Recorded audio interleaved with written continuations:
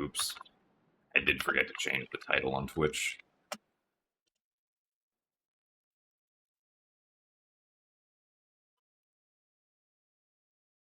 My bad.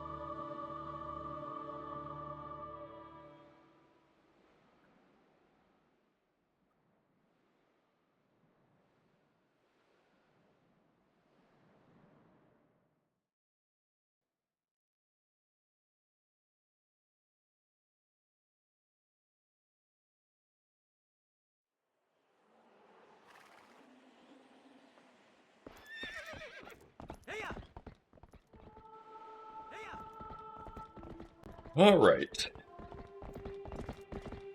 Hello, everyone. Hello, Zopiad, Miyamoto Psych, Repulpos, Z-Linky, Arsenic Angel, Landcraig, and CBD Sound System. Thank you guys all for the good luck. That's true, if you watch me at the gym, that is a form of gymception.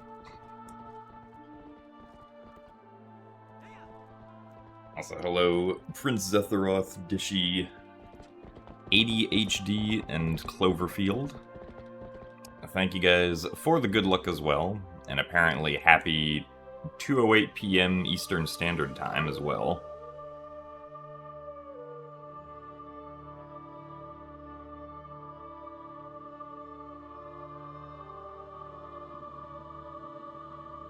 Yeah, so we're back to our regularly scheduled speedruns after our 2 days of randomizers.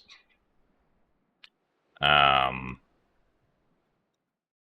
next scheduled randomizer race isn't until February 7th, so that's when the next one of those will be happening.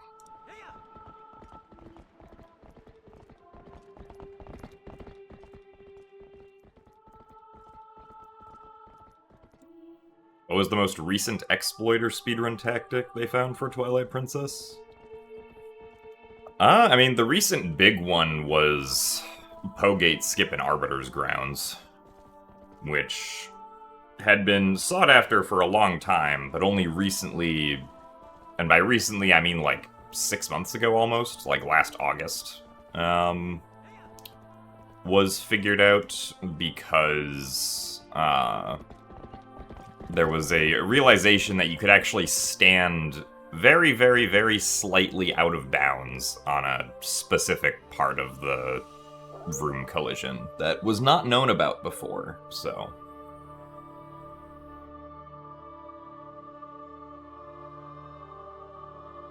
That's ultimately what led to discovering Pogate skip as it currently is.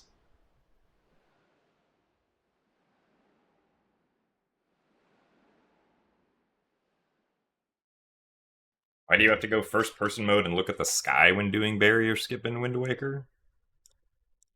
So barrier skip in Wind Waker requires being lined up at a very, very precise angle. So, basically lining up for that angle for, like, Like, certain people like to look up really high to try and find a specific visual cue that indicates they're aiming in the right direction.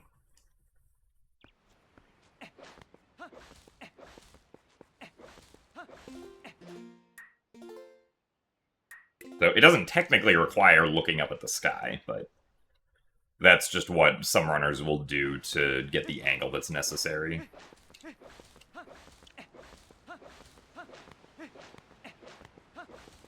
Since it's somewhat easier to, like, line up to very specific angles if you're looking all the way up or all the way down.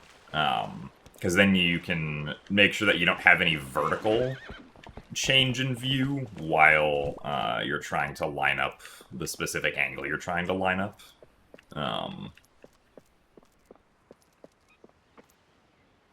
Like, I also do a similar thing for Pogate skip in this game, where, like, I look down at the ground.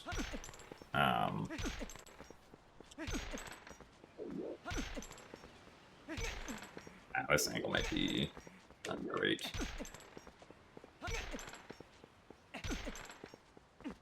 I think I also turned Epona too much.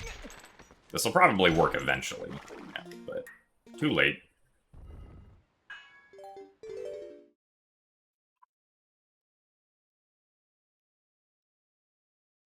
But yeah, basically it's easier to micro-adjust the angle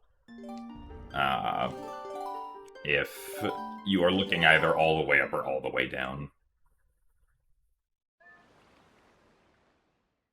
Also, hello, Soji Manaru. I also hope to have a good run.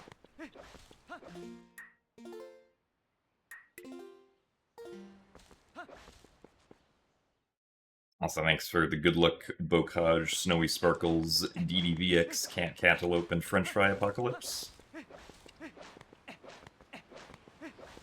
Welcome to the continued Twilight Princess speedruns.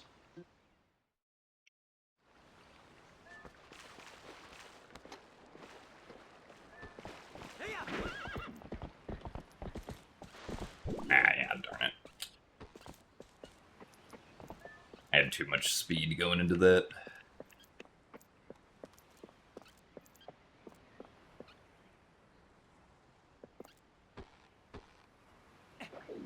I don't know if I actually turned enough there.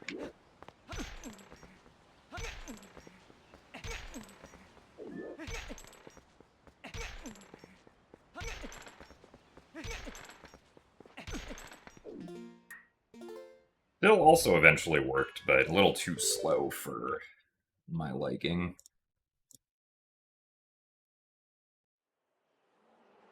Also, thanks for the best of luck, Keiru.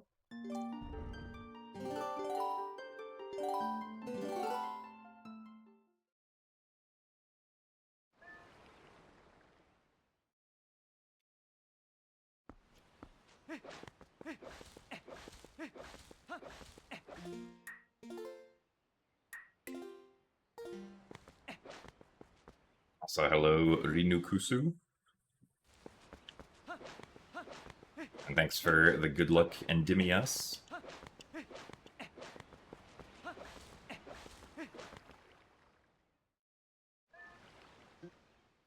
Yeah, I hope everyone is doing well today. I'm personally doing alright. Just hoping to get a good run as usual.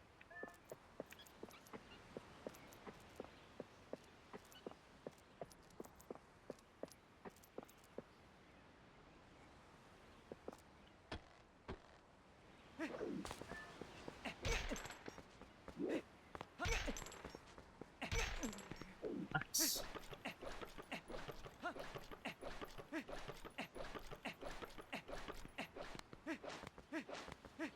Alright, 105 gate clip is pretty good. Also, thank you very much, Band Toaster, for the 19 months of Prime. Thank you very much for the continued support. And thank you for the good luck. Almost up to 20 months.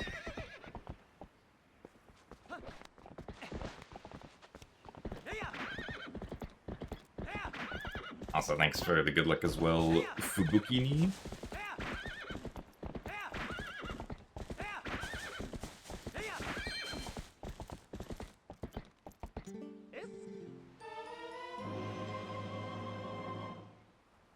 Nearly 6 years since you first watched me. Yeah, we have been streaming for quite a long time. So darn it. I failed to equip the lantern while riding on Epona.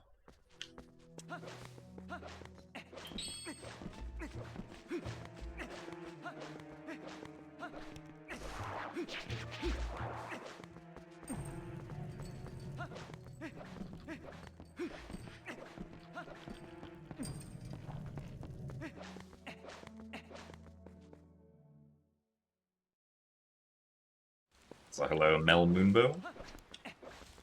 I also hope to have a good run.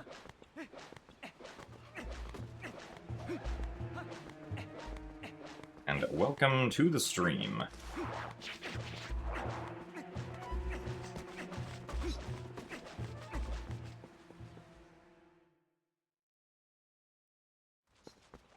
The Wind Waker multi-world randomizer race was fun. Unfortunately, we lost. But that was kind of expected because we were going up against, like, the pretty objectively best team in the tournament, so...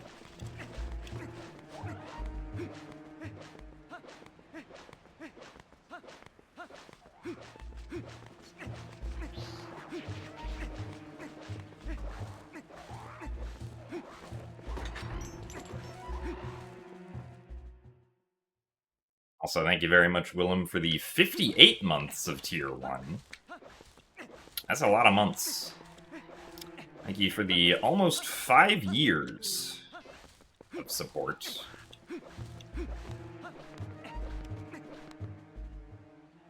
Thank you for the good luck. Glad you enjoy the speed content.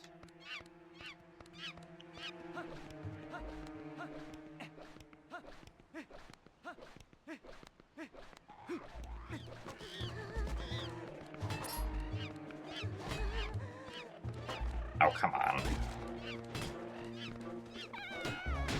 Okay, that wasn't too bad, actually. Whoa, hello. This is not what I wanted.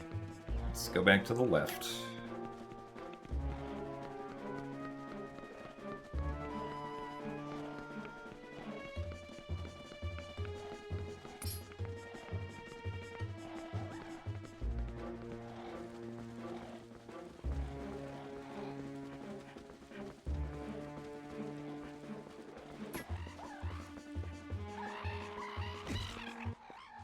Alright, nice.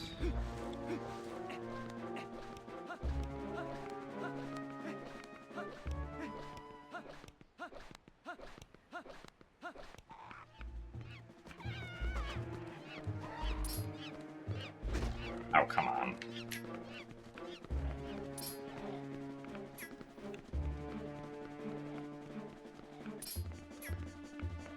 Whoa, camera.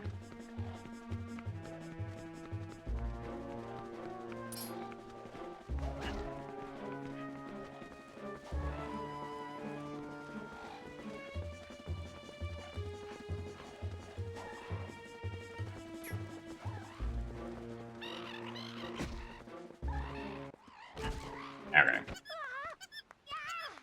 Not too bad.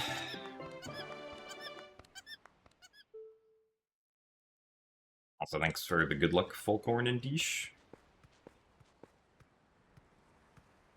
Pretty much all the randomizer tournaments are kind of just for funds and for bragging rights. The only tournaments that actually have, like, some sort of prize are the, or at least usually, are the speed gaming live tournaments that happen once a year. Which are in person, or at least some of them are in person, some of them are online, but the ones that I compete in yearly are in person. Usually have some sort of monetary prize. They're coming anywhere from, like, 1st to 5th.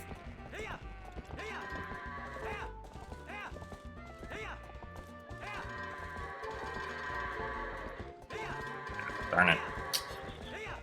Well, that's fine. That one goat just decided to be special.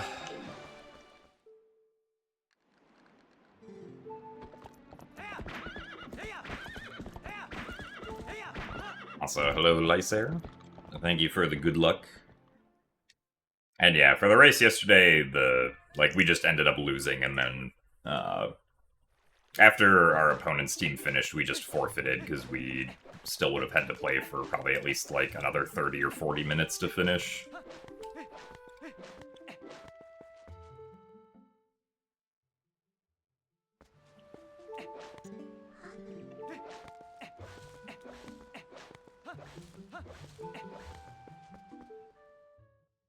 Well, the biggest differences between this game and the original, at least like the original GameCube version, are that this version does not have the back in time or early Master Sword glitches, at least at the moment.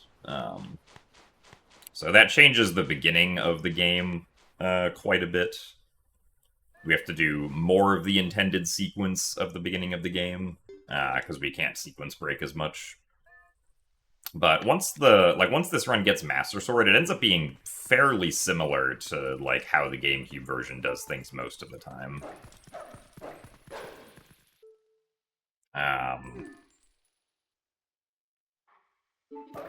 But there are still some like slight strat differences here and there.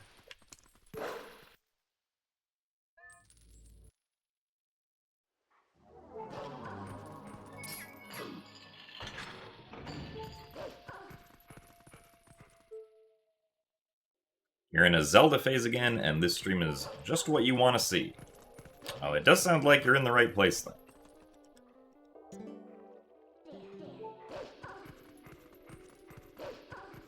Pretty much only stream Zelda.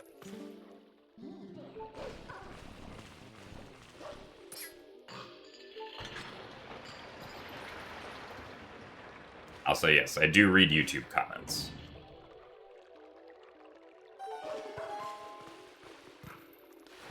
Unless I'm specifically streaming, like, something where I can't read chat at all.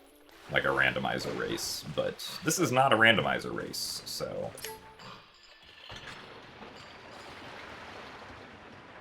Is it possible to use Back in Time in Wind Waker?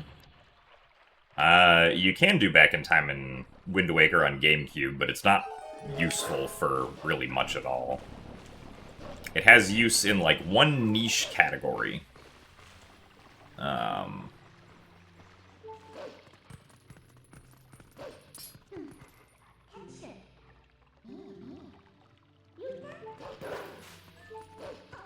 I do have a Splatoon profile picture, that's true. Also, darn it.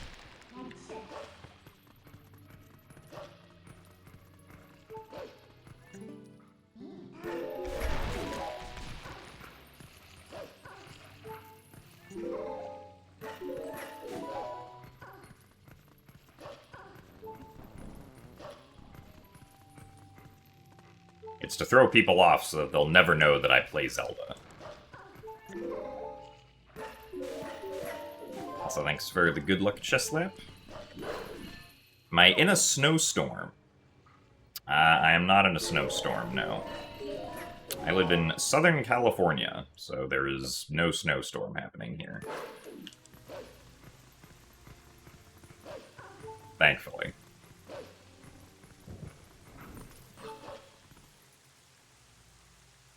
My favorite Link?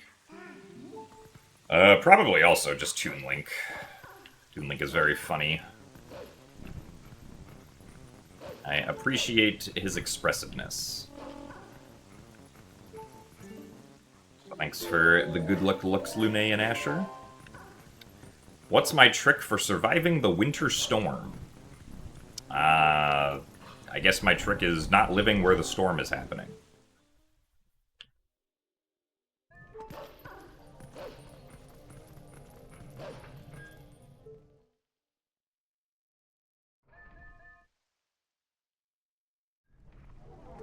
Is the next TP rando?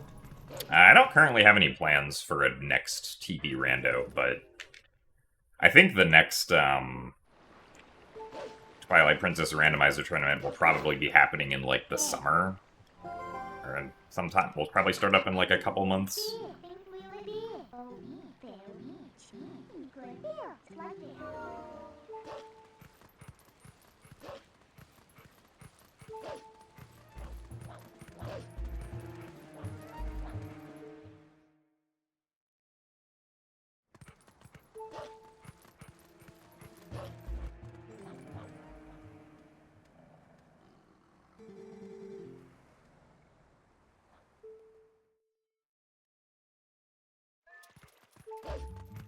Do you play Wind Waker? I mean, I'm always gonna say yes. If you've played and enjoyed other Zelda games, you will probably also have a pretty high chance of playing and enjoying Wind Waker.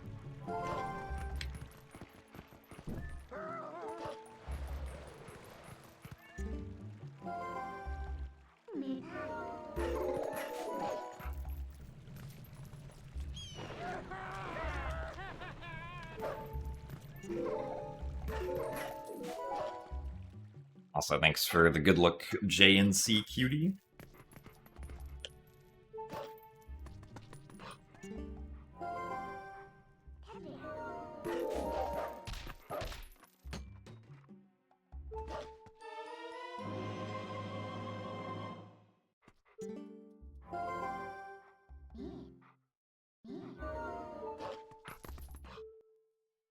Does Linkus only speedrun Wind Waker? No, I've seen Linkus speedrun other stuff. I think Wind Waker is just what he's by far done the most speedruns of.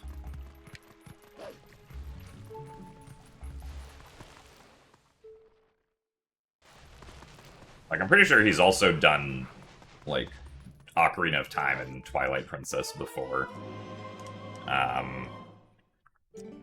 He did Echoes of Wisdom when it came out.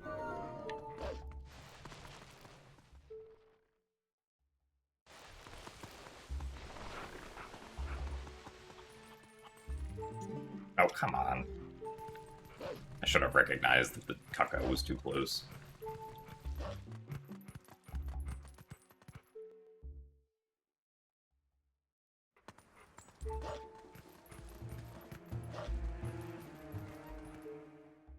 Who is Linkus? Linkus is another Zelda speedrunner slash content creator.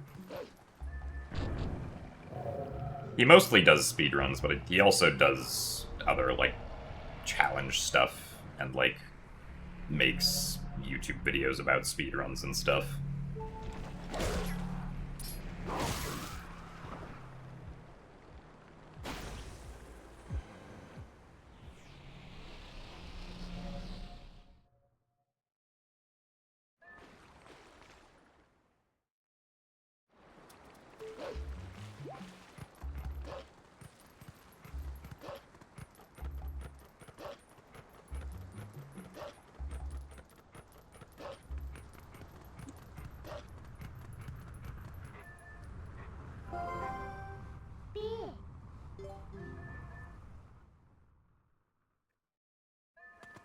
Unfortunately, that segment was a little but we continue on anyways.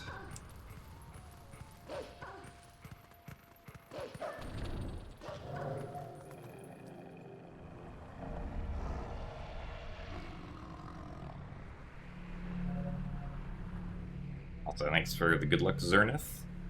I am feeling pretty good. Hoping that we can get some good attempts going today.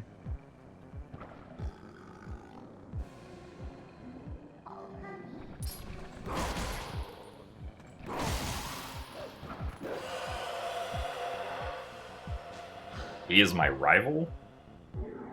I don't know if I'd say he's my rival.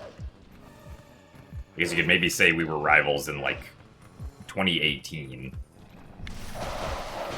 When we were both running Wind Waker any percent after Barrier Skip had been discovered. And I guess also after Morth Hubbard had been discovered, so that the ending of any percent wasn't stupid.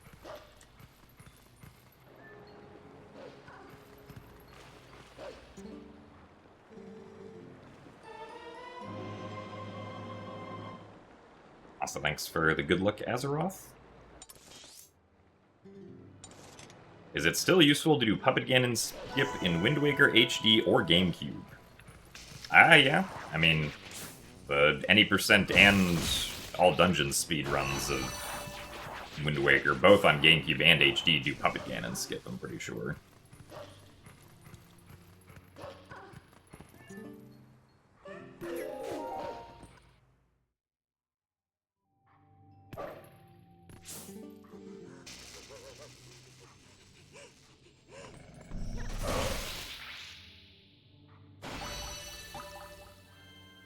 You are my fiercest rival now.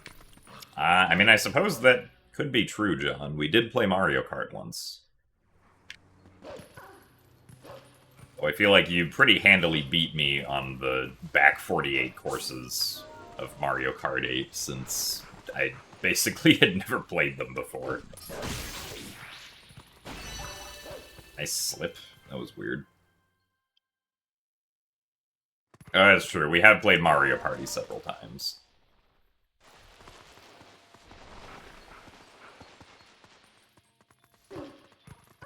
Oh wow, I got both first frame dashes out of the dig. Amazing.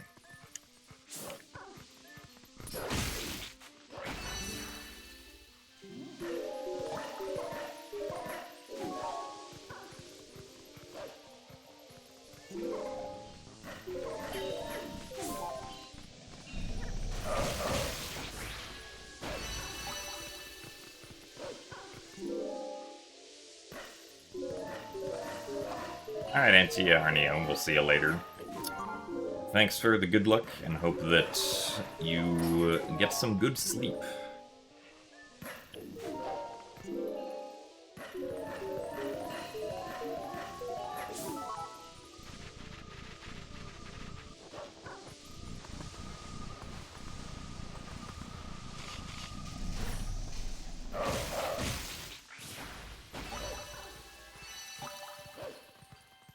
My current PB is also the world record, yeah.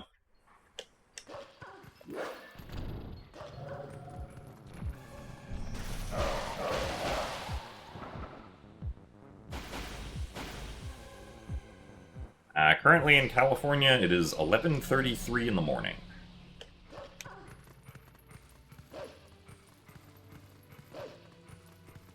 Also, hello, Lou. And thank you for the good luck, Complex Milk and Joshi.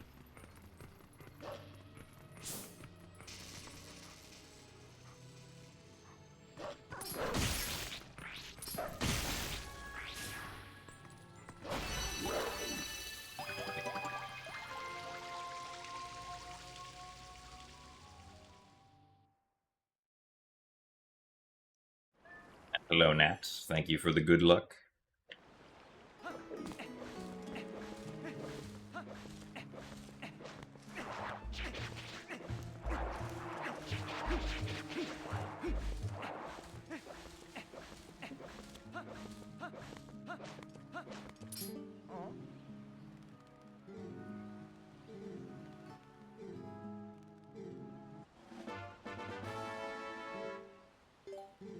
You arrive only to leave because apparently you need plumber's tape.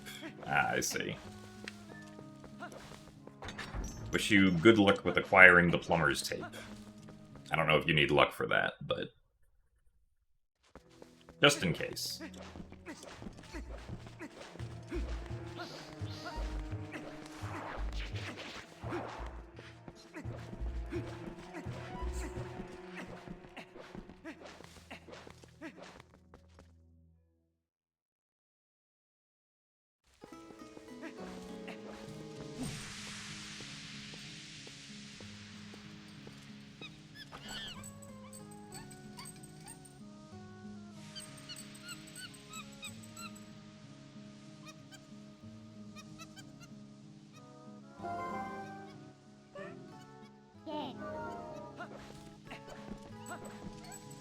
You are in the future, and 2 runs/attempts from now will be good.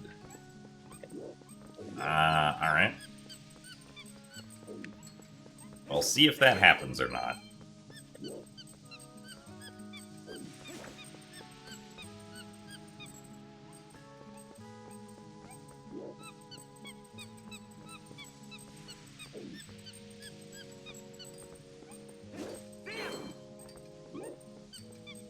Really?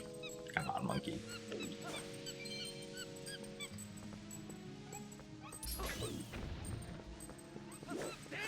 Ow, oops.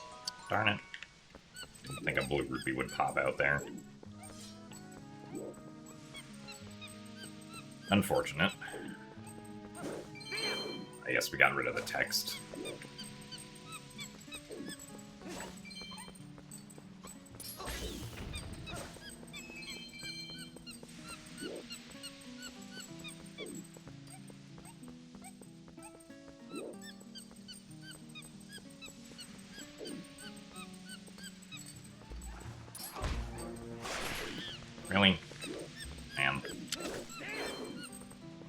Why the monkey gotta notice the baba?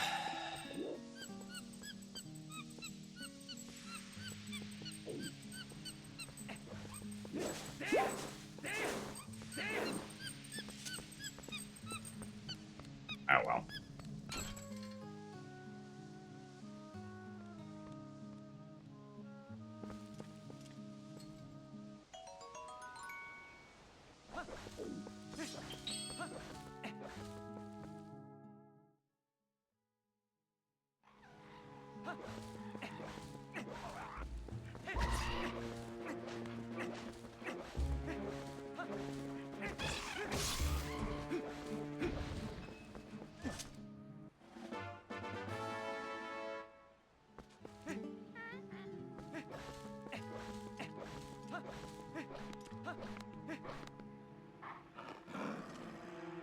I mean, the amount of extra money that we get in the early game usually isn't enough to, like, offset needing to pick up the purple rupee and Goron mines later on its own.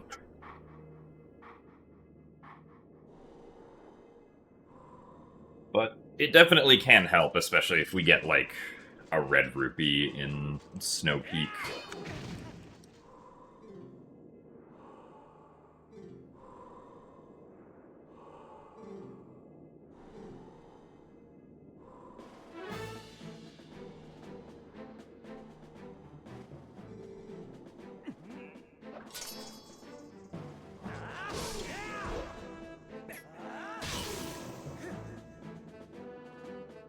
Oh, I see, Bocage.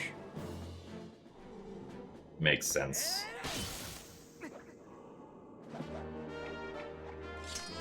Also, thanks for the good luck, Chris. I did not get a haircut, though.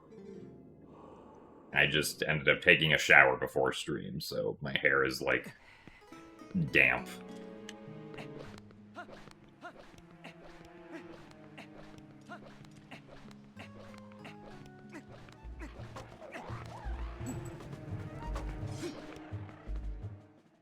Also, Chris, are you Midnight Plays in the YouTube chat?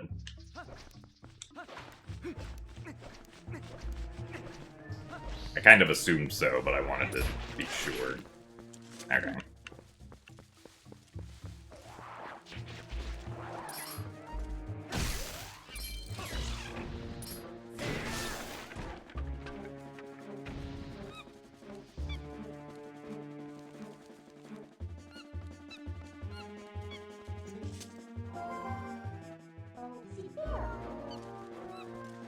Yeah, I have to actually get rid of this spider. Well, I guess I could have climbed past it at that point, but...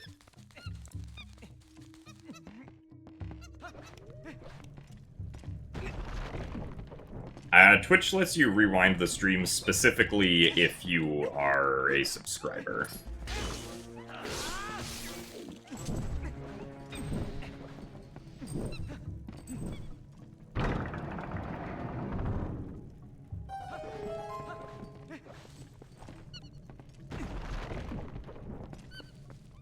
Good afternoon, Boss Lady Trey. Thank you for the good luck. Glad to hear you're staying warm amidst the storm.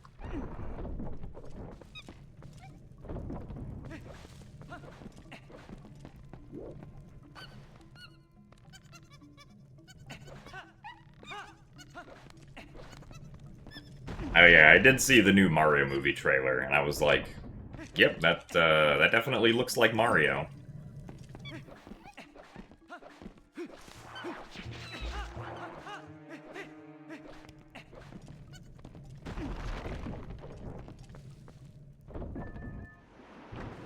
These are all of the thoughts that I have on the Mario movie trailer.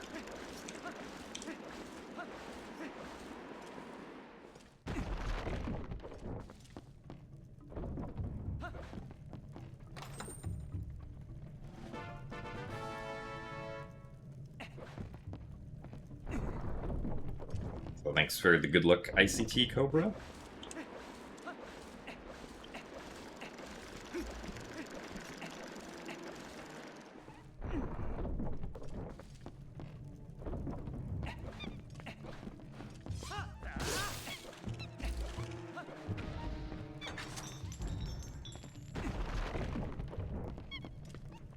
I mean, I'd be interested in watching the movie, but not to, like, a particularly high degree. Like, I probably wouldn't go out of my way to go see it. But, like, I watched the first one, and, like, it was a fun watch, but it wasn't something that I felt inclined to then go watch a second time.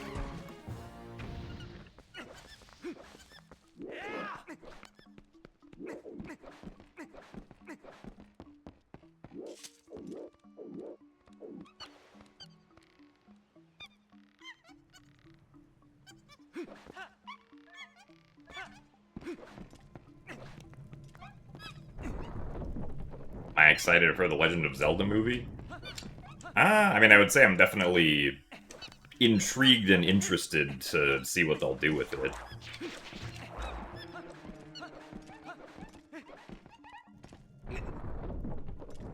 It'll probably be more interesting to me than the Mario movie is. Or Mario movies, plural.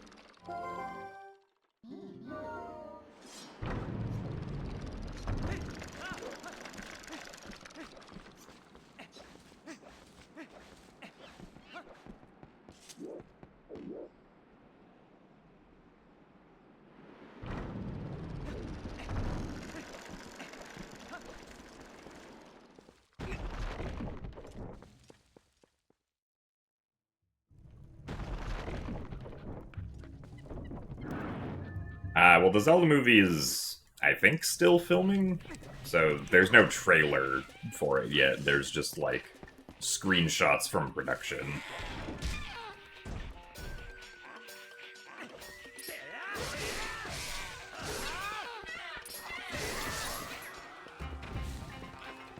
One, two, three. Okay.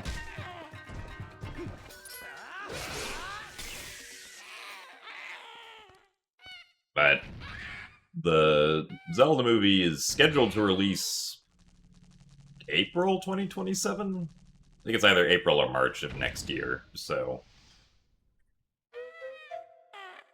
we'll probably get a trailer for it sometime late this year, I imagine. You hope Link gets the green tunic. Pretty sure he had the green tunic in the production screenshots.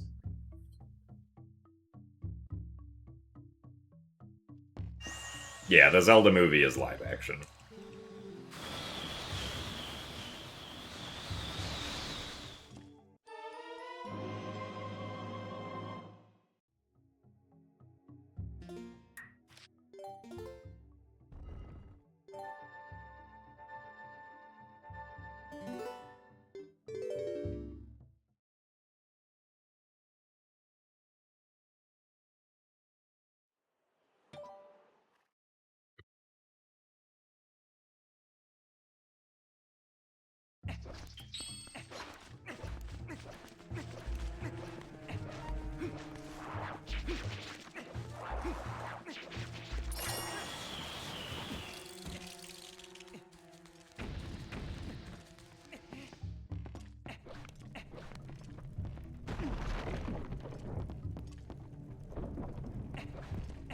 I think it'll be more OOT based or Breath of the Wild based.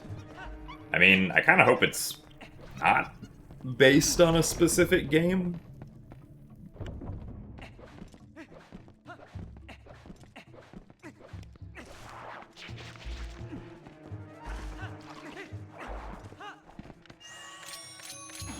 Like, I hope it has its own Hyrule, in a sense.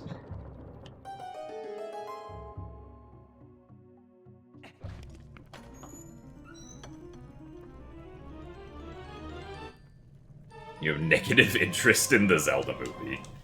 I mean, I think that's fair, because obviously, like, attempting to adapt video games to movies generally doesn't work very well, so... Or at least historically has not worked very well.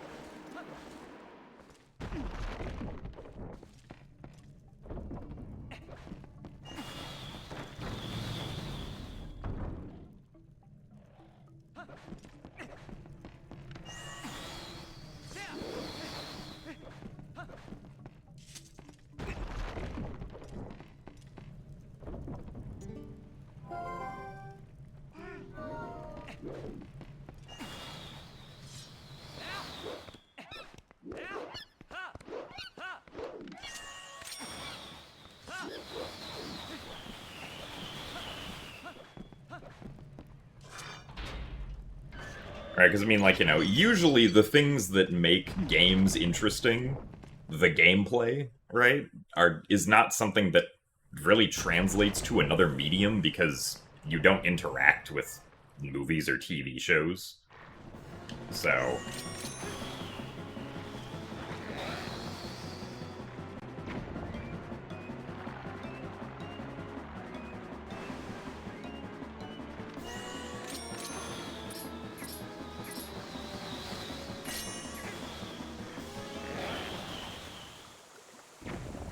Also, thanks for the good luck, Phantom. And thanks for the good luck as well, Soup.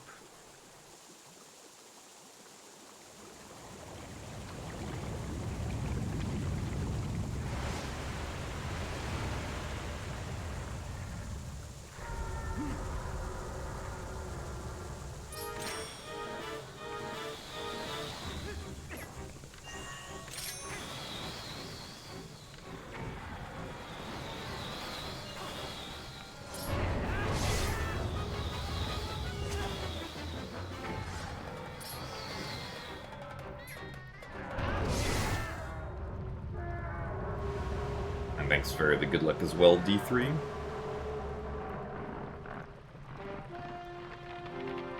There a reason I generally seem to prefer running the older Zelda games over the new ones? I think there's probably like a bunch of different factors. Like when I first started speedrunning, in 2013, so... The Zelda games that were out at that time were the ones that I, like, first learned to speedrun, and were probably, in some part, the ones that I got attached to the most for speedrunning. But, like, I have speedrun the newer titles, somewhat. Just not as much as the older ones, but...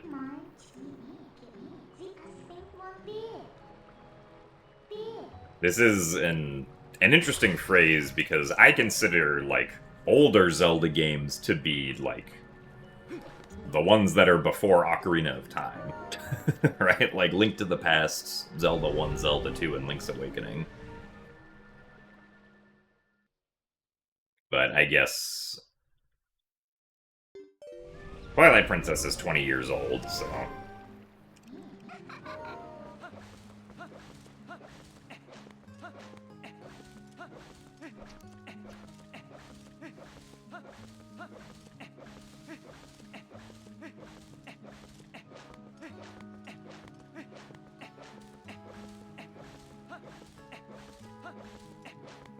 I had intended to speedrun Breath of the Wild more when it came out, but I only ended up speedrunning it for like a month because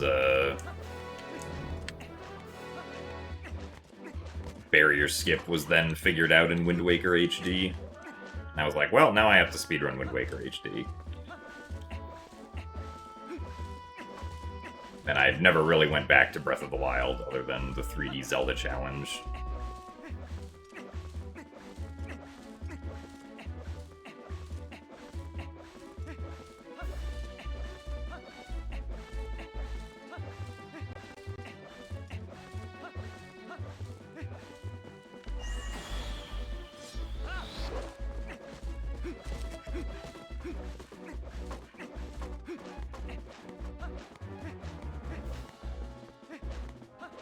I think Link Between Worlds is pretty good. I enjoyed playing it, at least.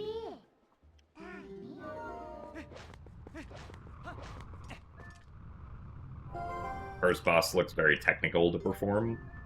I mean, yeah, Ooklis is, like... There isn't, like, any specific part of Ooklis that's, like, precise, but you do have to do all of the inputs, like... Or all of the actions in the intended order for the trick to work.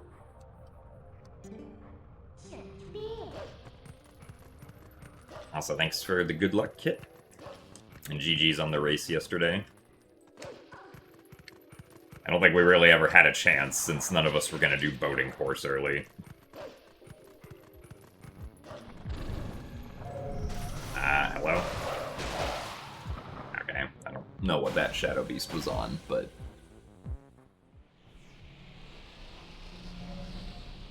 Also, what does this mean, Chris?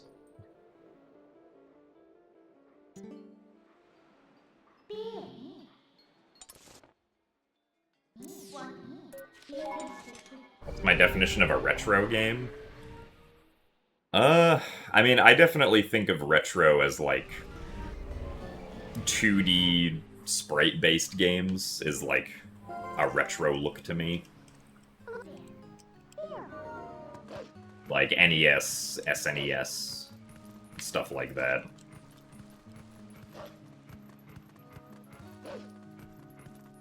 But that's also because, like, when I first heard the term used, that was what it was referring to.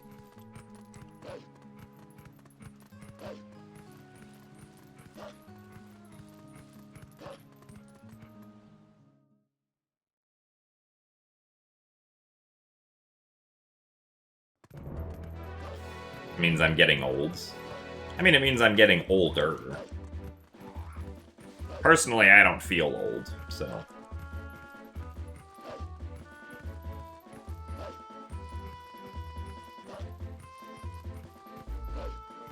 Yeah, like, the N64, like... The only thing that feels retro about it to me is the fact that it's very pixelated. But, like... I don't know, it feels like it's partway in retro, but also partway not really. Also, nice. Missed quick spin.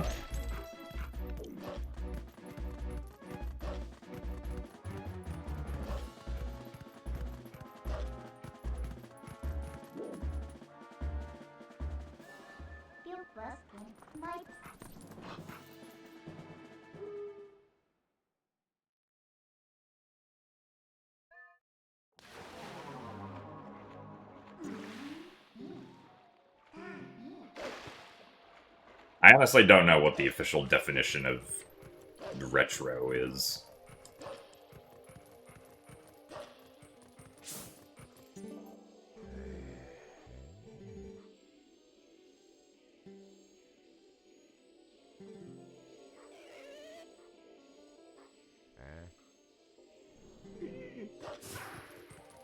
I am currently 27 years old.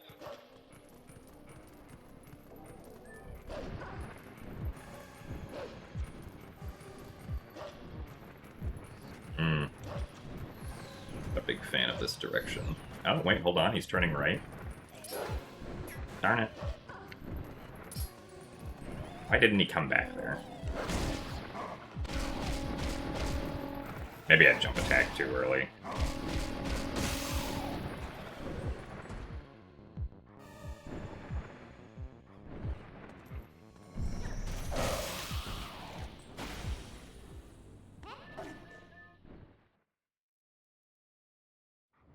You'd say a game is retro if it's 15 years old. Yeah, I mean, that's also fair. I feel like for me, retro, like, there's a certain, like, visual, like, the word retro has a very visual aesthetic to me. Which is why I only think of, like, 2D games from the 90s and earlier as, like, retro games.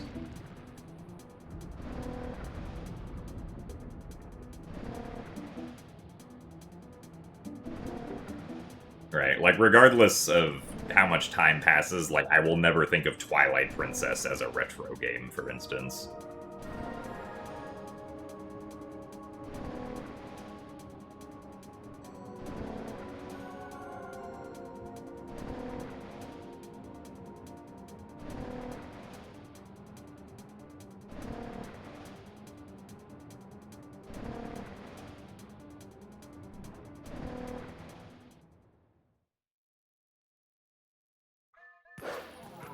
I ever crashed the game or soft lock during crowd control? The one time I did crowd control, I did soft lock a bunch, yeah.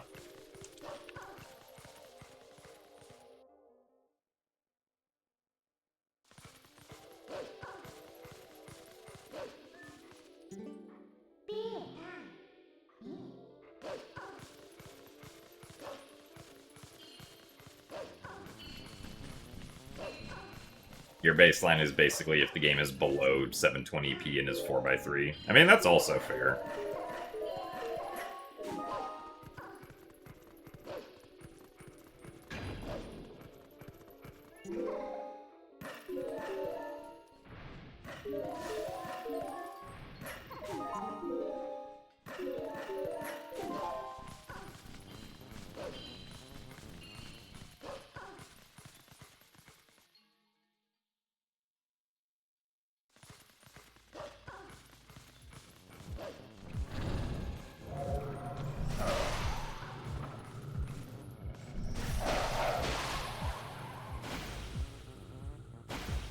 Thanks for the good luck, Makuya and Ganondorf's dog.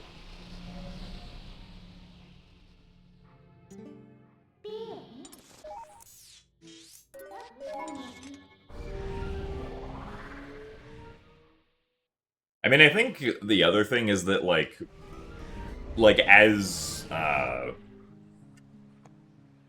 you know, computer graphics have just generally improved, like, the improvements in computer graphics from, like, the 90s to the 2000s were so huge, whereas, like, the improvements in graphics from, like, over, like, the last decade kinda are pretty negligible in comparison to the improvements in previous decades. So, like, the graphical fidelity of, like, this game is at least somewhat comparable to, like, high graphical fidelity games now, at least to me, but obviously you might not agree with that opinion. Whereas, like, obviously the difference between this and a 2D game with sprites in graphical fidelity is a very huge jump.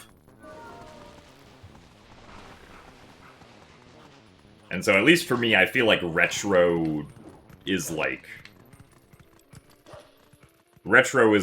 from before we got to the end of that big jump, is probably where I would say it makes the most sense to call retro to me.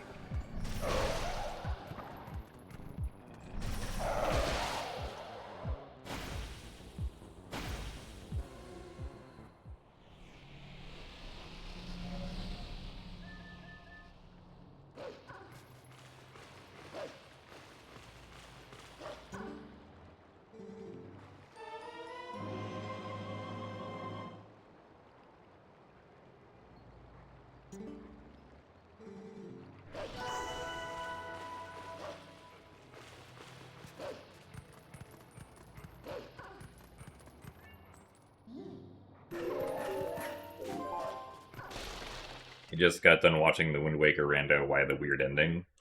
So the stream ended when the other team finished, and my team just wanted to forfeit, because we didn't feel like finishing out the rest of the randomizer, because it would have been another, like, 30 or 40 minutes before we were able to finish.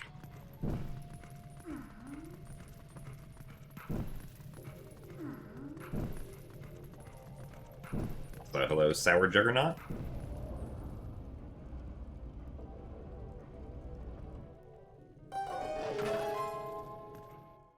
I'll say yes, that's very fair, Octoheart. Like, obviously you have to care about graphics to some degree, but, like, trying to push the bounds of graphical capabilities through realistic-looking video games is, like, kind of a waste of time if the gameplay isn't good. Like, gameplay is always going to be the most important thing, so...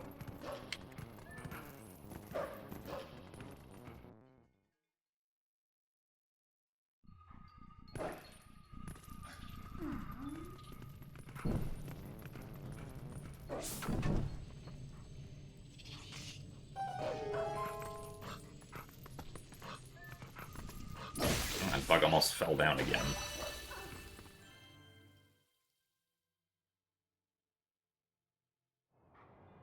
How's the run so far? 17 seconds behind here is a bit meh, but obviously possible to come back from still.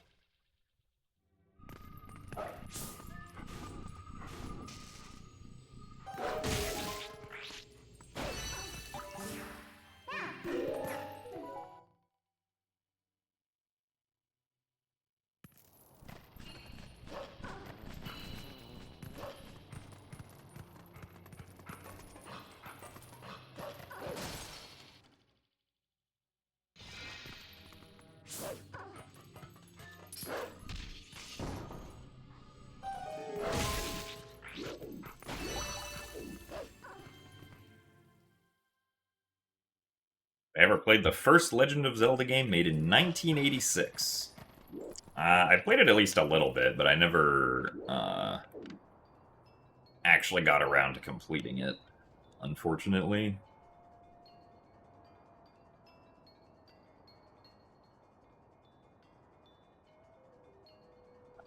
Oh.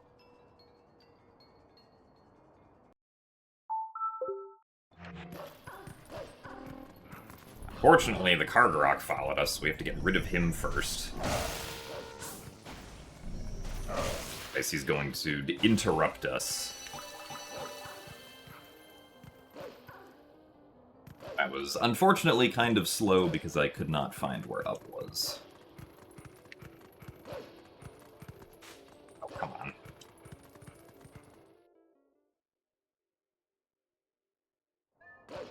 Thanks for the good luck, Chukaz. Yes, the first Zelda game releasing in 1986 is not related to the 86 in my username at all.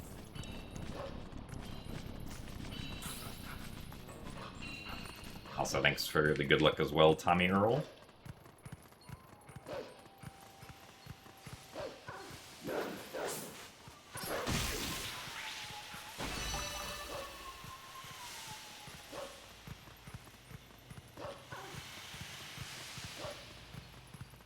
Seems like with every year that goes by, there are less and less games made that will be remembered as classics in the future. I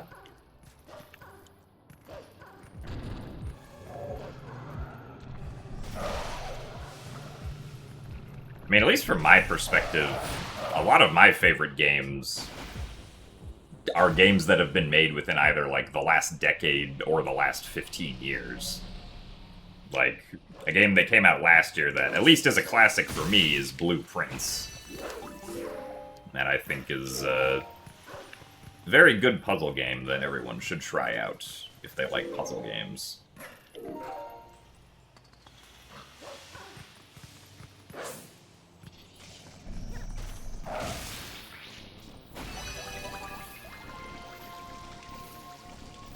My favorite game of all time was also released in 2019, which is fairly recent as far as the history of games goes, which is Outer Wilds.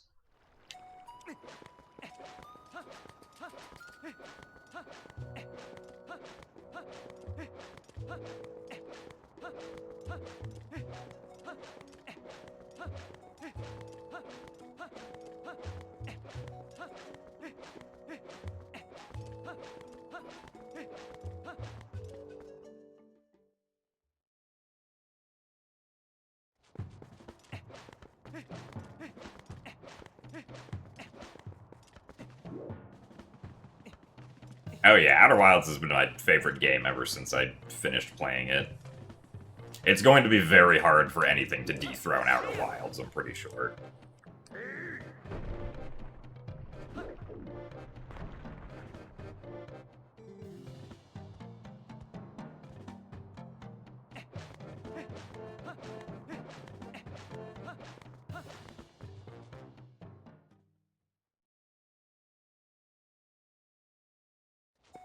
I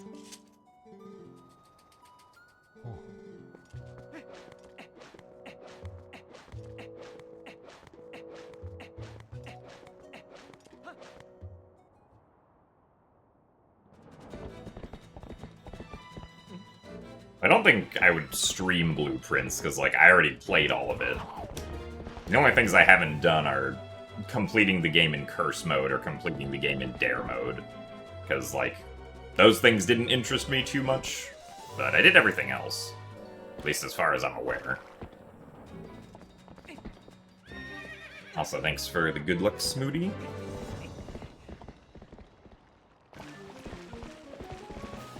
Alright, Lysair, we'll see you later. Good luck waking up at 4 a.m. I believe in you.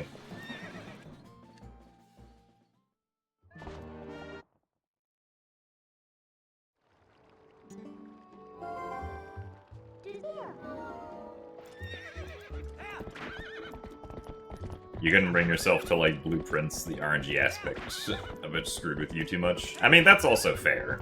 There is a fair bit of RNG that can happen with Blueprints. Especially as the game gets further on. Like, at least at the start, there's, like, enough different things to do that, like, it doesn't really matter a whole lot if the RNG screws you over, because you can usually then just do something else instead. But as there become less and less things to do, that can definitely become a point of frustration.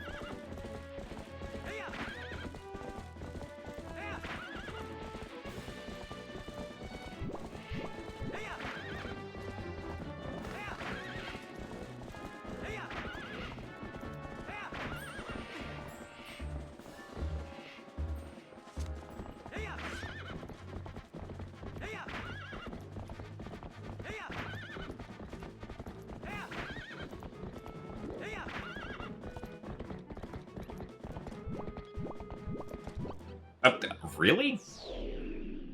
Okay, I'm surprised Epona didn't just stop. Usually Epona, like, stops because she hits the wall, but I guess not that time.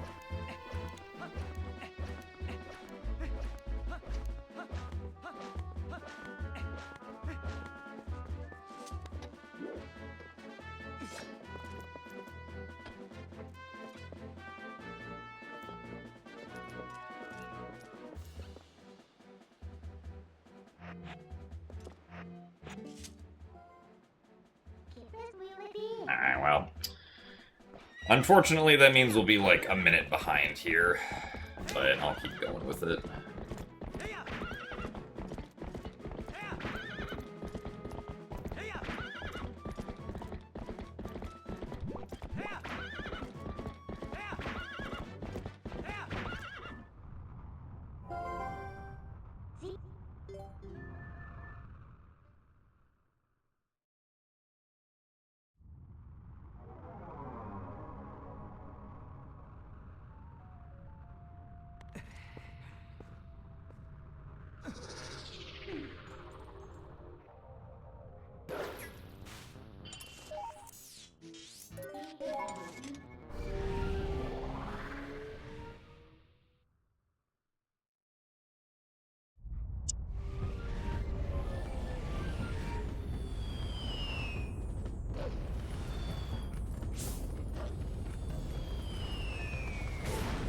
Darn it. Oh, no rupee for me.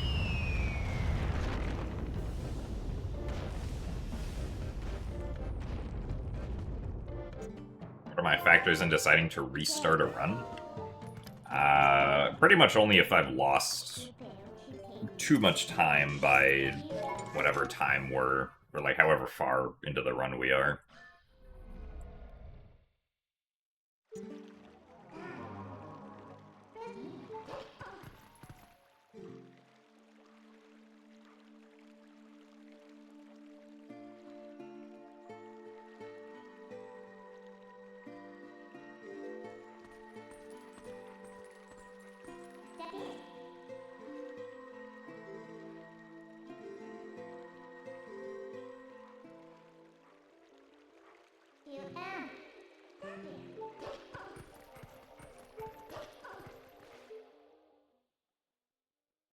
I think it was a mistake to not make Breath of the Wild and Tears of the Kingdom a spin-off series or new IP. Because with Breath of the Wild's success, it seems like we'll never get another traditional Zelda game. I mean, I wouldn't say that that's strictly true. Like, I don't imagine we'll get another Zelda game that's, like, very strictly linear for probably a while, at least from, like, the main Zelda team, right? But I guess what I hope would happen is that we get games that are, like, that at least have, like, some structure to them. Like, Link Between Worlds and Echoes of Wisdom have some freedom in choosing what you want to do, but they also still have some structure, which I much prefer over having basically no structure. I think I also prefer over, like, having an extremely linear structure, personally.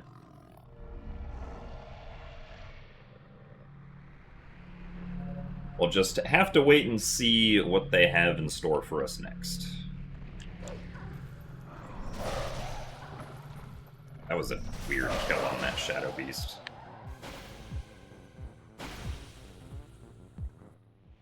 What's the limits to where you can run when glitched at the bottom of the worlds? I mean, pretty much you can run to anywhere. You can run until, floating point imprecision makes everything look very wonky. Which takes a really long time, but you could do it.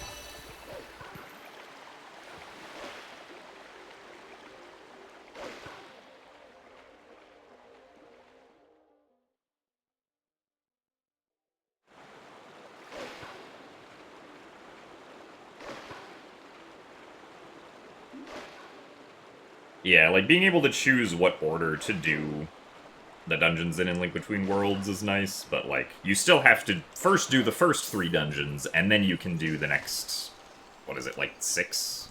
6 or 7? And then you can go to the final boss, right?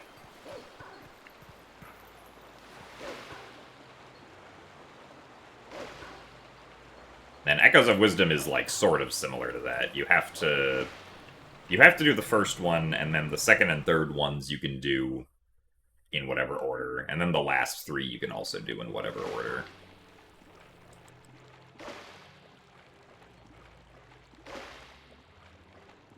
And then you go to the final boss, right?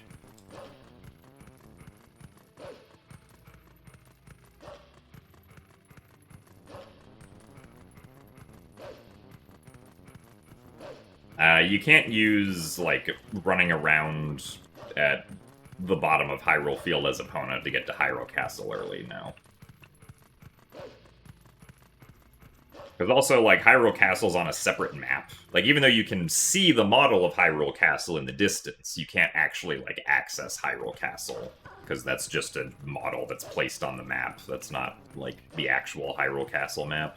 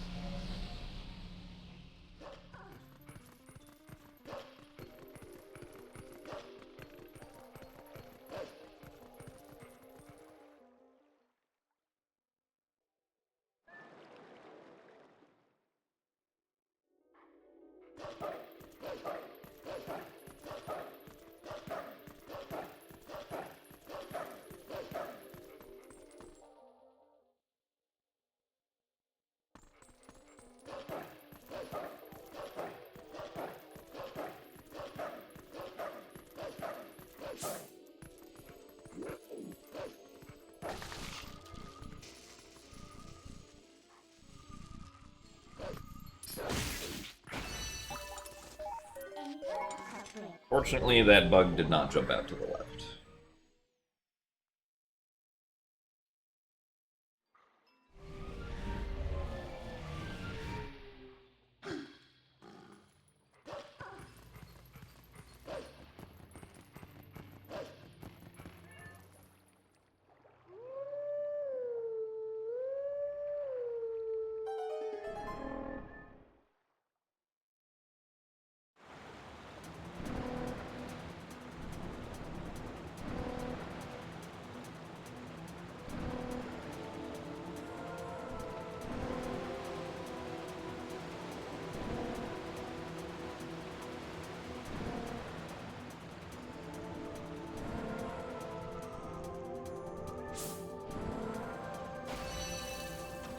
I had to actually turn on senses to see that bug.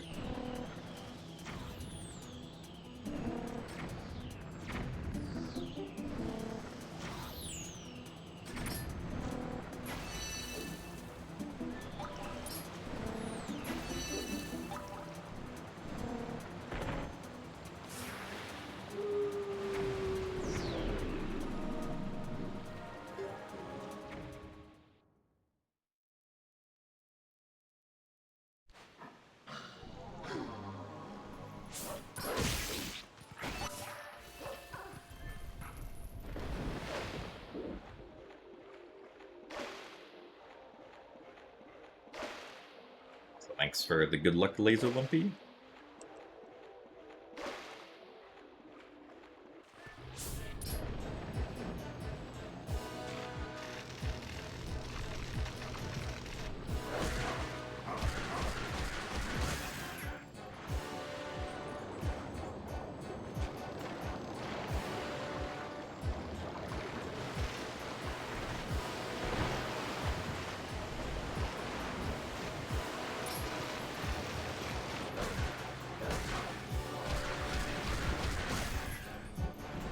A little worried that might have actually been too low, but thankfully it seems like it's fine.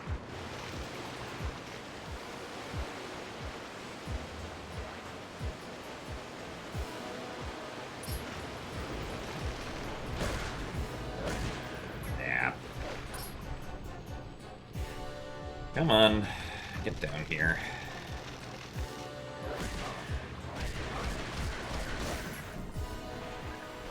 Fortunate.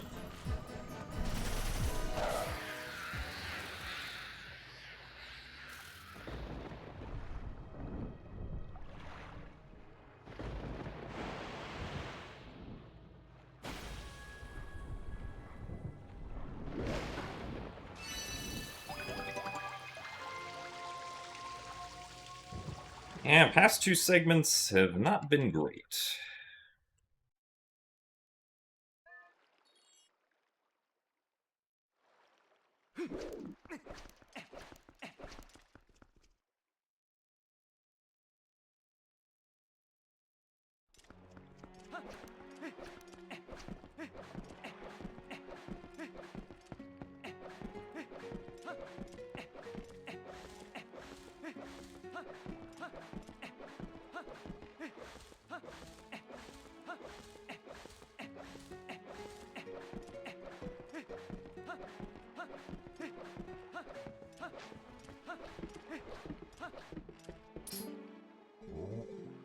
Thanks for the good luck spoof.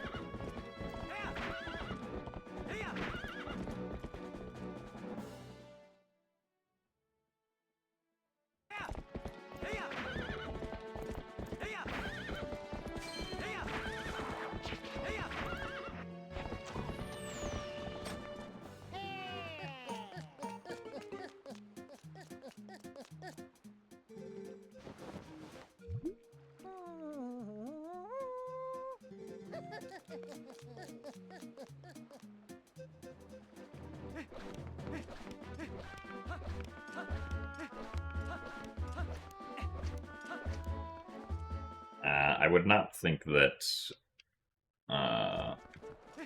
Fire and Falby are dating, no.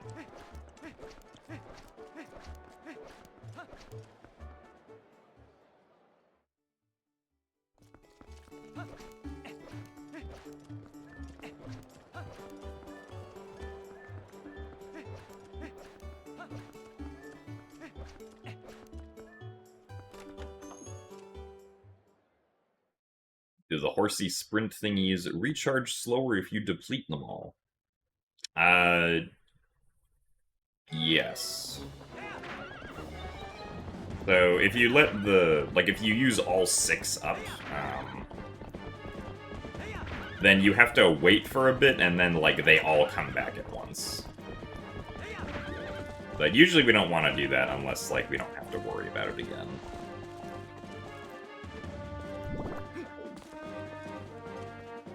Alright, nice.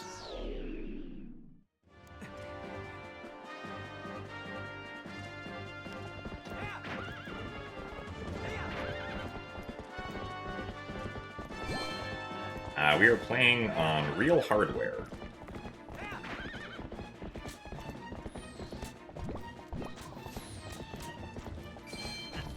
Ow.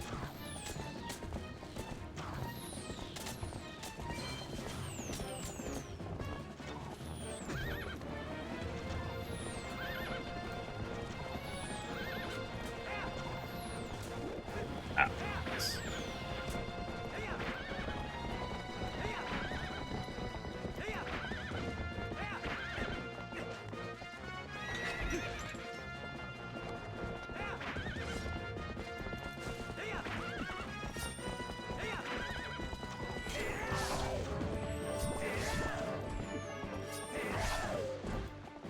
Thank you, opponent.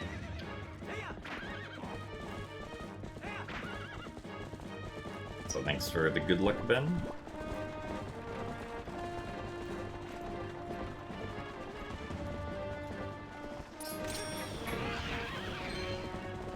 Wow, a whole green rupee.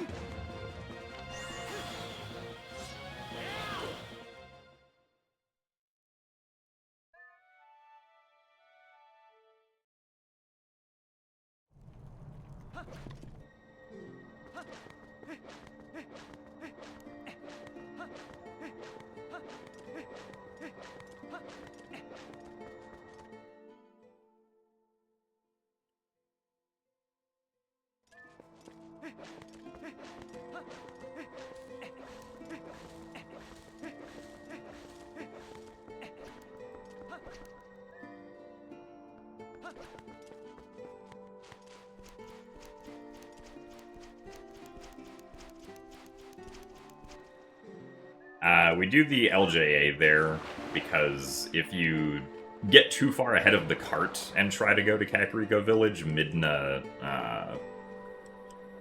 there's a Midna trigger there that says, hey, go back and make sure the cart's okay, but we just need to hit the loading zone, so we do a long jump attack to get over that trigger and hit the loading zone.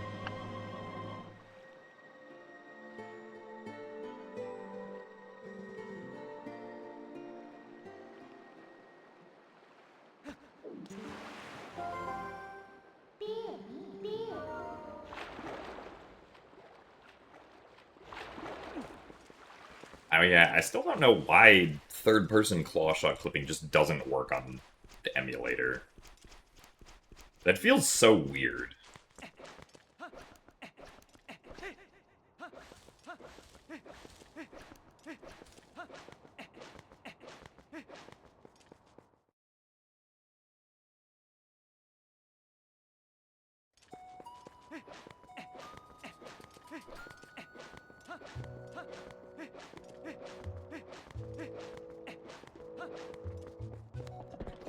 Because, like, that's obviously a case of inaccurate emulation, but I'm not sure what inaccurate emulation would cause that.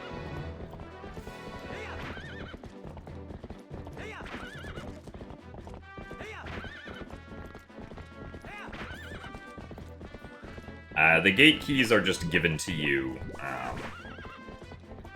I guess technically by defeating King Bulblin is what the implication is, because after you defeat King Bulblin 2, the keys just fly over to Link.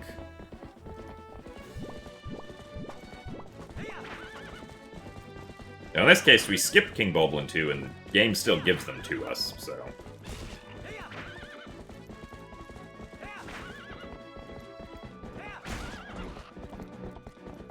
No, well, so specifically the Irolfos skip one requires gyro, but the other one to get into, or like to skip past the gate earlier in City in the Sky does not require gyro. Like, that one can be done on hardware with no gyro.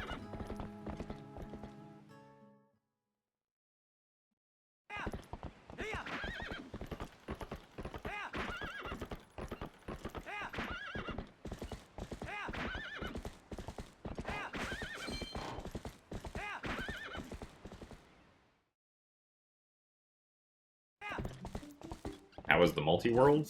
It was fun. Unfortunately, we lost, though, but playing randomizer with friends is always a good time.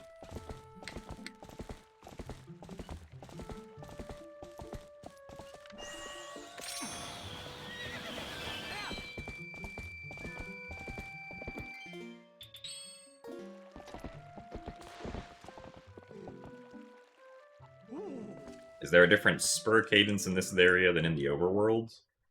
I guess it's slightly different, yeah, but that's also because Epona moves at different speeds. Between, like, bigger areas and smaller areas. Like, usually the smaller the area is, the less speed she has, so... and also, like, the quicker her speed begins decaying back down, so... We usually use the spurs faster in smaller areas compared to, like, Hyrule Field.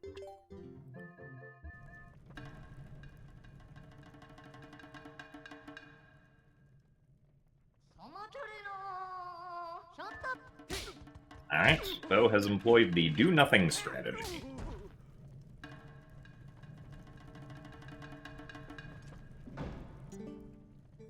Also, yes, the Gale Boomerang is how you get that rupee.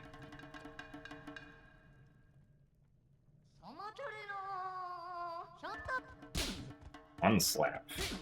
Alright. Bo has decided to be nice to us today. Thank you, Bo.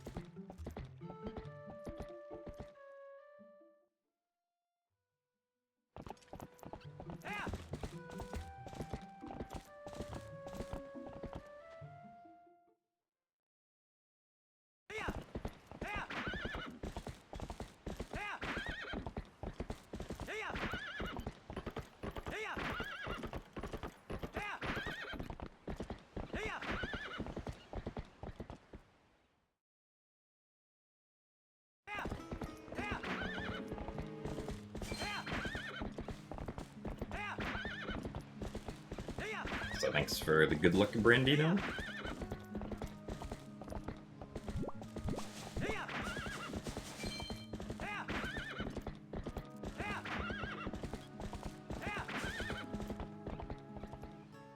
Thank you very much, Hydro Cannon, for the 37 months of Prime.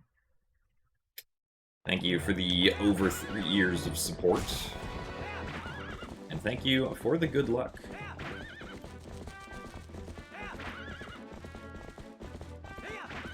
Also, thanks for the good luck, Fenny and Sarah. Surely Nintendo will release this on Switch for the 40th anniversary. I mean, we'll have to wait 20 more years before the 40th anniversary of this game.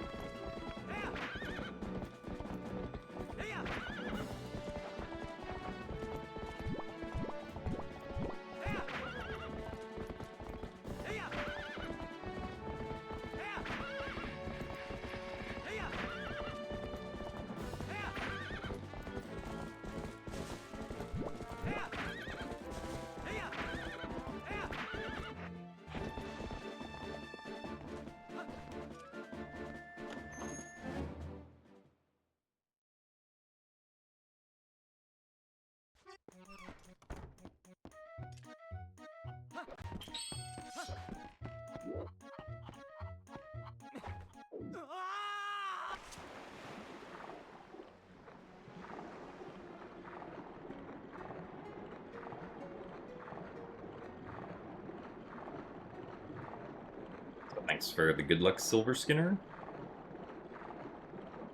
This run's not that great, but we're still gonna roll with it for the time being.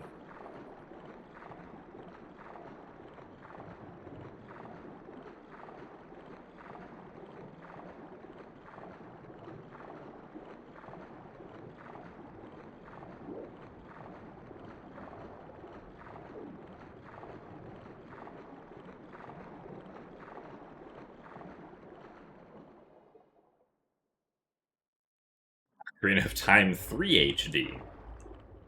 I mean, I'd be down for another Ocarina of Time remake.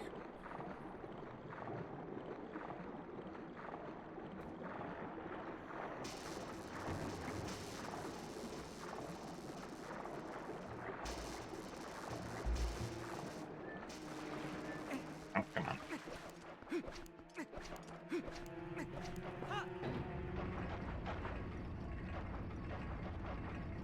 So thanks for the good luck, GD Cusack.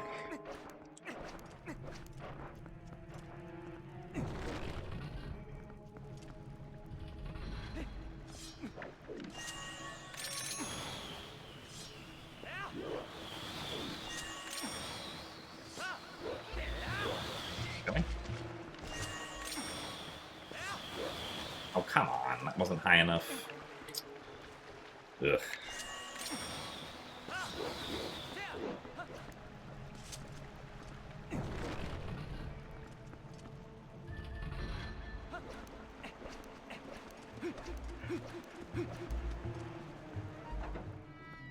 Glad that this was your first ever Zelda game? Why are you glad that this one specifically was your first Zelda game?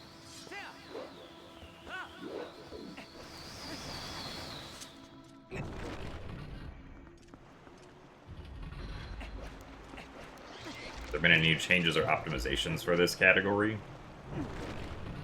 In the last year, yeah. We have Kitty Climb in Goron Mines to skip the slow magnet ceiling walk room. We have Pogate skip in Arbiter's Grounds, which is nice. We have a new kind of clip that I'm about to do right now, where we kind of just look through the wall and then clip through it. It's a little bit silly, but apparently not, because I was not all the way up against the wall. Let's try that again. There we go.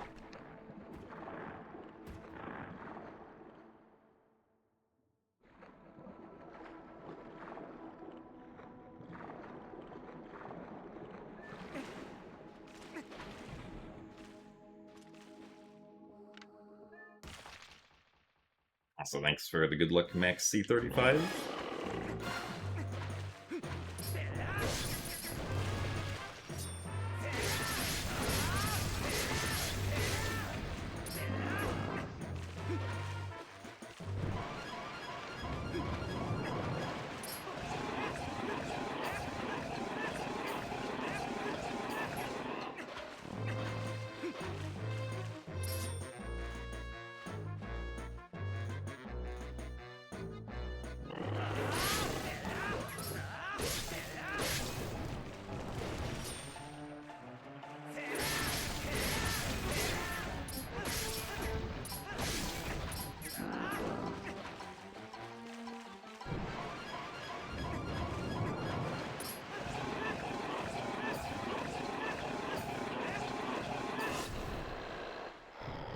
Well, so uh, the exploit is actually kind of the fact that moving around doesn't move Link when it kind of should. So, like, if you're up against a wall in this game, and you try to, like, look downwards through the wall, the game will push Link away from the wall, because it doesn't want you to, like, be able to just easily clip the camera out of bounds by looking down into a wall, right?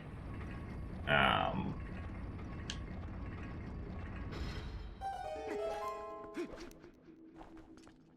but if Link being pushed by the wall would make Link fall off of a ledge, the game, for some reason, prioritizes Link not falling off the ledge over the camera going through the wall. So, if you look through a wall in such a way that the game doesn't push Link away from the wall, and there's collision on the other side facing the opposite direction, if you lean forward far enough, the top cylinder of Link's, like, collision cylinders will go far enough through the wall that it touches the other collision and gets pushed through by it.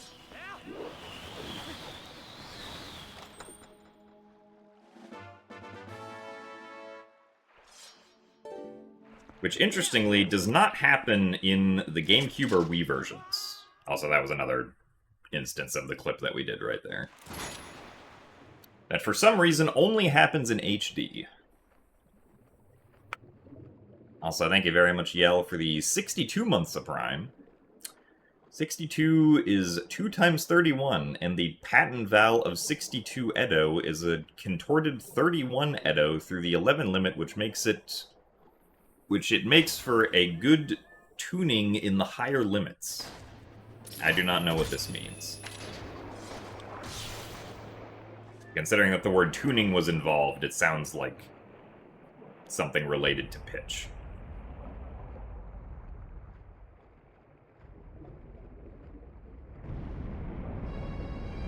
But yeah, I mean, that kind of clip not being caught in QA testing makes, like, perfect sense. Because, like, it works fine as long as there's no ledge behind Link that he would fall off, right?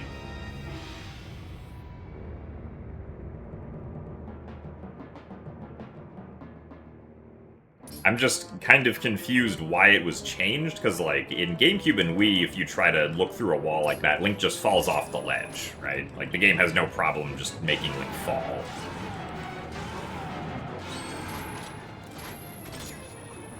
Interesting.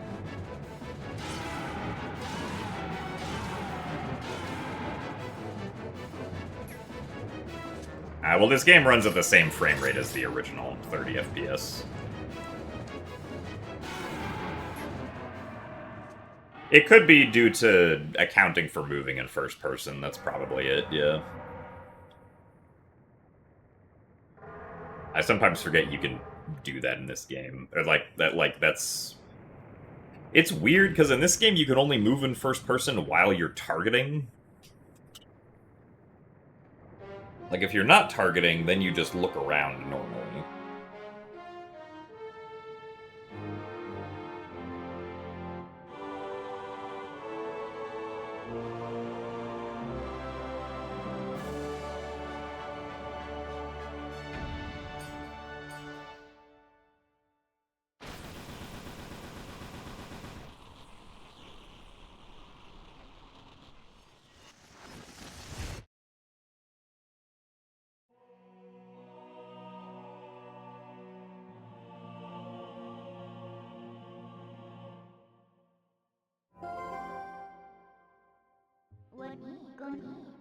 What we said about watering the lakes?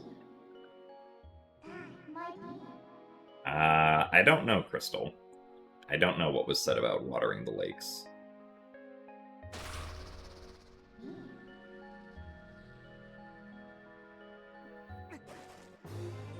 Twilight Princess HD was not made from the ground up.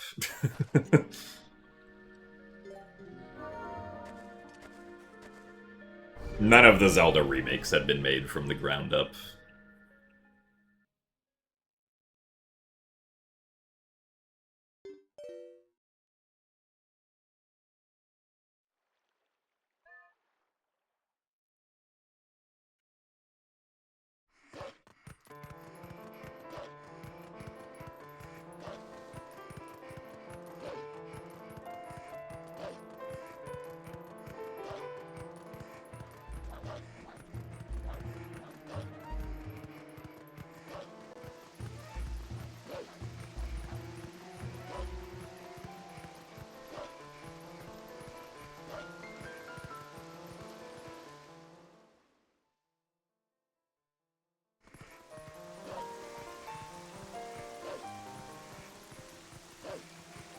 Well,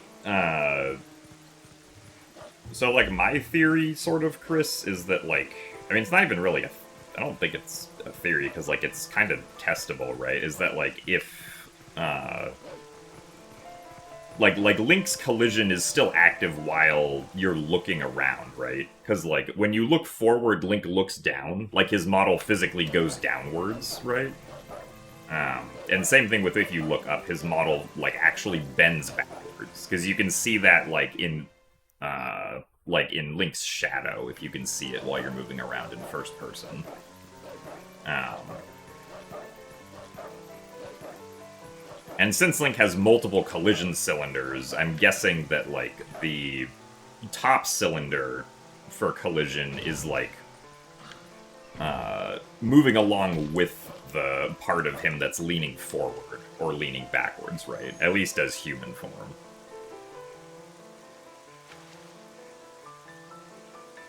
And so, because on HD you can simply bend like forward through the wall, Link's collision cylinders also follow, and then if they happen to touch outward facing collision on the other side, they're like, oh, we're supposed to get pushed by this.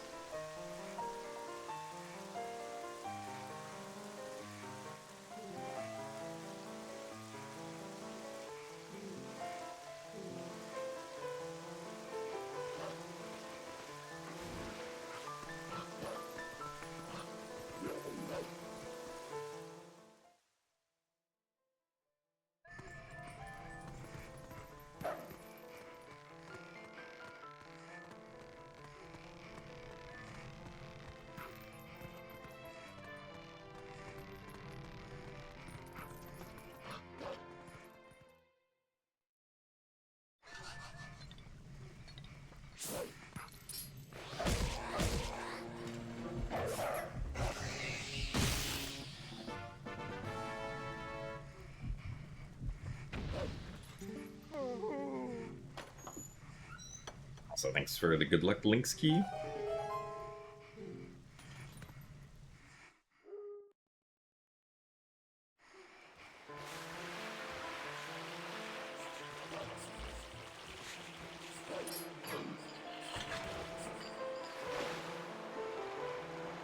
If you're talking about going into like the bar as, or into Telma's bar as human Link, King AIDS, I think you would still get kicked out because that's dependent on the state of the map, and I don't think is dependent on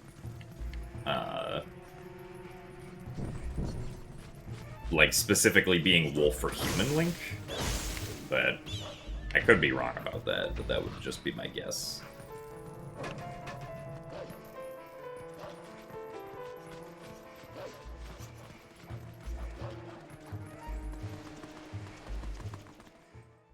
Also, thanks for the good luck, Carlos Raven.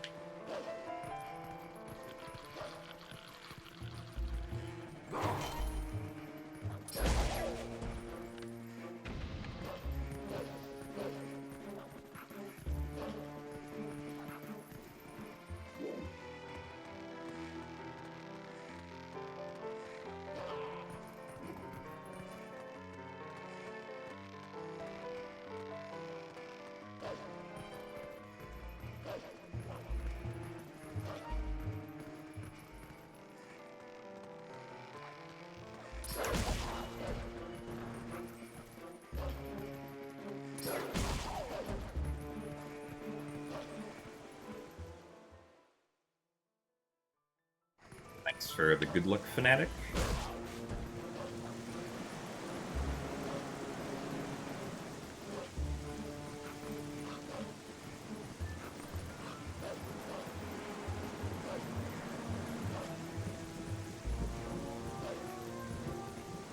No, darn it. Alright, well, we're not gonna get this bridge cycle.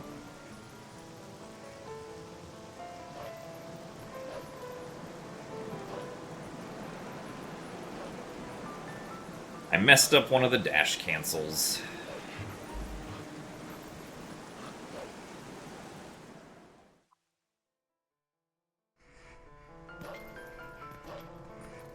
The current world record is my PB. 3 hours, 49 minutes, and 39 seconds.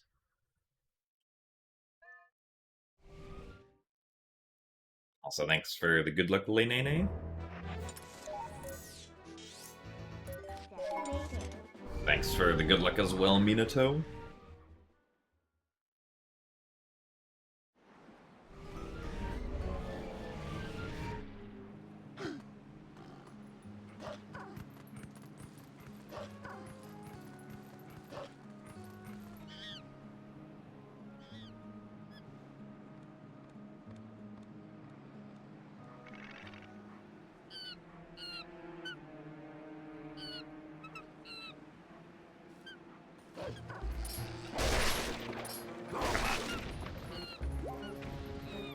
Dang, that would be.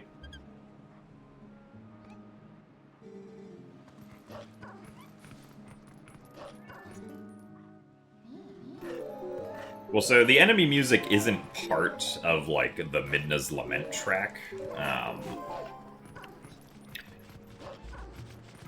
The game just, like, makes the Midna's Lament music fade out if you get near an enemy, and then also fades in the, like, enemy approaching music. But, like, they're different music tracks.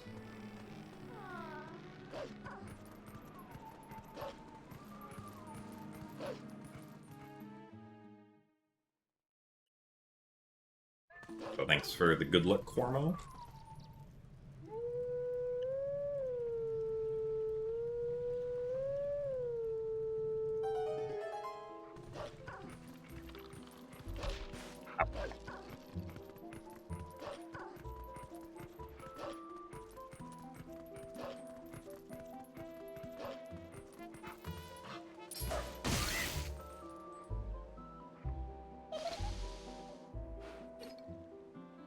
But yes, I do agree that if this game gets remade again, I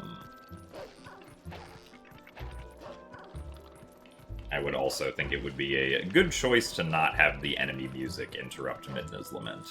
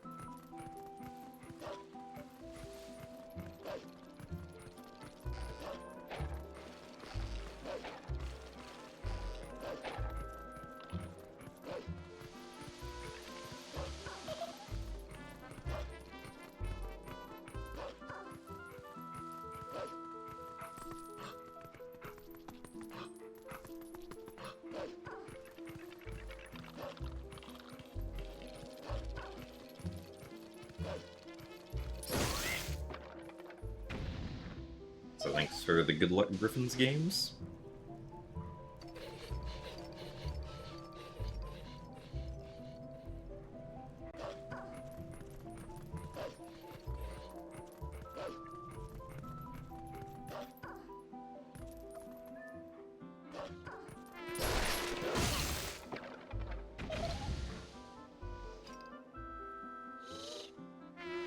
I actually don't know where the Gus Bellows was in the last randomizer race that I did.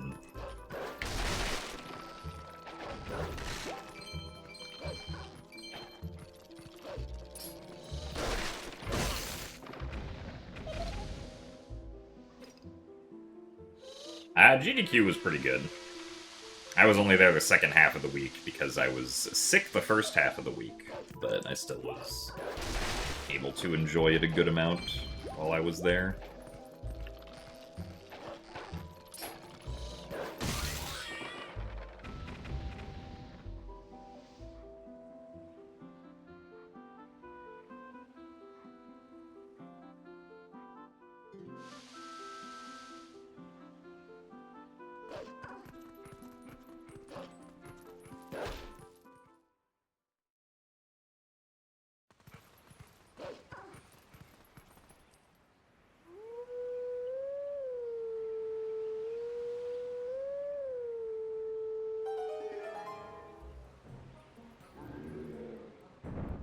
It is true. We did apparently speedrun an escape room.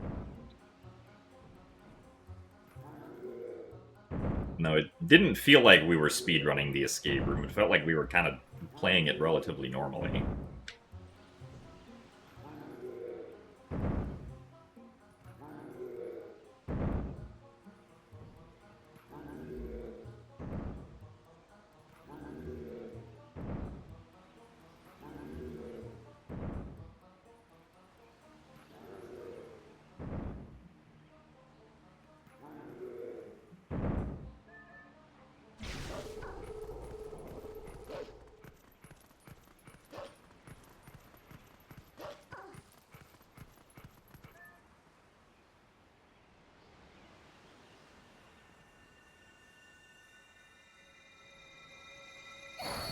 The hardest randomizer I ever done?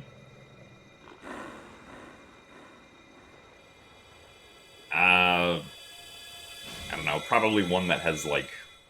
Or the one that had, like, extreme entrance randomizer shenanigans.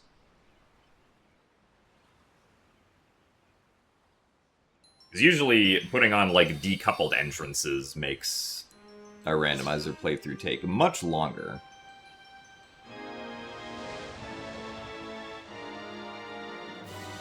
Alright, Chris, we'll see you later. Thanks for the good luck, and thanks for being here.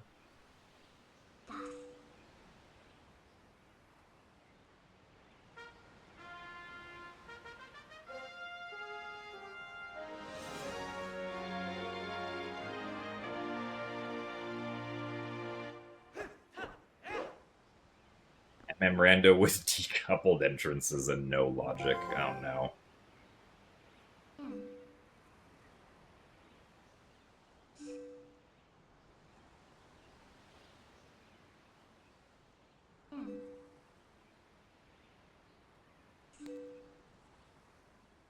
I don't currently have any plans to try out speedrunning the DS games, no.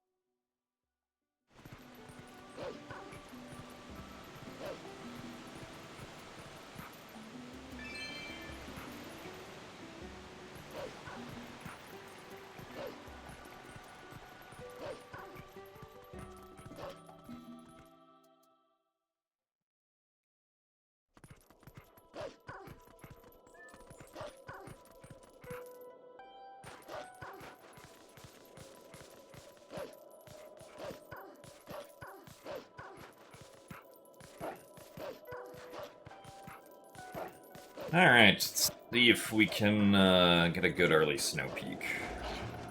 We've generally been doing pretty well early snow peak lately, so... We'll see if the streak keeps up, or if things go sideways, literally when the wolf tries to attack me from the side instead of from the front because he thinks he's special.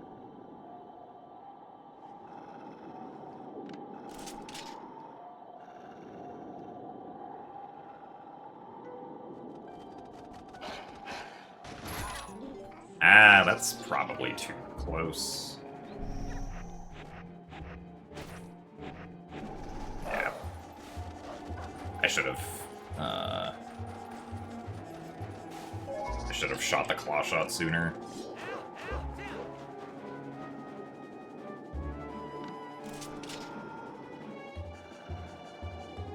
Come on.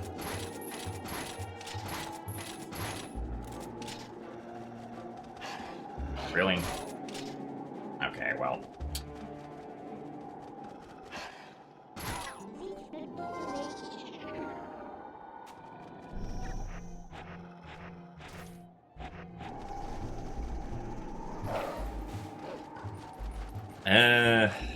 I lost like 45 seconds to that-ish.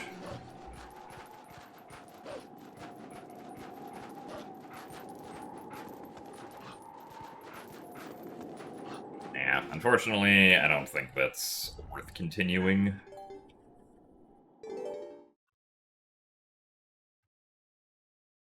We'll take a small break, and then we'll do the next attempt.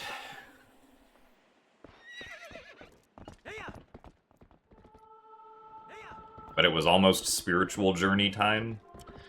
Well, maybe on the next attempt we can get spiritual journey time.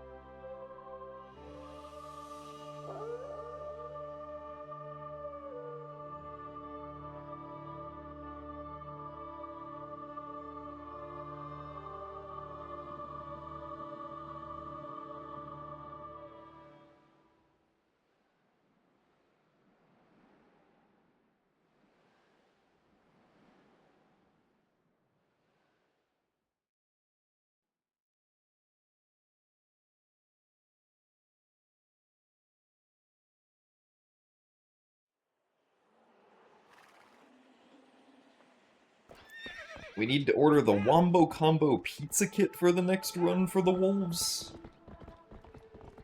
I don't know if we can really bribe Ice Wolfos with pizza.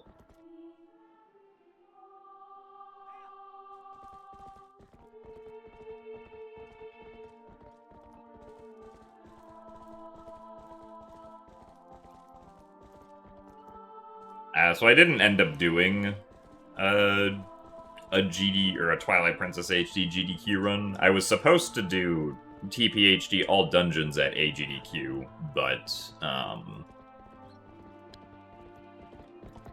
unfortunately I got sick before the event started, and the organizers said that if I was not sick 48 hours before my run was supposed to start, then I could still do it, but if I was still sick 48 hours before it started, then they had to make arrangements for a backup. So, I was still sick 48 hours beforehand, and then, so they had to make arrangements for a backup. I did, however, become well the very next day. So I still went to GDQ for the second half of the week and was there for when my runtime slot was, but by that point the schedule had already shifted over and they didn't want to shift it back.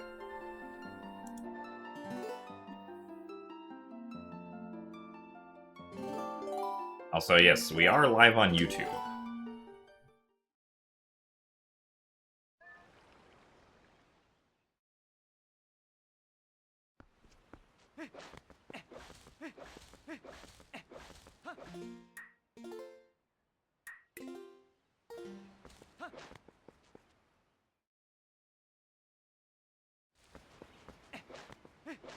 The run lost too much time at early Snow Peak for me to continue. It was only about 45 seconds that we lost, but that still is that was too much for how far behind we already were.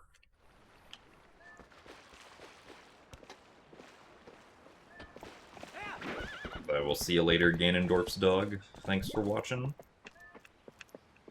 Which Zelda game would I consider to have the best combat? For me, the best combat is definitely Skyward Sword.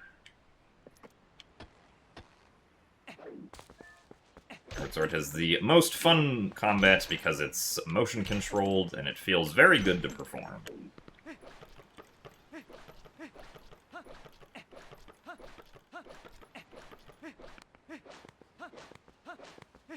And I don't think any other Zelda game is going to top Skyward Sword combat for me unless they go back to motion-controlled combat in the same way.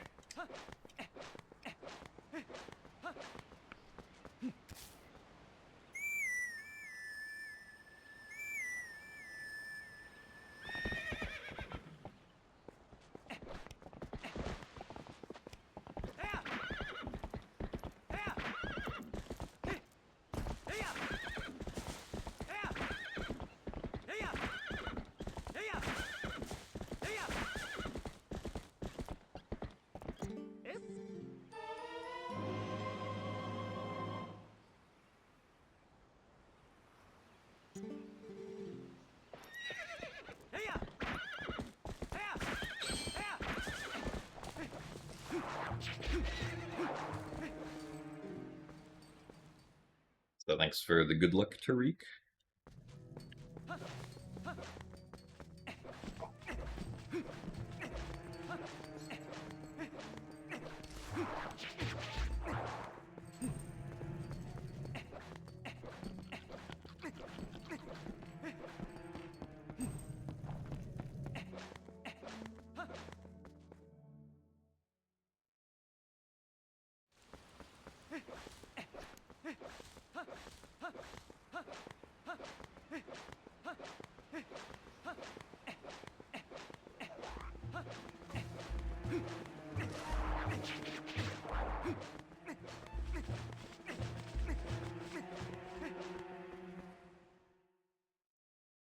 Yeah, I mean, with the Twilight Princess decomp hitting 100%, I would not be surprised if PC port is currently being worked on. I don't know how long it would take, though.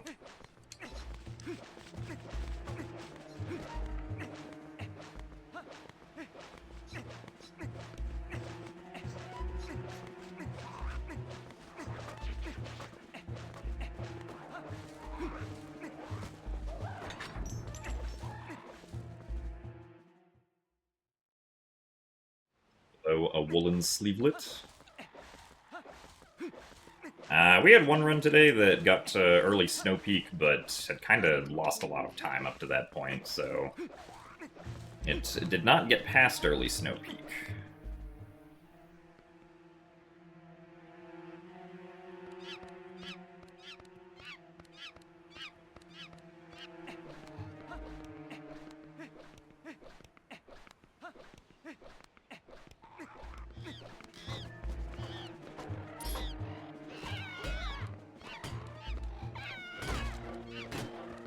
Okay.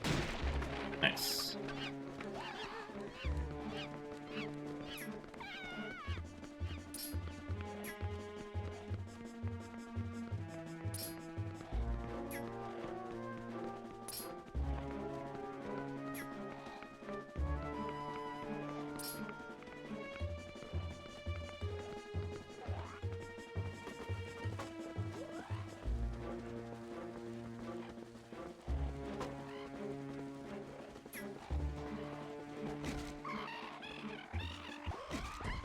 Okay.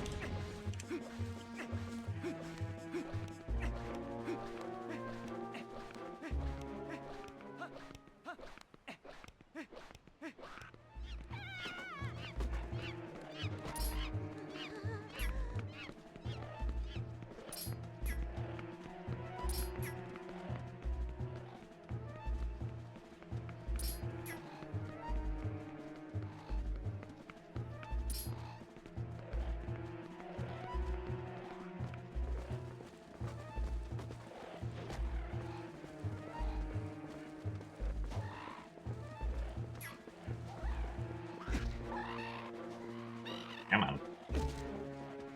Come on, Trill. There you go. Alright, that was a little slow with Trill at the end, but that's fine.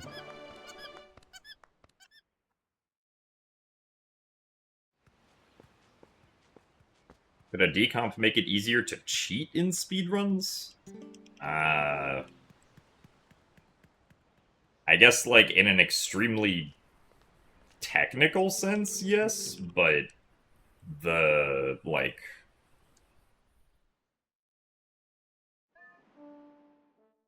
I guess it would also probably depend on the game, but the amount of knowledge you'd need to...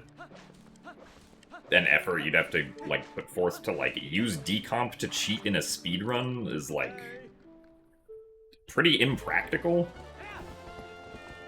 Especially for, like, a game like Twilight Princess, where, you... like, runs for Twilight Princess have to be done, like, on console and on disc, right? So, like, you'd have to make decomp changes and then burn those changes back onto a disc. Also, really? Like, back onto an actual GameCube disc to use. To be able to, like, try to cheat however you wanted to cheat. Also, we're gonna reset, because those goats were not good. Or specifically, 2 goats were not good. Like, I would not expect anybody to try cheating with decomp anytime soon. At least in the case of, like, GameCube games.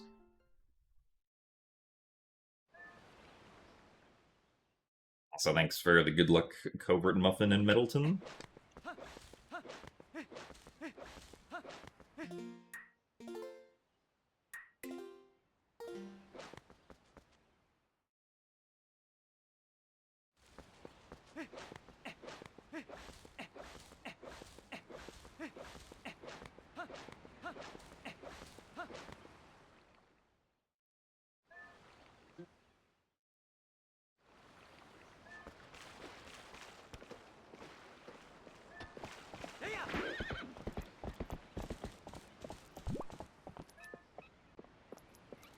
Damn, that's a pretty good approach to the corner.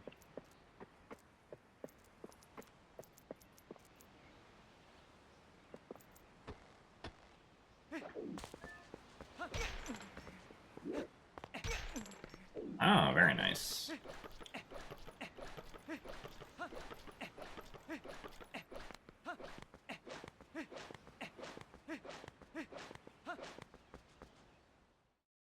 Ah, yeah, Wind Waker decomp is at, like, 55% currently, I think.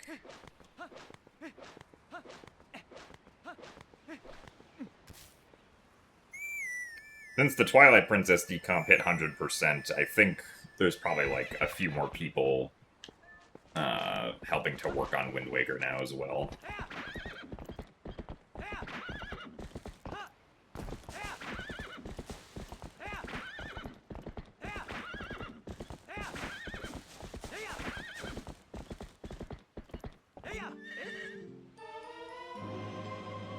You're surprised TP got decomped first? I mean, generally Twilight Princess, at least from, like, my vantage point as a speedrunner, has had more people interested in, like, reverse engineering and trying to figure out how it works compared to Wind Waker.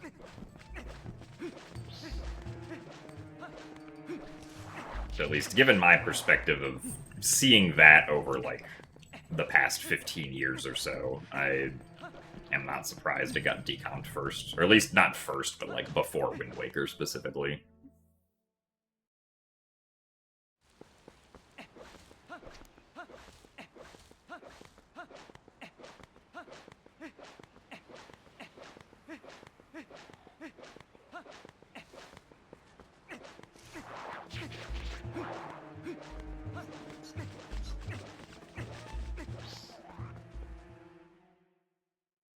So decomp stands for decompilation, and is basically the idea of trying to reverse engineer the assembly code that the game ships with into higher level programming language source code that can be used to, like, better understand the game, or even just recompile the game, right?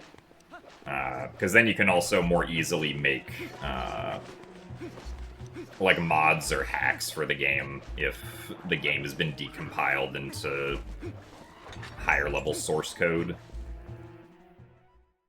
But it's also useful for, like, glitch hunting, because you can just better understand how the game works in general by seeing the higher level abstractions of how things work, instead of just, like, the raw assembly instructions.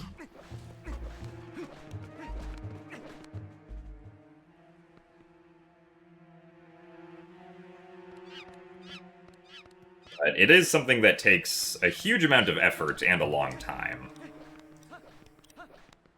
Like, I think it took about 5 years for... Like, 5 years of work from a lot of different people for Twilight Princess to hit 100% on decompilation. Wait, is it this one? I guess this is the one I was targeting, that's probably correct. If it's the wrong one, that's not a huge deal. We lose like 2 seconds.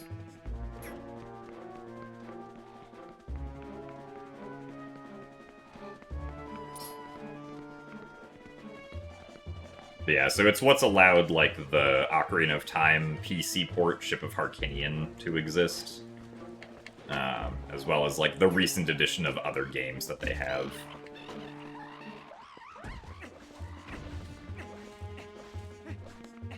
Like, they also have PC ports of, like, Star Fox 64 and Mario Kart 64 as well. I assume because those games got fully decomped. Of course, turning reverse-engineered code into, like, a PC port is not a trivial task. There was still a lot of work that had to go into doing that once, like, the decomp reached 100%, but that is a motivation for some people to work on decomping a game.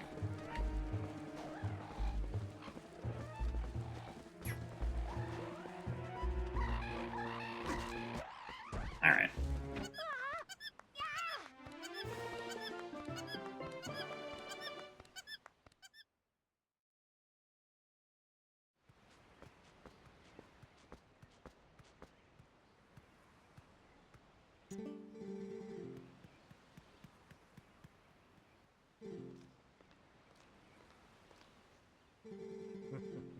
I mean, I think Ship of Harkinian only really does N64 decomp stuff, or not decomp stuff, but like N64 PC port stuff. I wouldn't think that Ship of Harkinian has any plans to try and do GameCube stuff, as like more GameCube games get decompiled over the years.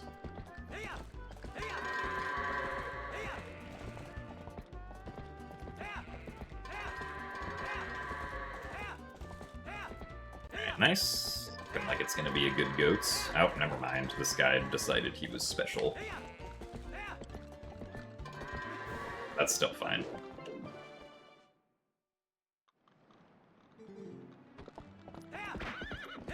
Decomp could potentially help in finding something like barrier skip.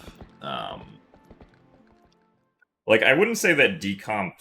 like, decomp is mostly helpful for understanding why things work.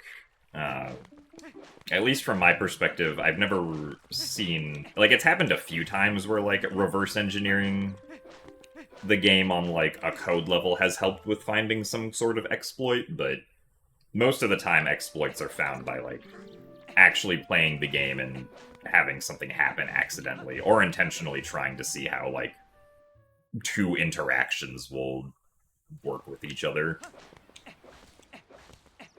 And not really through just perusing the code.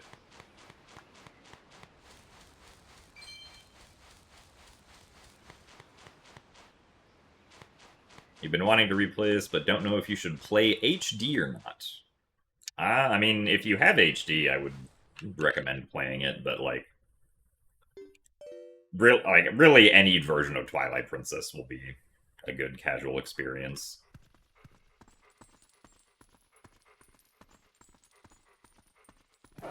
HD has some nice quality of life things, but it's by no means like you must play the HD edition for the definitive experience or anything like that.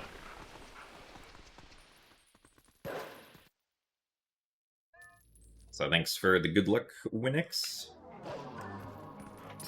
I did do a previous attempt that got about an hour and 45 minutes in, but then we reset because I had lost too much time by that point.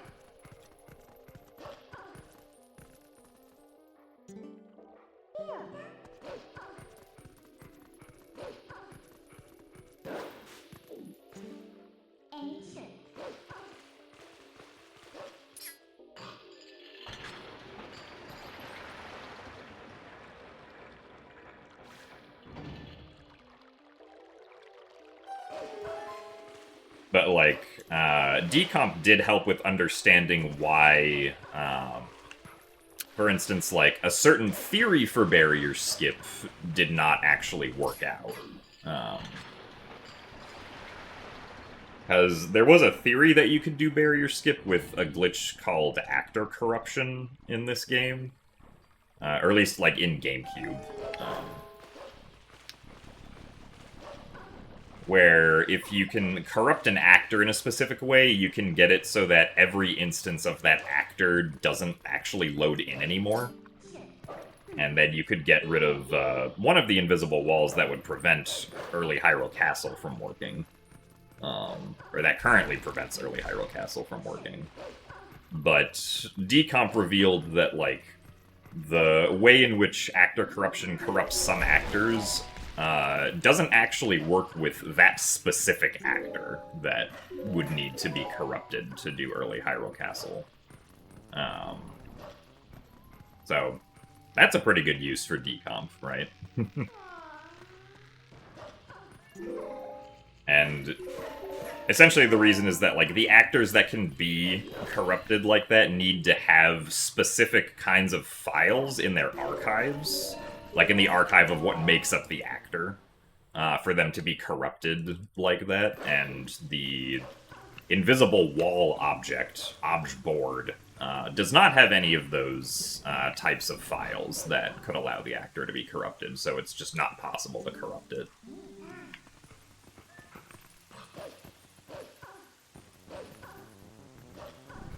But what the heck is this chat effect?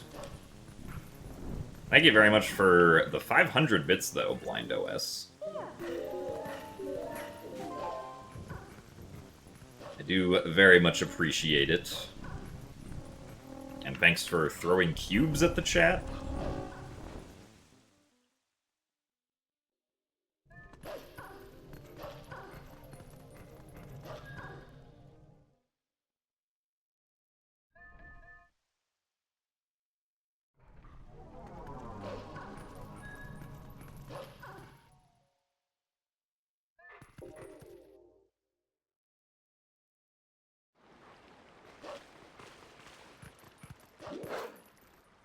Well, so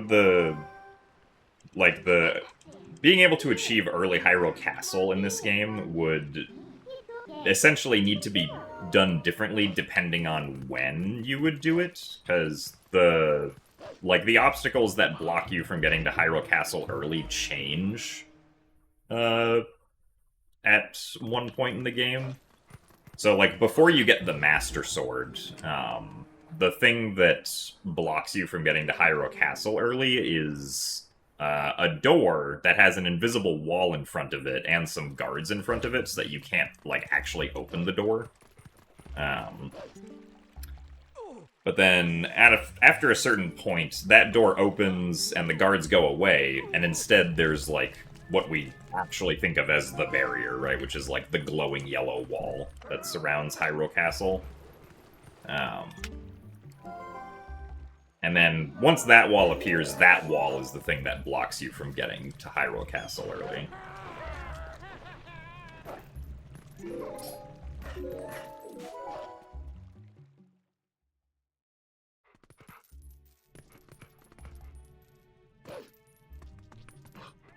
So, if you do it before that wall appears, you'd have to somehow get past the door with the guards. If you do it after the wall appears, you have to get past the wall itself. Howard. Where is the best for saving time against world record? The place where I can save the most time is the very last segment of the run. I can save like a minute if I get good Zelda RNG.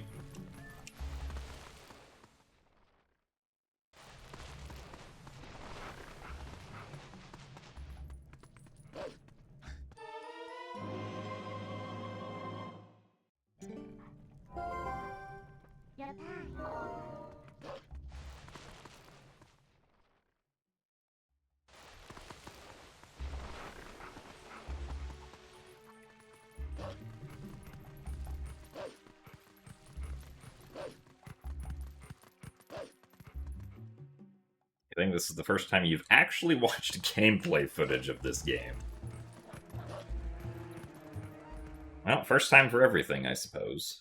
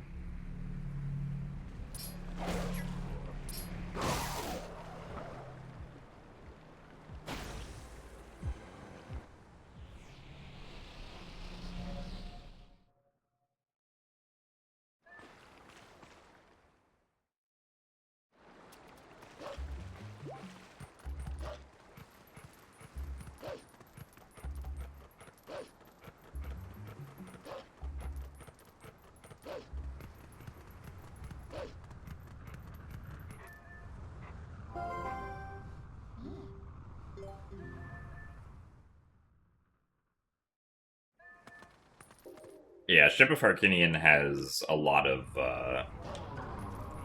like, enhancements that you can use to play Ocarina of Time.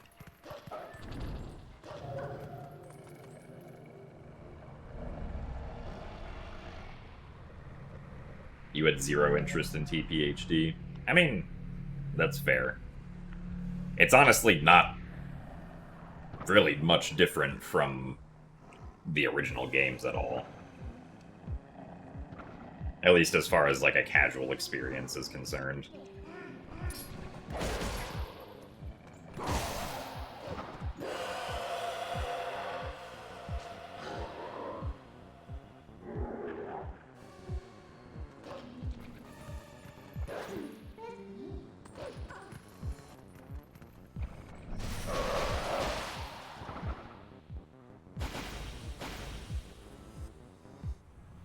What would I advise to anybody starting to learn TPHD as a speedrun? It's going to be a little difficult in the beginning, because you have to, at least assuming you're doing like any percent or all dungeons, you'll have to start off by learning Boko pushing, which is not particularly forgiving, but if you can get past Boko pushing, 95% of the run is going to be much easier than that. Of course, there'll still be a few hard parts, but...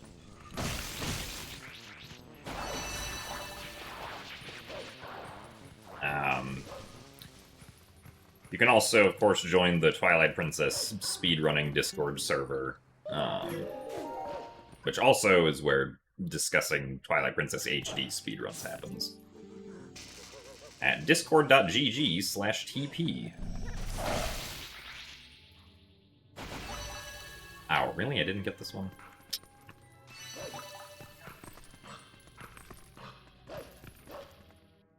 And if you have questions about anything, you will almost certainly get answers by asking in the Discord server.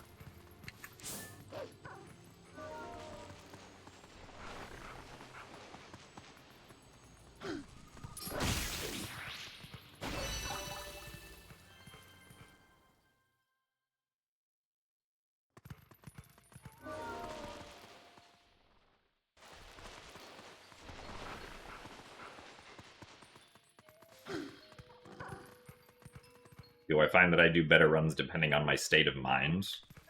I don't know if I would say, like, state of mind. I guess that depends on exactly what you mean, but, like, some days I do feel like I play more consistently or better. Obviously, like, you know, getting enough sleep is probably the biggest factor in, like, whether or not I can play decently, or, like, play consistently. Because I definitely play worse if I don't get enough sleep.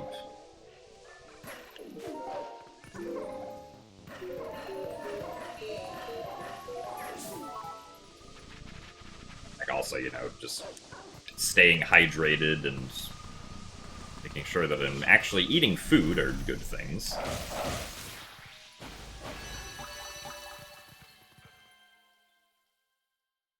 The splits that I can save a lot of time on compared to the record are much later in the run. The beginning of my PB is a very good speedrun. Like, the first 3 or so hours are pretty tough to keep up with. But the last 50 minutes are where my PB lost a lot of time.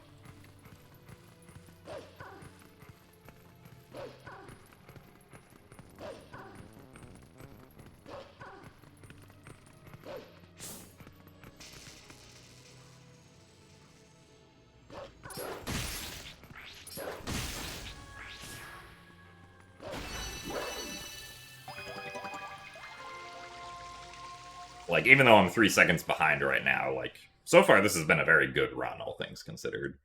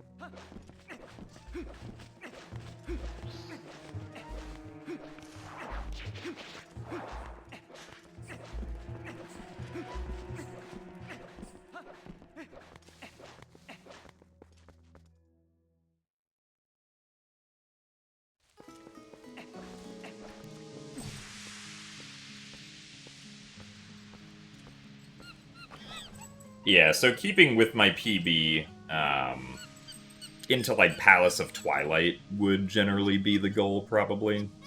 And then just not losing time in Palace of Twilight, Temple of Time, and Hyrule Castle would be what we want, generally.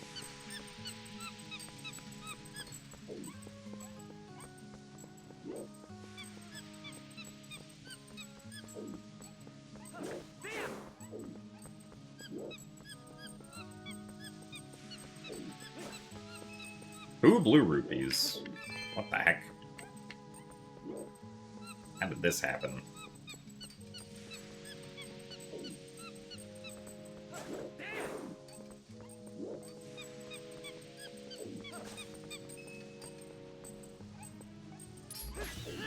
Really? Don't you notice the keys?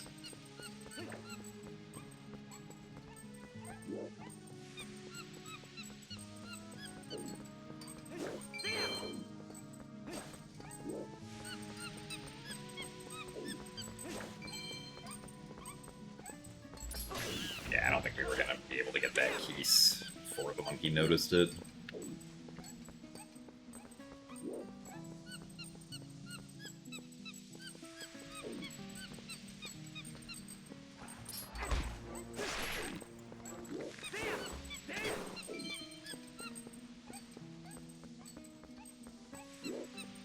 Oh, that was a fast swing. That one's usually kind of slow.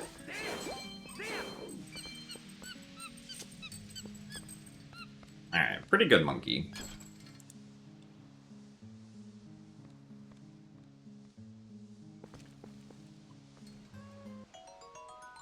Yeah, so, until you actually see the, like, text for the rupee that you pick up, if you want to avoid it, you have to be in some animation where Link can't, get the rupee text for, like, a couple frames at least, so that the game then just ignores trying to give you the rupee text.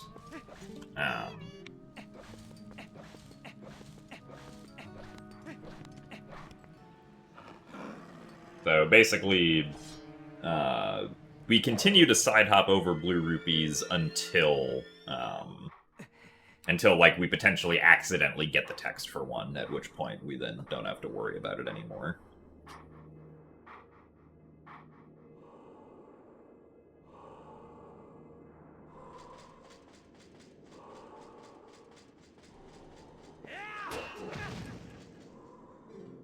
You like to think of it as Link being busy? Yeah, I guess that works. I mean, it's kind of interesting because, like, the rupee text also won't play if you pick up a rupee while you're on Epona and, like, haven't seen the rupee text, but, like, you can receive items on Epona and get the get item animation for them. But the game doesn't do that for rupees on Epona.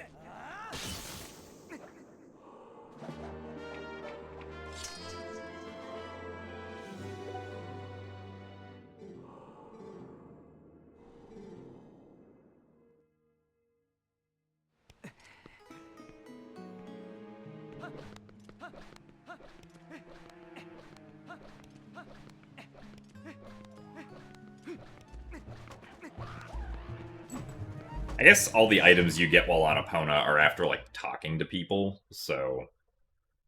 I guess getting a rupee while you're, like, galloping around on Epona would feel like it interrupts the gameplay experience.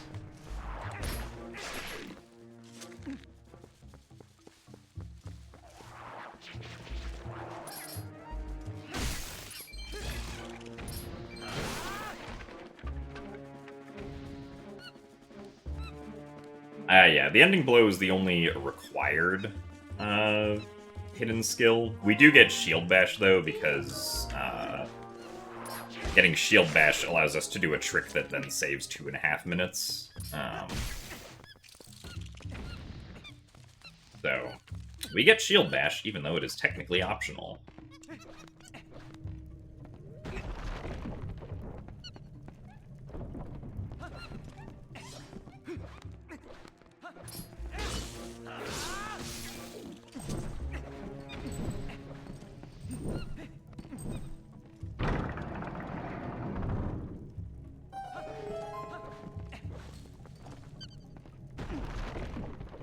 Is new Zelda game coming soon? I wouldn't be surprised if we got a new, like, remake of something this year. To be released, like, during the holiday season. We're definitely not getting, like, a brand new 3D Zelda game for, like, probably at least 2 or 3 more years, I would imagine.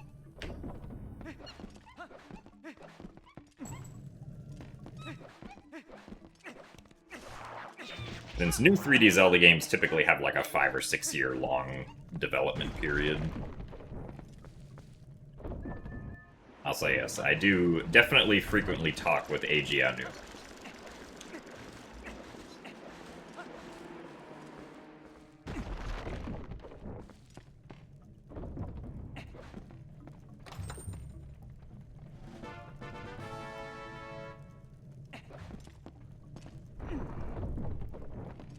Do I have any opinion on the new Wind Waker PMG category that removes some of the tricks? Not really, but mostly because I haven't played it myself.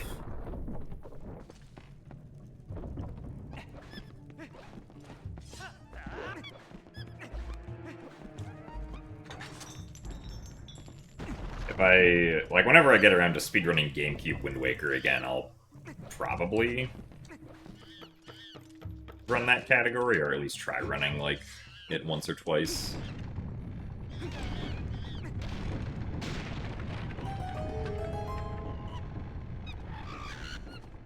You would love it if they ported the 3DS Zeldas to Switch. Yeah, I mean, I would be down for that too. It sucks that, in a way, that those games are kind of stuck on the 3DS.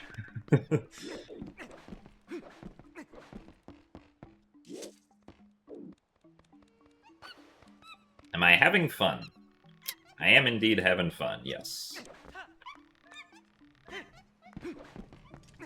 I think speedrunning this game is fun.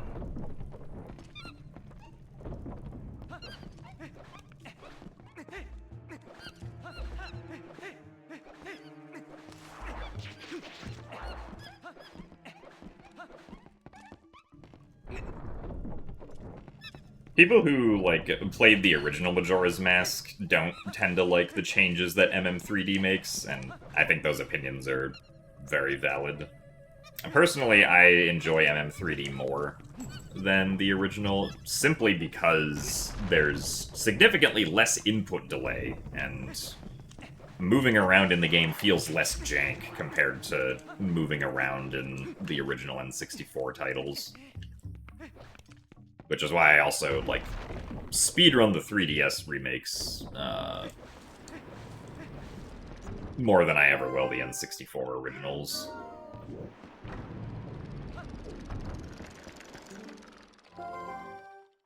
Thank you very much, Nintendo, for the 57 months of Tier 1.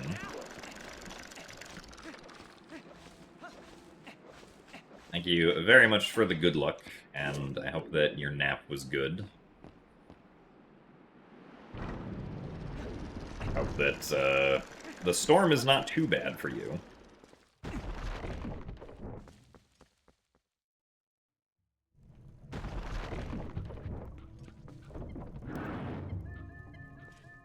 there any of the Zeldas that are on the Switch VC that are actually the fastest to run on Switch?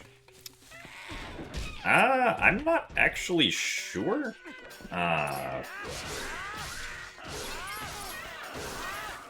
It's possible that Wind Waker on, like, Switch 2 NSO might be fastest for, like, glitchless, but it's not faster for any other categories because you can't use the Tingle Tuner on Switch 2 NSO, and the Tingle Tuner saves a lot of time in Wind Waker speedruns. It even saves time in the glitchless category, but it only saves about 3 minutes in glitchless. Which other categories save much more. And the improved loading times are probably not enough to overcome the Tingle Tuner deficit for other categories. But it might be for glitchless. But nobody's timed exactly how much would be saved in glitchless with the faster loading times. Also nice, we're actually ahead. I do know that if Twilight Princess comes out on Switch 2 NSO, though, it is going to be, it is almost certainly going to be faster to speedrun Twilight Princess on Switch 2 GameCube NSO, because, like, Twilight Princess doesn't have something like the Tingle Tuner that you would lose functionality with, essentially. And you'd still be able to do back in time, because the soft reset combo would still work.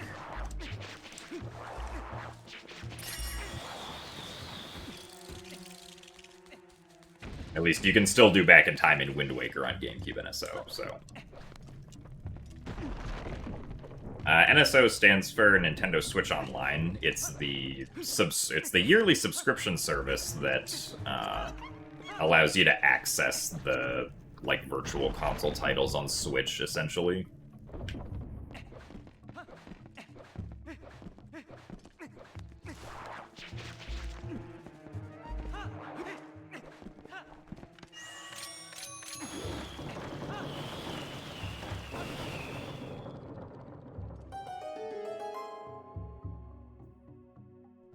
Would I still be interested in speedrunning if I were not good enough to have any chance of getting a world record? Yeah. I mean, I was interested in speedrunning when I first started out and wasn't good enough to get a record in anything. And it was a while before I got a record in anything, so... Oh, right, there's no cutscene there.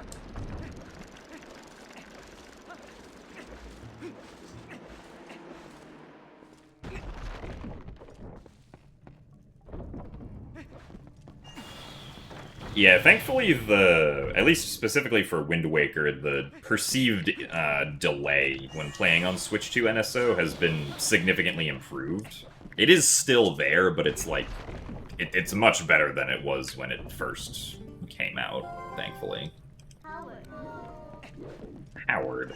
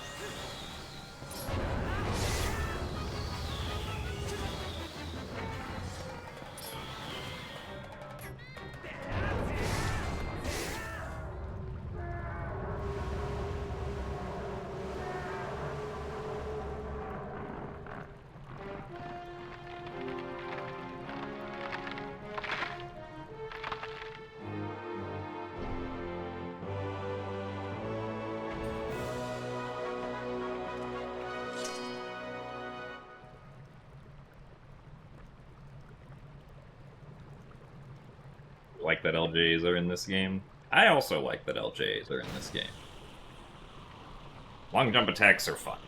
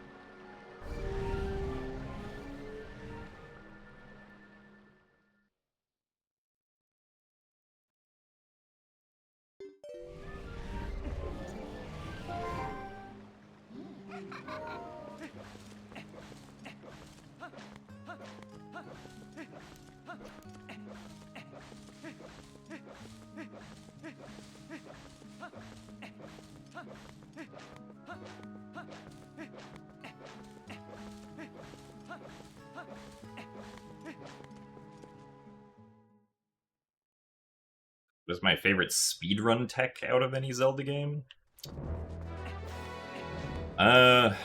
Probably still Death Hole Wrong Warping in Ocarina of Time 3D. I've always thought Death Hole Wrong Warping was really cool, and just being able to consecutively chain wrong warps together is very fun.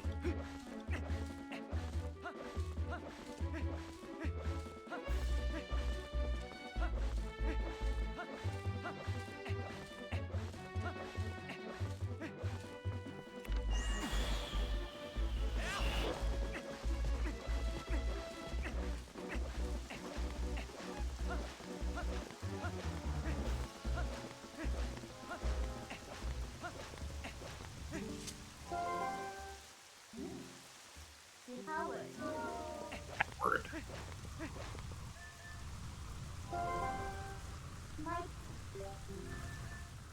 Hydration check. I already drank water, though.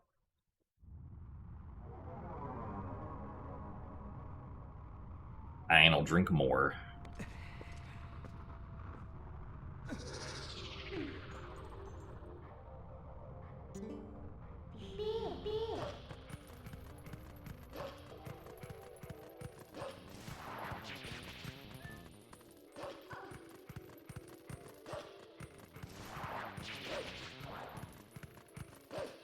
Yeah, that long jump attack skips over the postman trigger.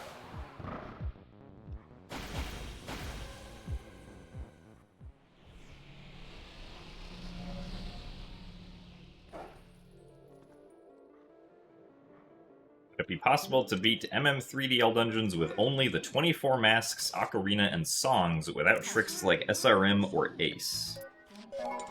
I mean, I think you'll need at least some items to beat the dungeons. Like, you can't attack Twin Mold unless you have the bow in MM3D. At least for the first phase. I guess if you went in with the Giant's Mask, I'm not sure how that would play out, but considering that you get the Giant's Mask in the middle of the fight in MM3D, that's not something you would be able to do.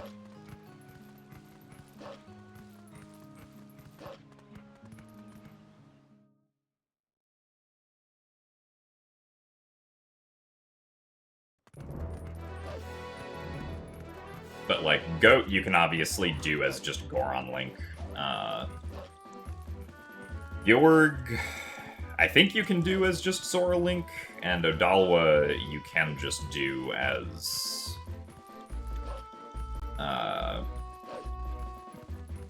Deku Link and Zora Link, so...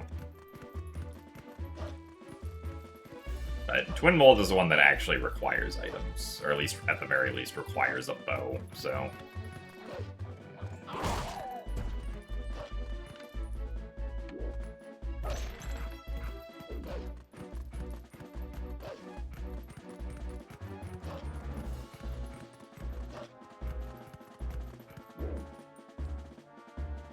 I missed Gorge Void. Oh no.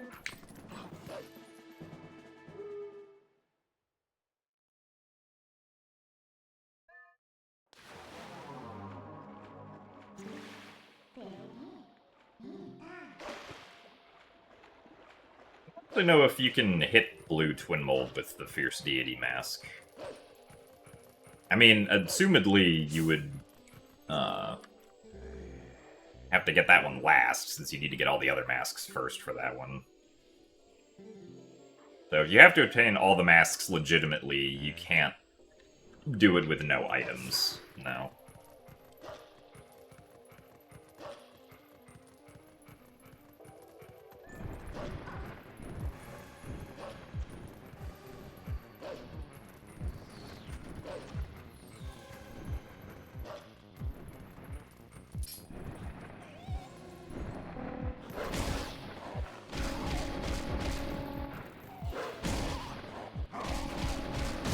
Also, hello Orion.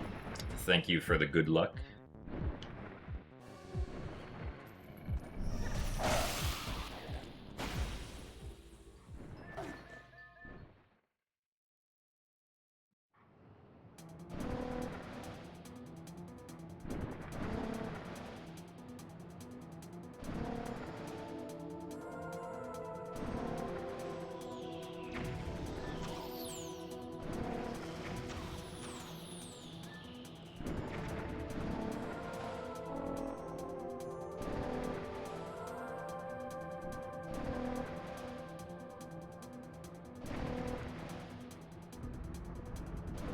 There already an upcoming AGDQ or SGDQ that you plan to participate in? I mean, I plan on submitting games to SGDQ, and the next AGDQ, yeah. I don't know if any of them will get accepted, but I will be submitting games.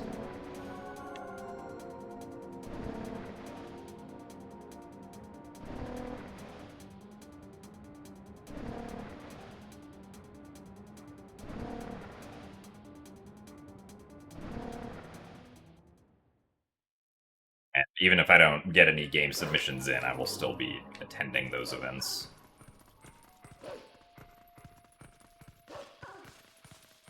I'm planning to speedrun Metroid Prime 4. I do not have plans on speedrunning Metroid Prime 4, no.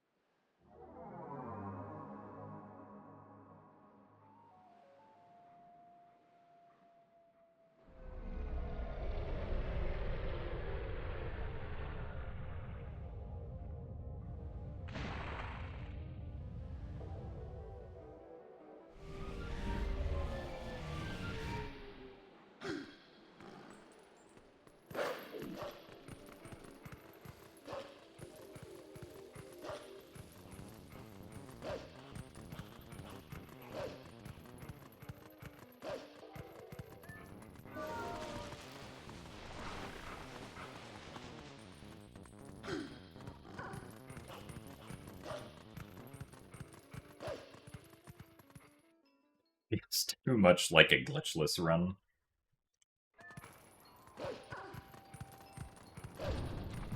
I mean, we did skip most of Forest Temple. Forest Temple in glitchless is like 7 or 8 minutes longer, I think.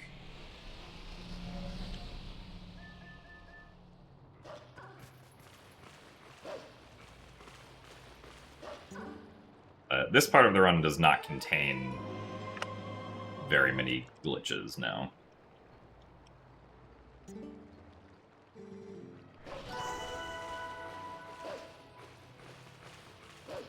Part of that is also because this, on HD, they patched the conventional method of doing early Master Sword, so... Currently doing early Master Sword in HD requires doing a multi-hour pickup slide, which obviously is not going to be faster for RTA runs. But we can get to the Sacred Grove early, but we can only get there as Human Link early, so... Human Link still needs to find a way to clip out of the first room if we want to be able to do early Master Sword on HD. Also, thank you very much, Vigiman, for the 42 months at Tier 1. What? I don't know why that bug went that direction. Oh.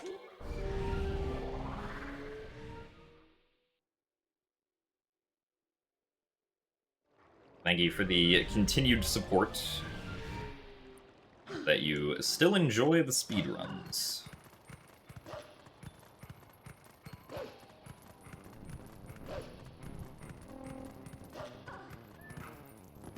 I would say that I don't really have a preference between, like, Twilight Princess GameCube or Twilight Princess HD when it comes to speedrunning. I like them equally as much as each other. Because they both have their different pros and cons.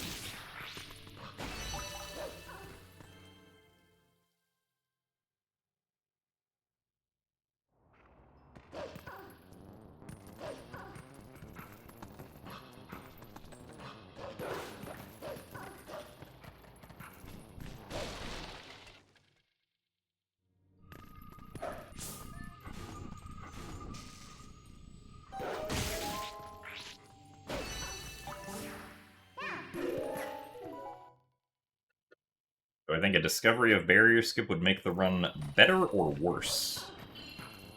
I don't know.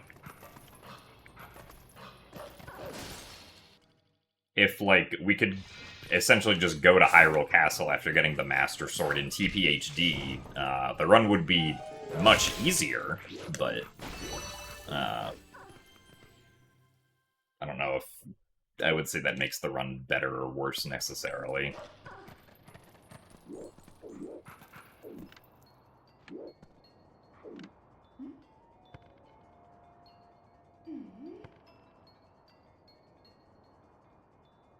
Oh, I had forward.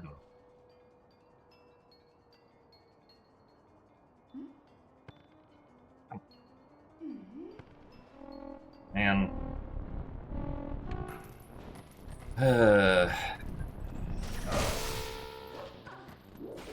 I, for some reason, cannot find forward today. It's my biggest issue.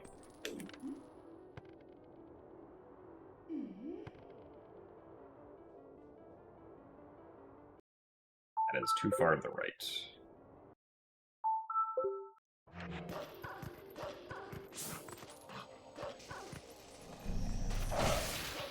Well, that stinks.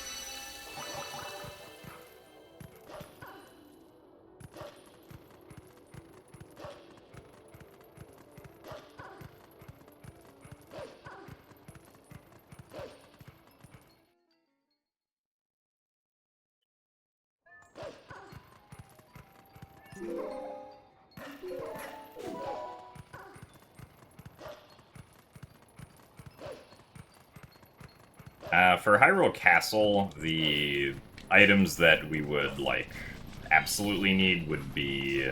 I don't know why we didn't get a quick climb there. So we need Claw Shot to be able to Claw Shot things to move around. We need Gale Boomerang to extinguish a torch. We need Lantern to light some torches.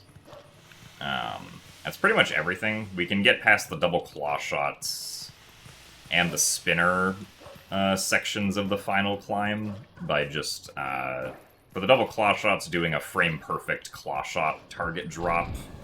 And for the spinner, by doing some fairly precise long jump attacks. But with a setup, those long jump attacks aren't actually that bad. I think you have a 2-frame window, at least on GameCube, with the setup that exists for it. The frame window is a little bit difficult to figure out, though, or to, like, visually see. Because you're essentially doing a long jump attack into a damage boost to get past the spinner requirement.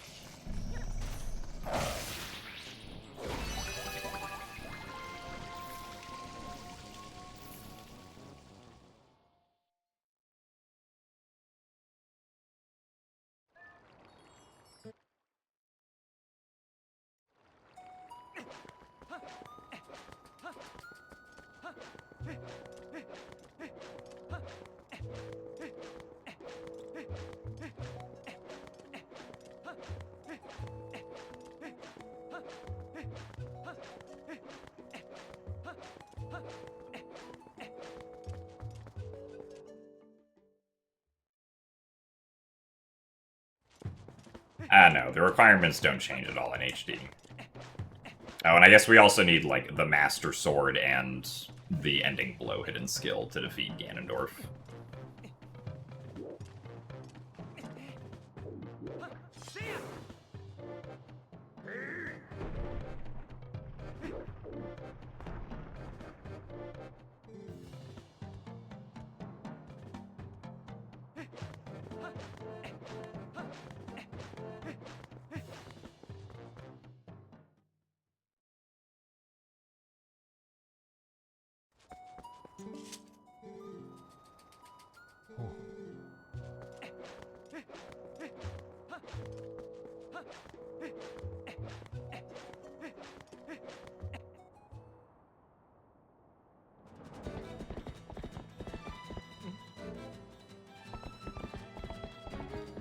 So the Master Sword has to be in Link's hand to get the prompt to do the final blow on Ganondorf. You need both Master Sword and the Ending Blow hidden skill. It is technically possible to, like, start the Ending Blow and then switch over to Orden's Sword to kill him with Orden's Sword, but Master Sword is still required to actually start that, right?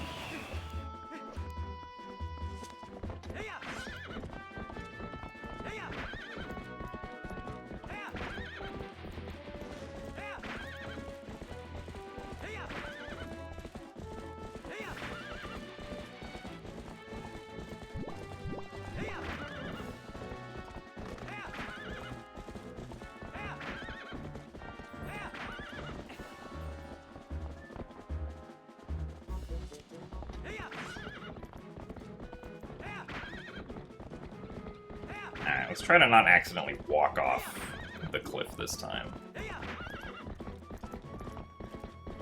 Would not be recommended.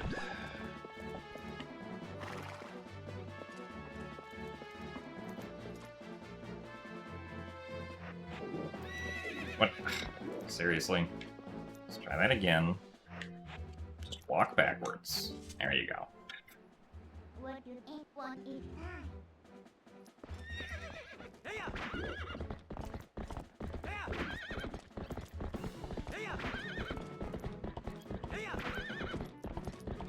I'm not sure how I accidentally let go of target there. I didn't think I was...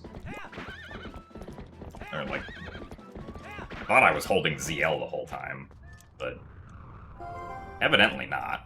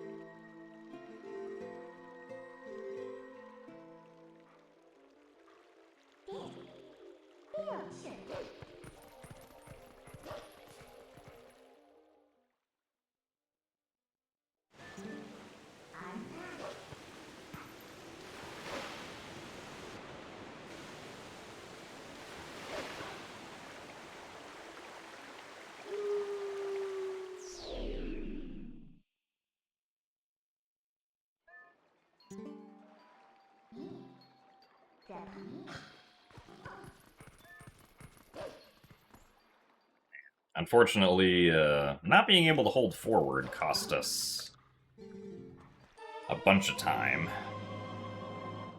Or at least not being able to hold forward quickly.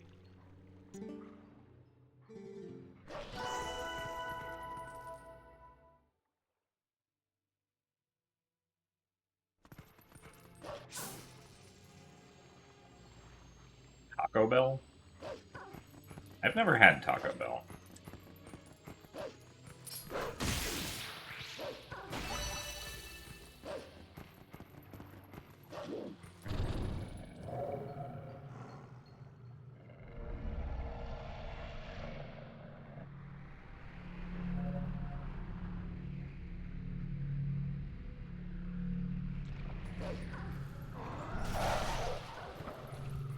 I don't get the impression that I am missing much by not having Taco Bell.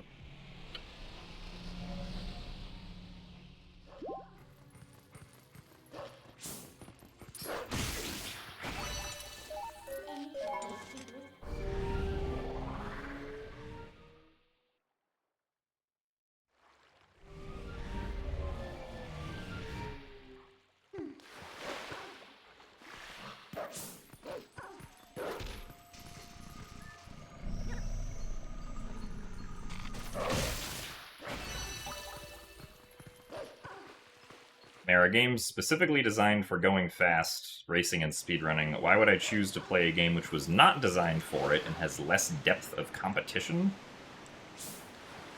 So, at least for me, I personally think that I have significantly more interest in trying to solve the question of how fast can you complete this game where it's not intended for you to try and complete it as fast as you possibly can, right? Because then you can usually get a lot of interesting things that happen that were not intended at all, and there's something to me about it being unintended that actually kind of makes it more interesting than if the intention is for you to, like, go as fast as possible, right?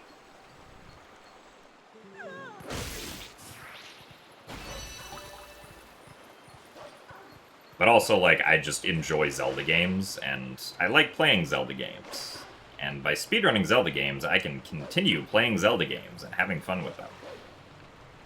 Long past playing them casually.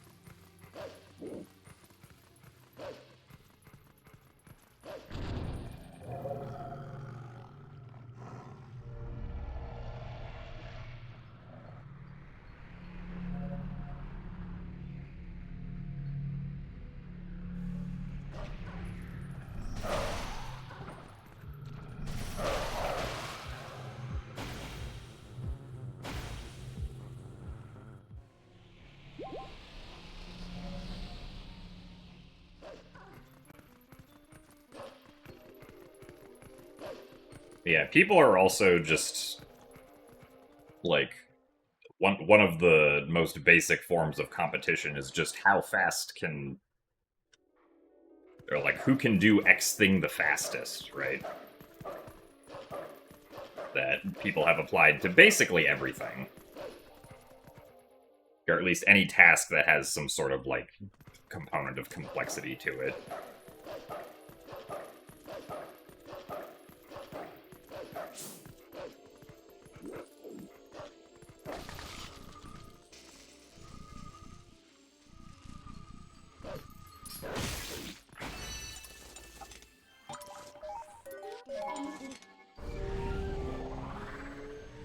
Also, thanks for the good luck, Lincoln Rhapsody.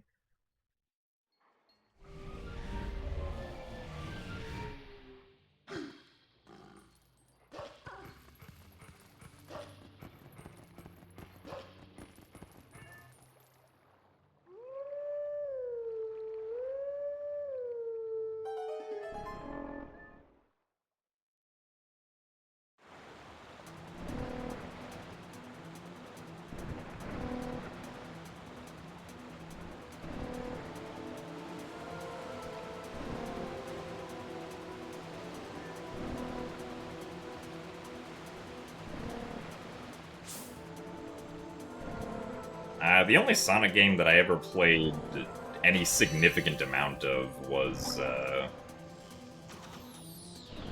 whatever one was on the Game Boy Advance. I played that a bunch when I was a kid. Never really played any other Sonic games, though. At least, like, to any significant degree.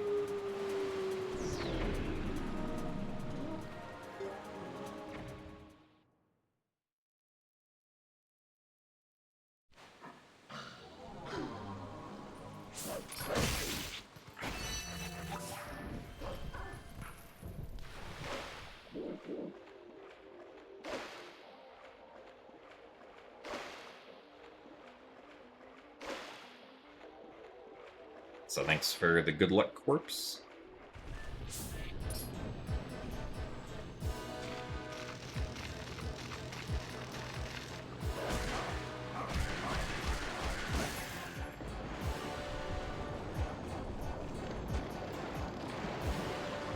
You just bought a copy of TPHD today and started your first casual playthrough.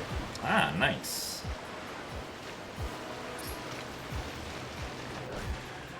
I hope you enjoy it.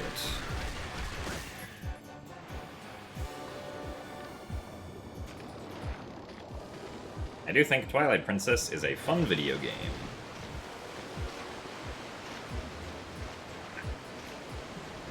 Got way around.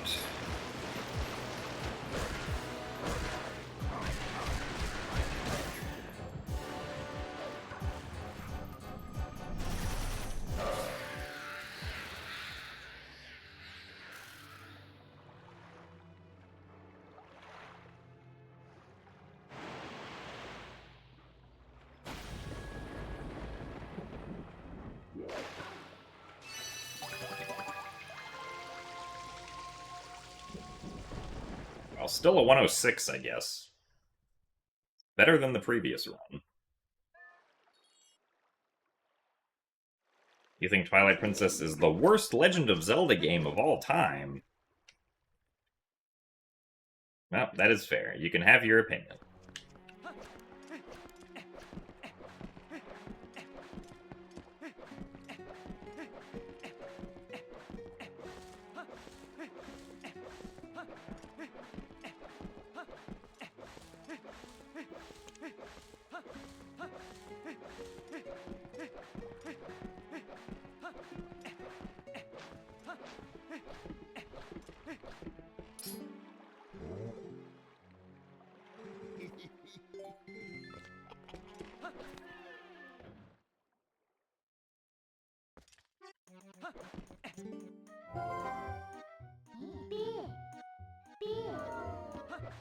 No opinions allowed. Well, unfortunately for you, Crystal, you can't make up chat rules. However, I can make up chat rules, and I have determined that Crystal Bellis is not allowed to share any opinions. New chat rule specifically for you.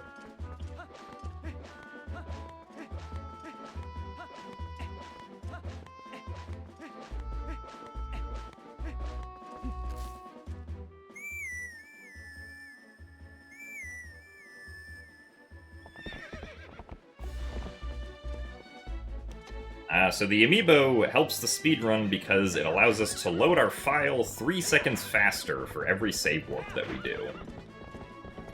And we do 3 save warps in this whole run, so the amiibo saves like 9 seconds.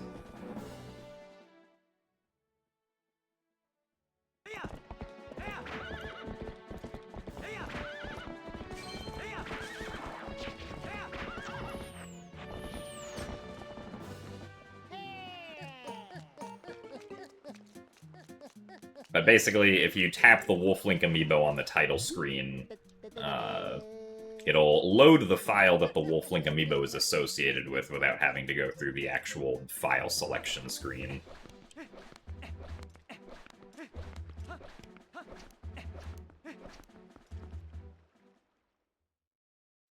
It is very weird of a feature. I'm not sure why it exists.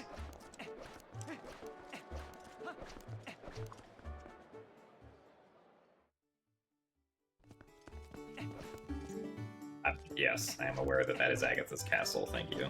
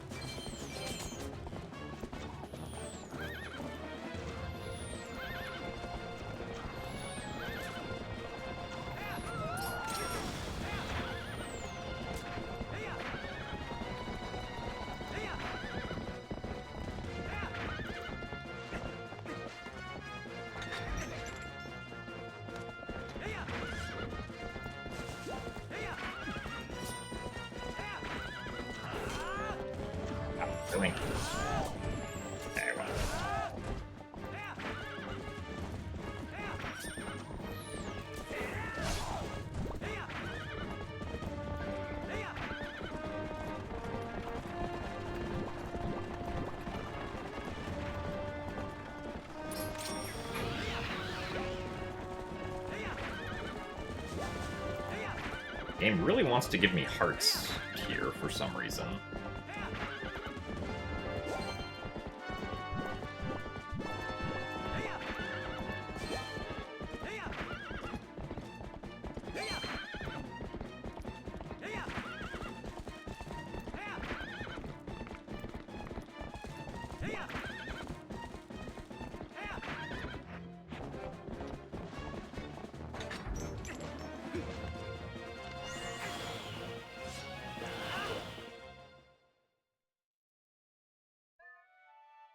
How do I decide when I'm too far behind and choose to reset? It depends on how far into the run I am and how far behind I am. Like, if I was 39 seconds behind on the first segment, I would reset because I can... it wouldn't take me very long to, like, do the first 6 minutes of the run again and not be 40 seconds behind. But because we're already over an hour into the run, I would not say that it's worth it to reset at this point yet.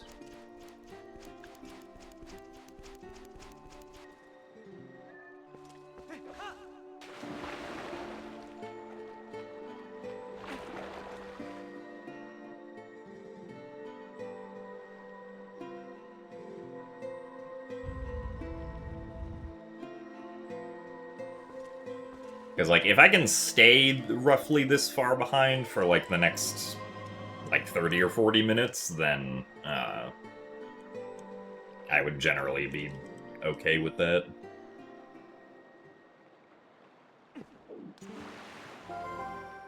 Power Bill.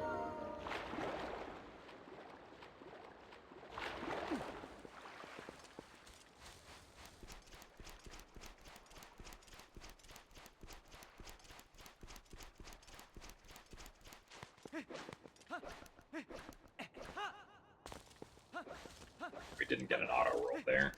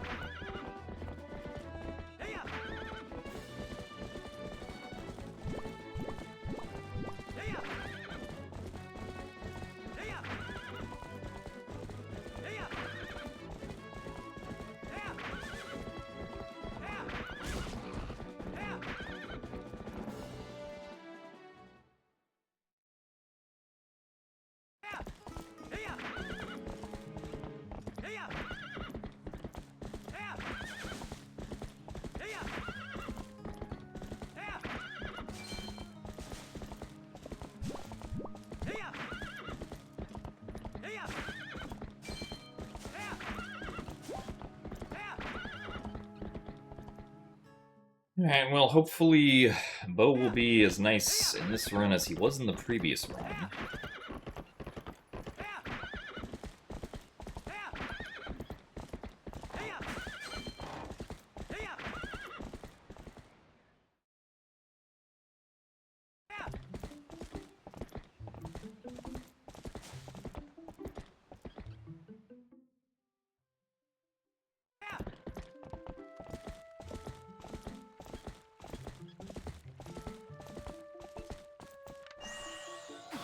Oh, come on. Get that rupee.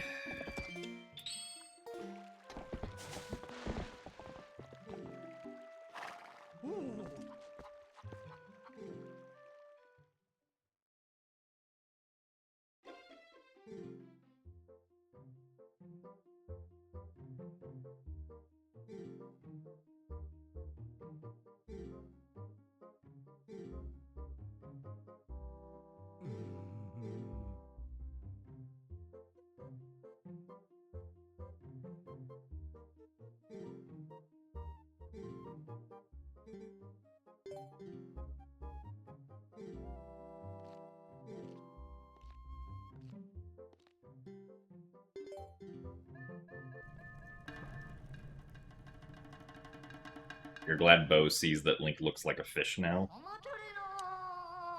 Yeah, Bo does see the majesty of the Zora armor in this run.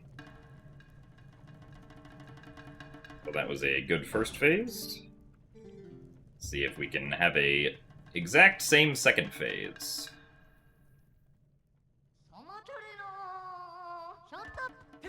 Unfortunately not.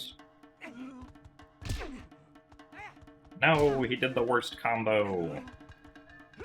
Why would Bo do this?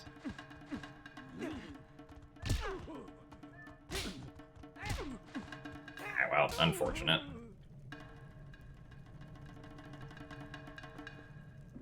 Yeah, the game doesn't replace like the textures or polygons around Link's chin when you wrestle Bo, so we still just have like the Zora armor part of the mask that's on Link's chin.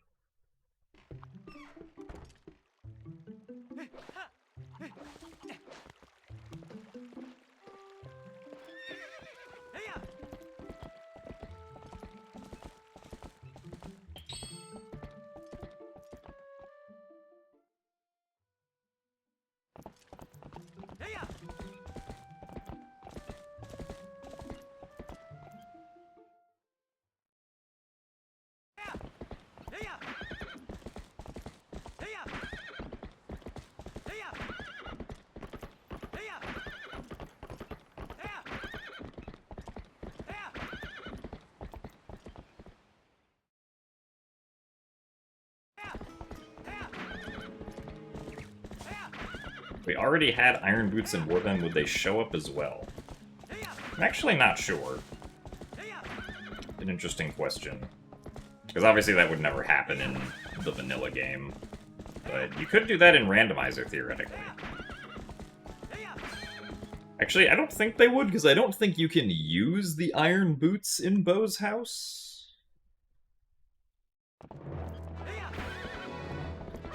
Like, I would expect the game to restrict the usage of the item, so maybe not.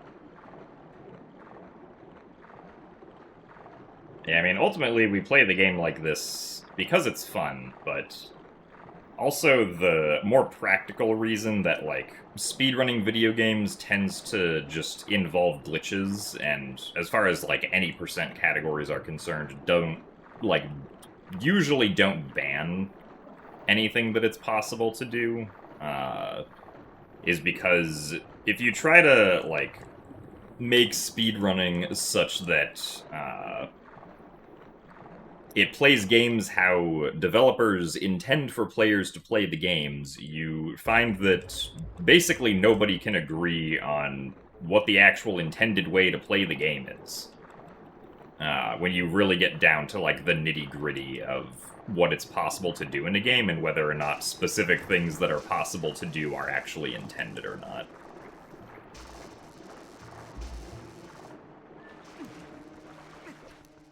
why nobody can ever agree on what the glitchless rule set for a game should be.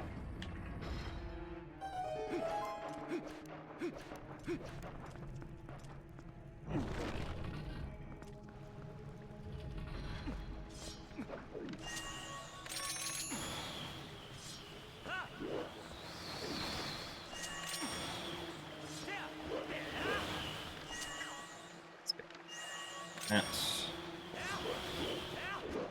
Oh, come on. Really? Ugh. It's unfortunate.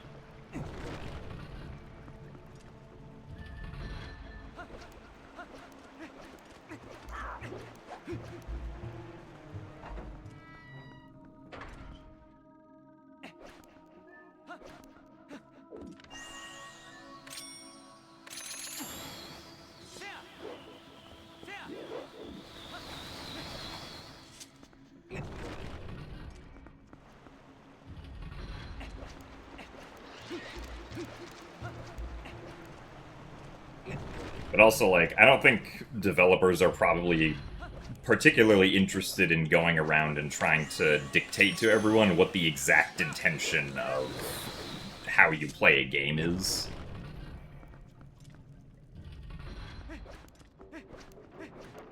And also, if you know what the exact intention is of how you're supposed to play a game, then congrats, you've solved the speedrun, and it's never going to evolve ever again. Which is also not particularly fun.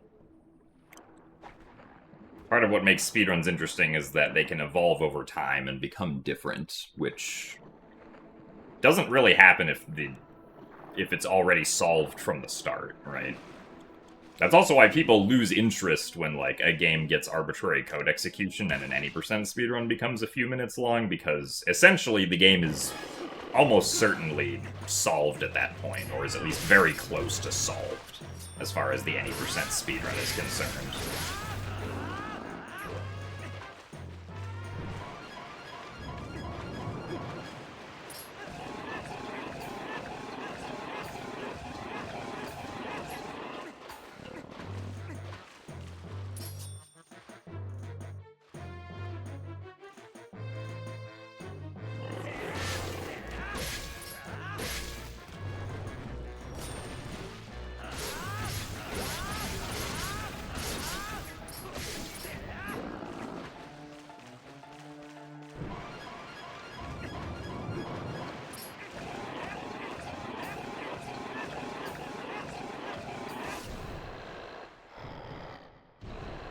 Alright, well, I guess aside from the mistake in the second room, this segment was pretty decent, but we're still losing time, because the segment was also very good in my PB.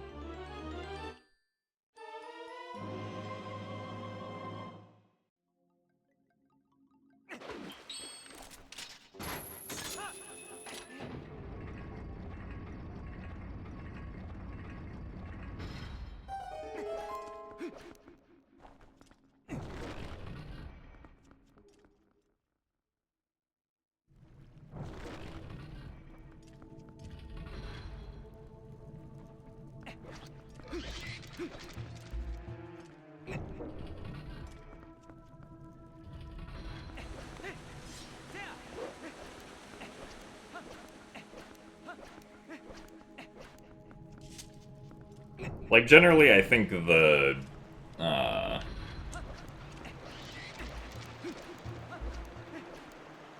like, a better equivalent to think about speedrunning is to try to think about it almost like parkour, right? Where, like, in parkour, the only thing that really limits you are the laws of physics, right?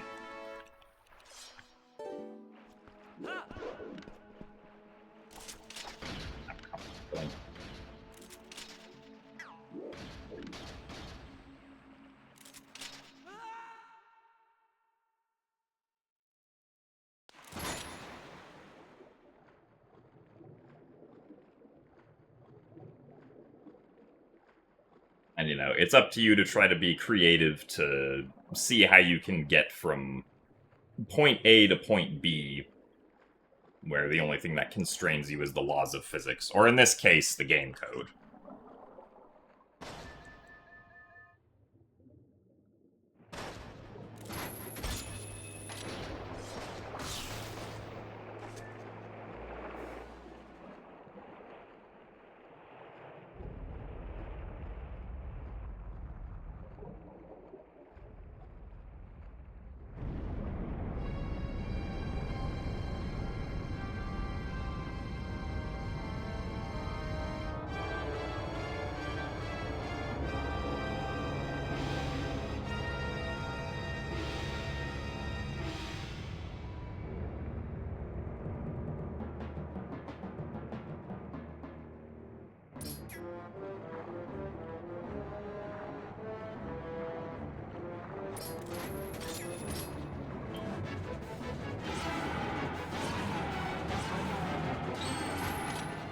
Really?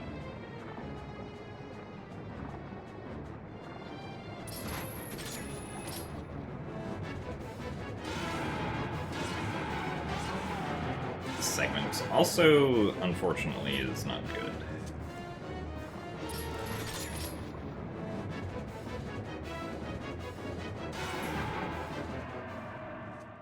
We are not saving time here either.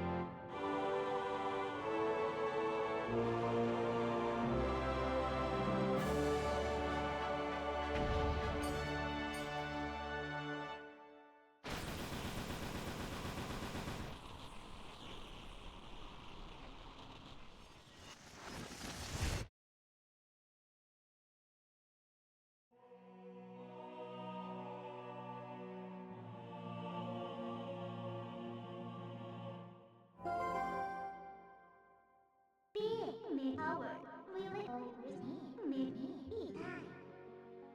He was very time. The early Palace of Twilight, save as much time as barrier skip. No. So Palace of Twilight would still require us to have double claw shots, which then by extension would still require us to get Spinner.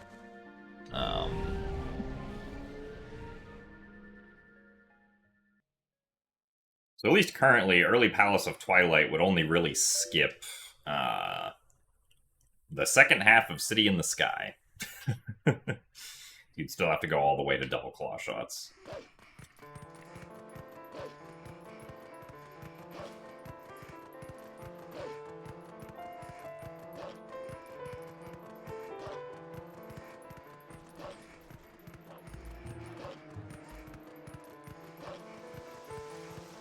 You think speedrunning is illegal and everyone who does it should be sued by devs. Ow. Well, rip. Guess I'm going to jail then.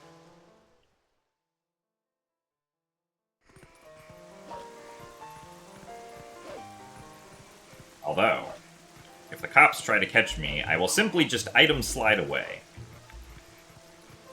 And then they'll never catch me. Because they can't travel at exponential speed increases, but I can.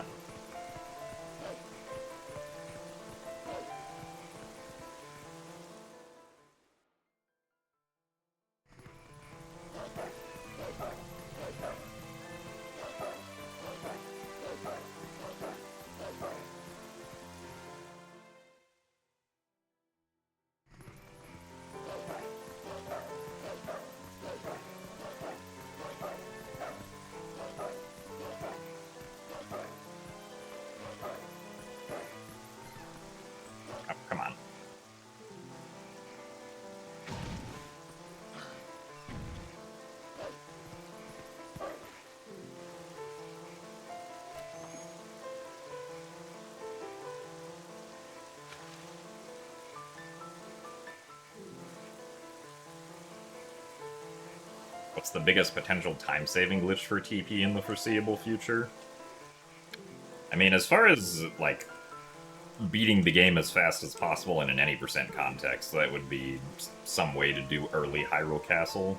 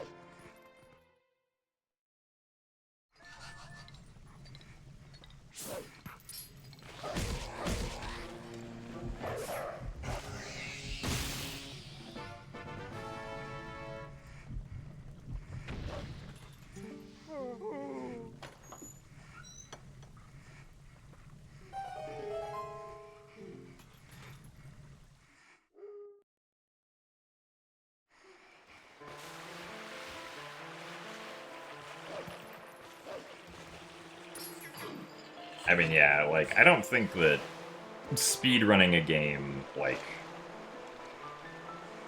takes away from, like, the way that the game is intended to be played. Because, like, people, like, most of the people who ever play Twilight Princess will play it the way it's intended to be, but speedrunning is, not usually like that. And, like, we don't really speedrun, or at least as far as I'm aware, people don't speedrun games to, like, show off how great those games are, necessarily. The sort of target audience for speedrunning usually is, like, people who want to see the game played in a different way. Because, like, people who are also interested in, like, trying a game out aren't going to go watch a speedrun of that game to see if they should play it or not.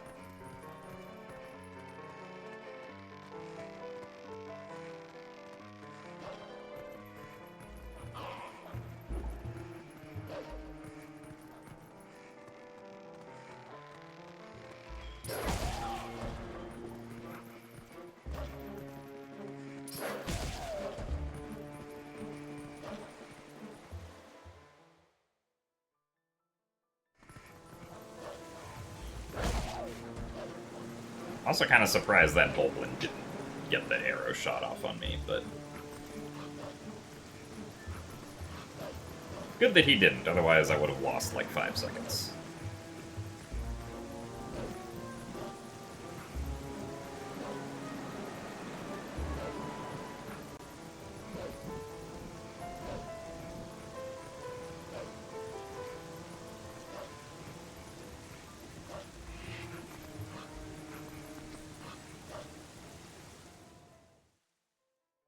Yeah, the reason that I've spent, like, hundreds of hours speedrunning 3D Zelda games is because I like 3D Zelda games. Like,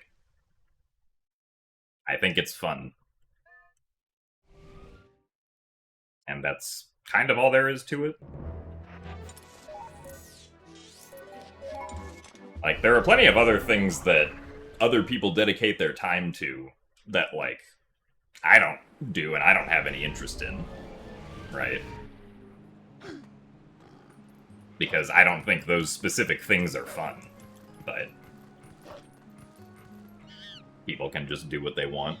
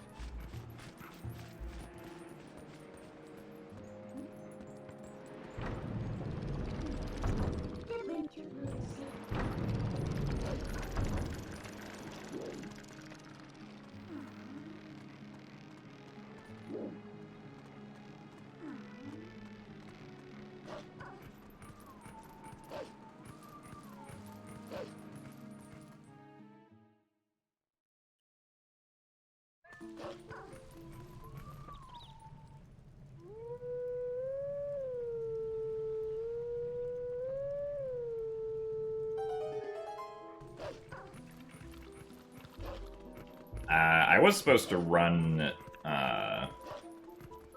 Twilight Princess HD All Dungeons at AGDQ, but that did not end up happening because I got sick. Or specifically, I was still sick 48 hours before my time slot for the run. At which point the organizers said that they would have to begin making backup arrangements if I was still sick, and I was. But then I wasn't sick about 24 hours before the run time slot, so I still hopped on a plane and went to GDQ for the second half of the week. And was in the audience during the backup run that instead got shown off, which Glubbers did a great job with. And I'm glad he got a chance to show off a category he really likes.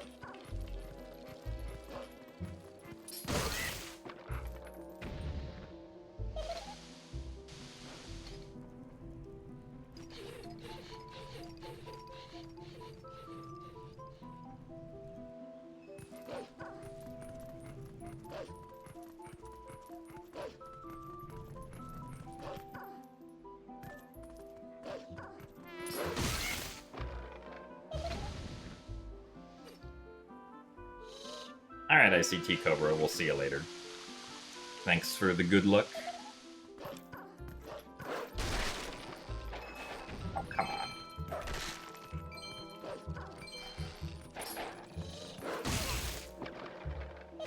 Actually, I guess it was kind of good that I'd moved that rock. We got an extra rupee out of it.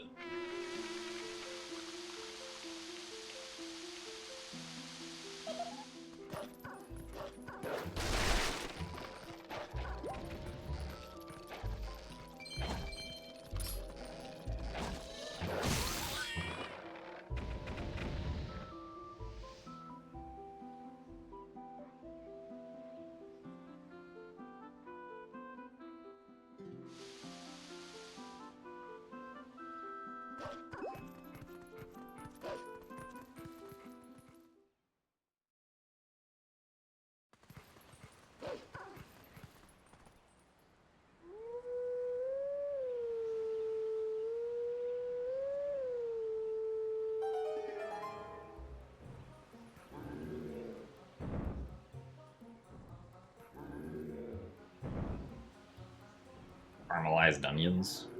I don't know if I've ever had caramelized onions on a pizza. Sounds like it would be interesting, though. Also, thanks for the good luck, TGPU.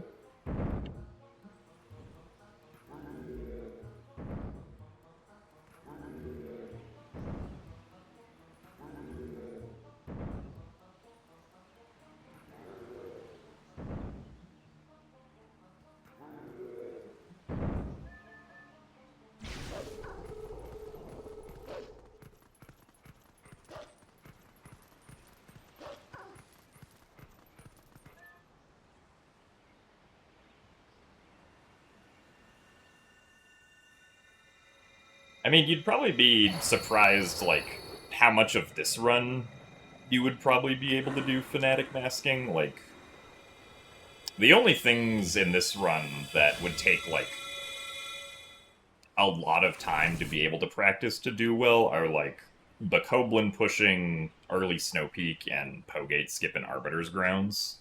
That, like, long jump attacking is something you can learn how to do in, like, 5 minutes or so. Now, some long jump attacks, like, might be more precise than others, but generally all of the long jump attacks are not very difficult to do.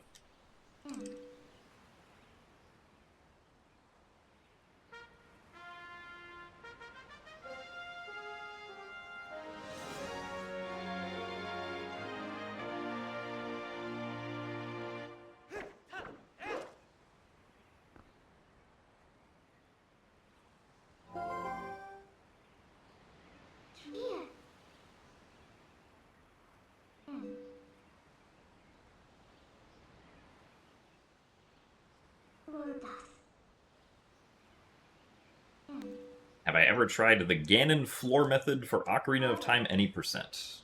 I have not, no.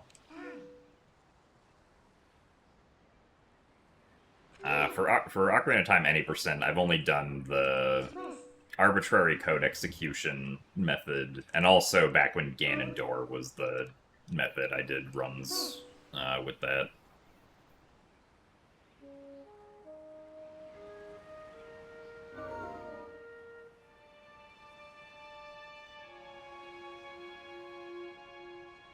The wolf was a boy the whole time?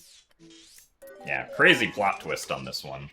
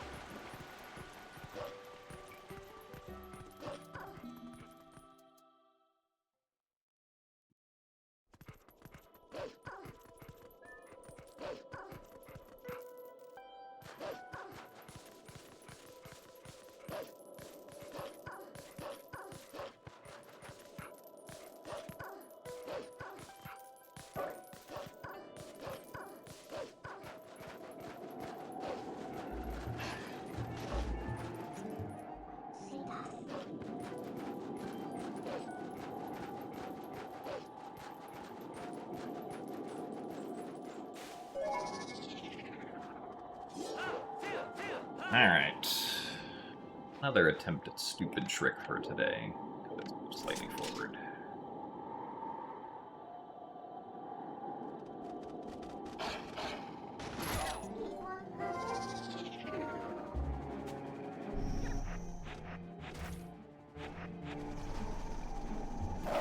Alright, very nice. I'll happily take that.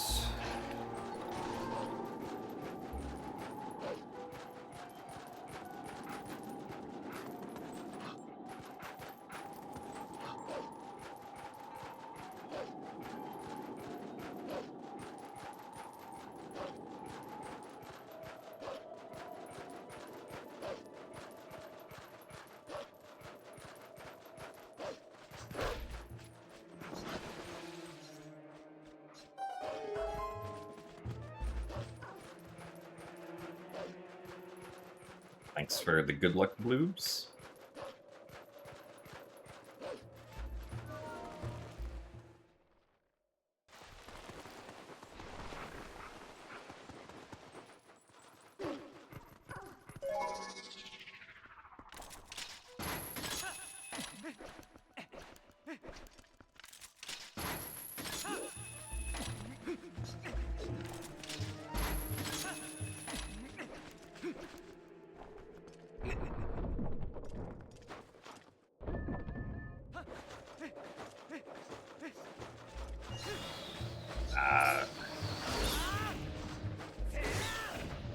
I didn't really trust that angle.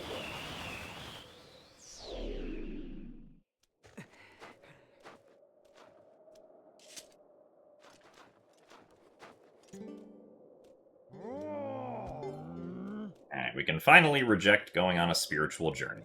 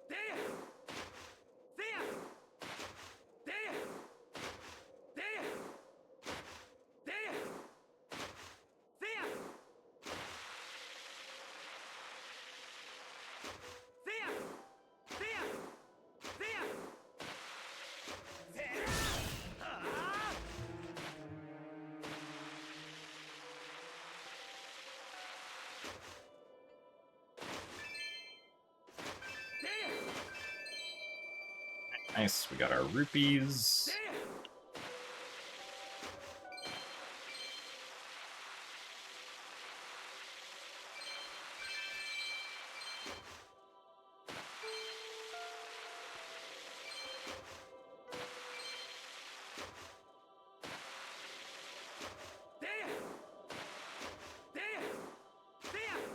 Listen, Joshi, spelling can be difficult.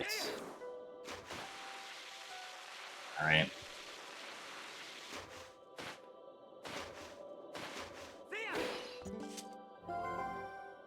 Y'all make our typos.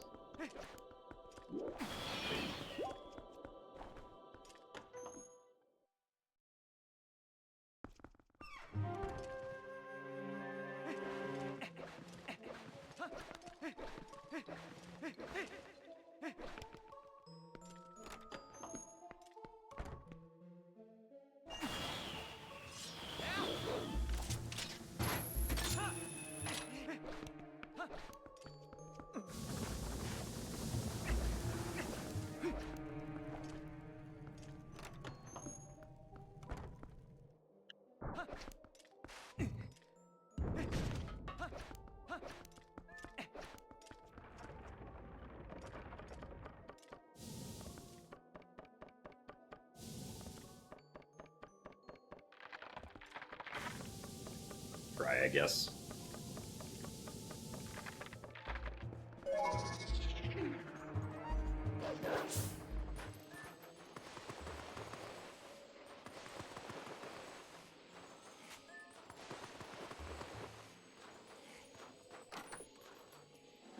Trying to learn HD 100%, and you can't get the bomb drop after obtaining Zora armor down?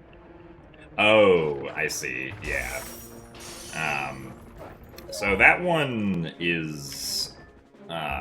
you essentially have to pull out the bomb on a very specific frame before, like, right as you enter the water. So it is, like, a difficult trick to do.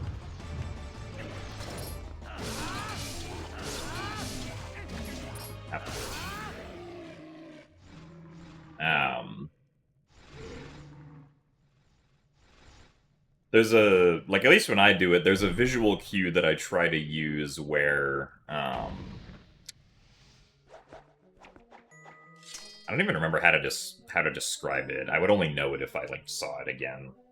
But I essentially look at Link's sword as he's side-hopping into the water. And there's, like, a specific visual cue that I look for before using input buffering to take out the bomb.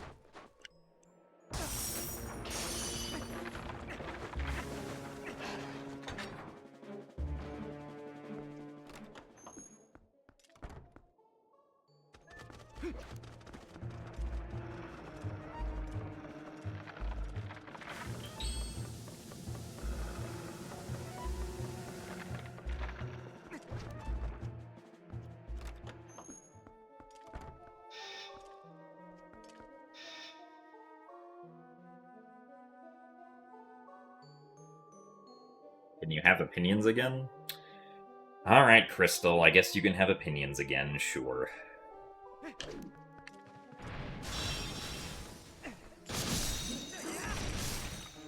Oh, nice.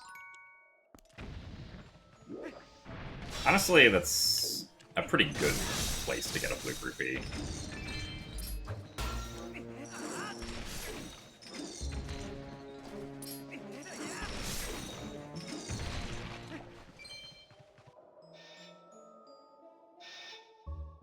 That, like, cancels the ball and chain coming back to us. Unfortunately, none of them were red rupees. Probably just still end up collecting the Goron Mines purple.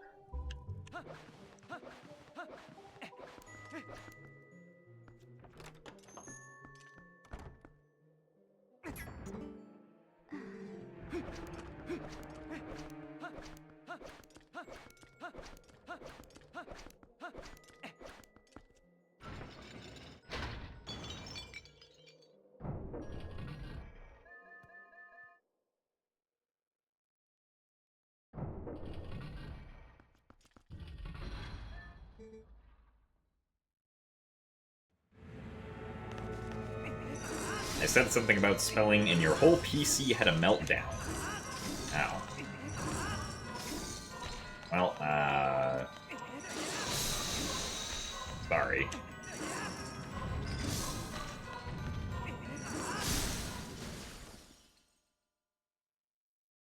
I will do my best to try and make sure your PC doesn't have a meltdown in the future.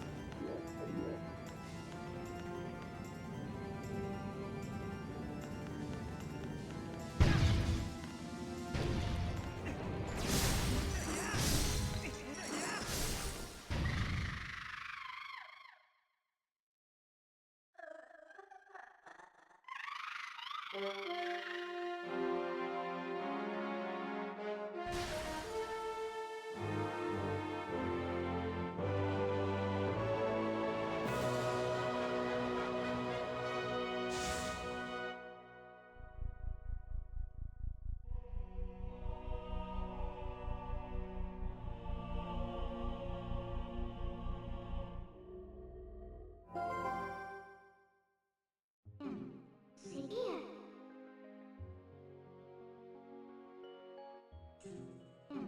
Stuff. Doing quickly on task.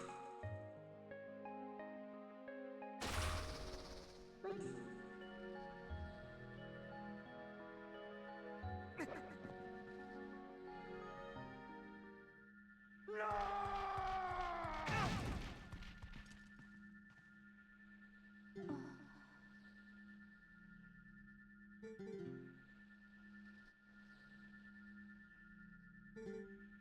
Look into eyes of Yeto. Their true beauty.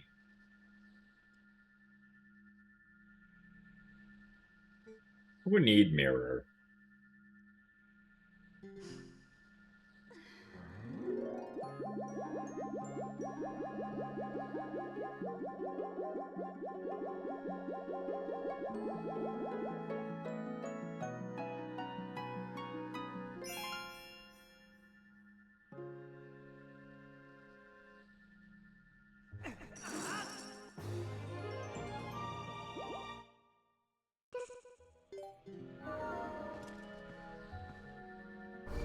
Alright, well, minute behind, but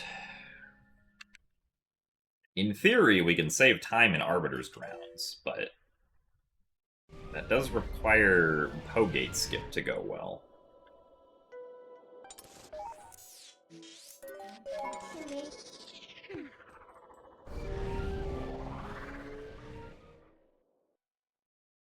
So thanks, Gothic Zelda, for the raid. Welcome to a run that got past one stupid trick, and hopefully we'll also get past the second stupid trick.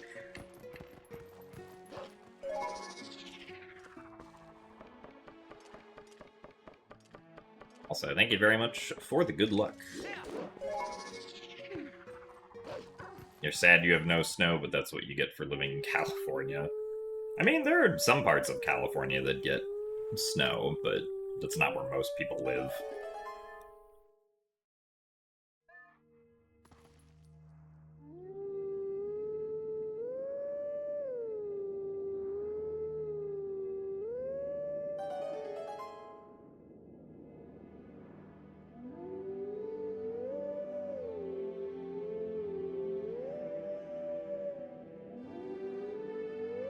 Yeah, personally, while snow does look very beautiful, I do not like having to actually be outside when it is that cold.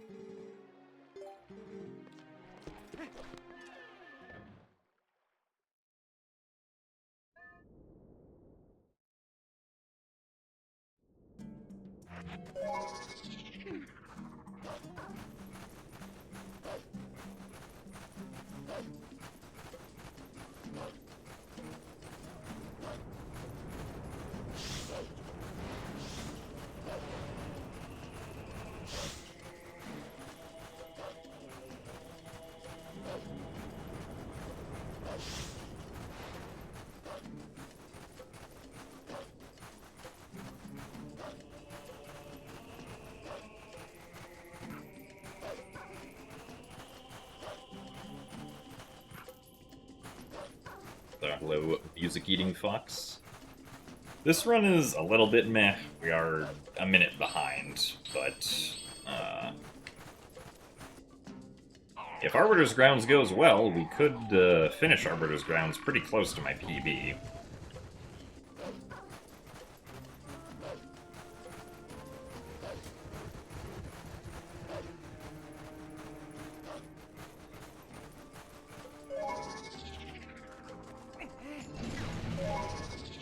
So, hello, haha.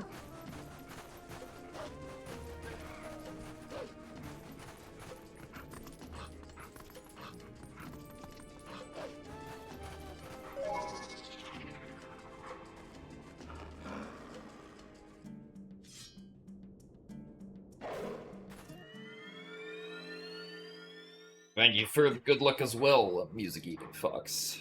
We will need it for Pogate Skip.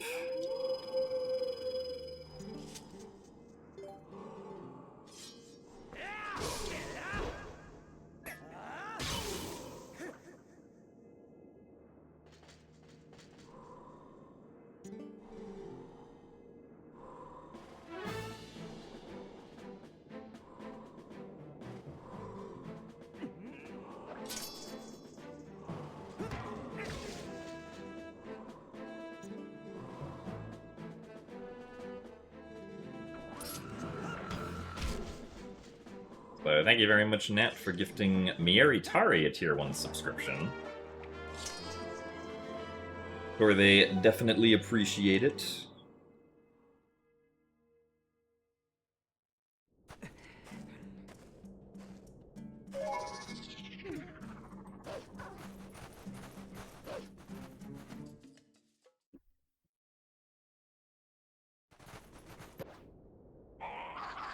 Thank you for your continued generosity. So thanks for the good luck, Zaki.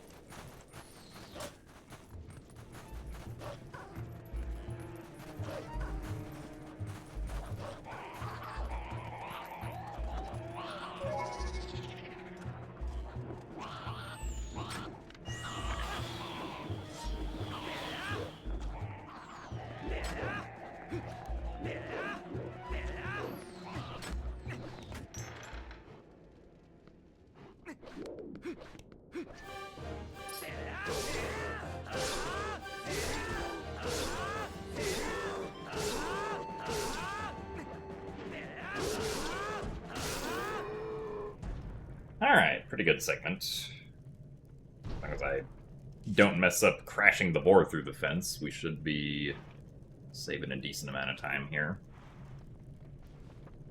Also, thank you very much, Toko Sauce, for the Prime subscription.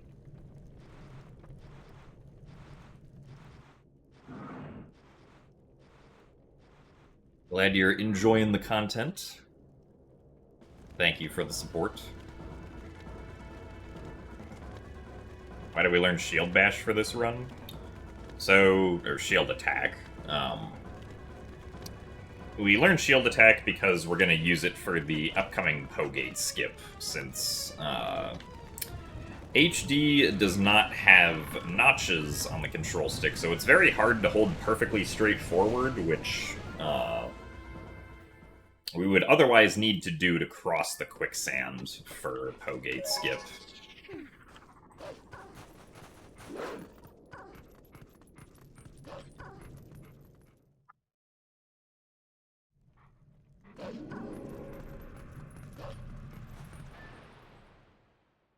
So the shield attack allows us to cross the quicksand perfectly straightforward without having to hold perfectly straightforward on the control stick.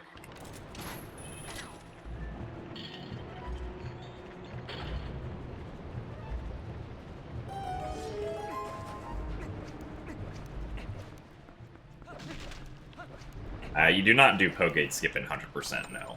You have to collect all the Poes, so by collecting all the Arbiter's Grounds Poes, that automatically opens up the gate, so there's no need to do Pogate skip.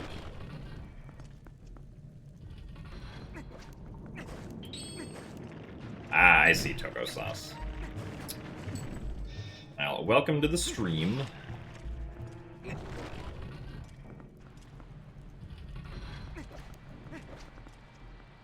Yeah, getting all 60 Poes is a requirement for 100%.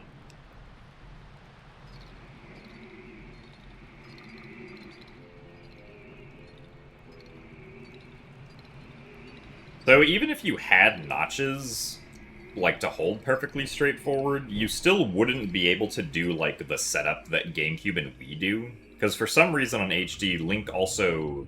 Like, you can't start your journey across the quicksand with as much height as Link can get in GameCube and Wii. Like, Link's height is already started significantly lower, so...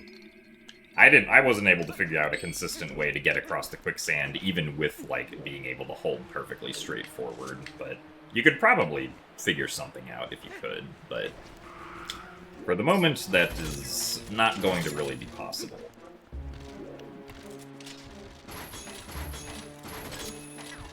Okay.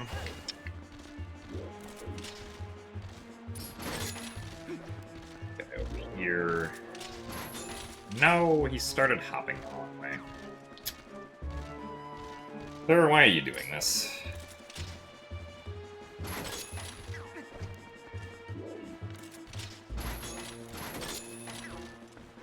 Huh? Excuse me.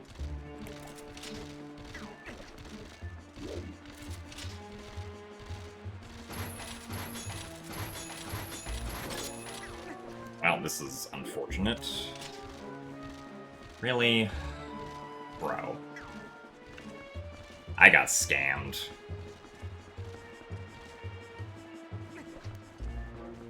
He should have clipped out of bounds there. And he was clipped out of bounds for a decent amount of time, but then he came back inbounds. Really? My guy. I suppose we had to have it not work out well at some point. Really? Yeah, I don't know, oh, wait, hold on. No. Yeah, I don't know, this guy just really does not want to stay in the corner today, and also doesn't want to stay in the gate after we clip him through the gate. Yeah, that time was just not the correct,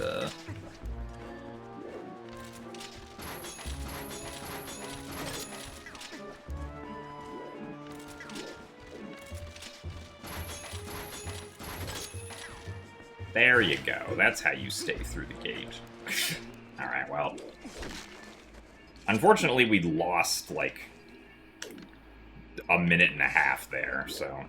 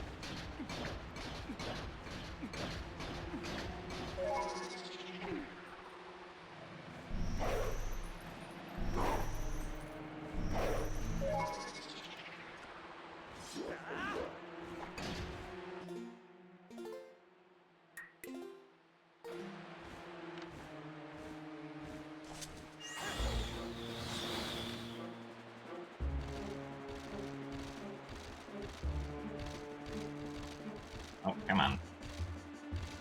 Okay, well, I guess not.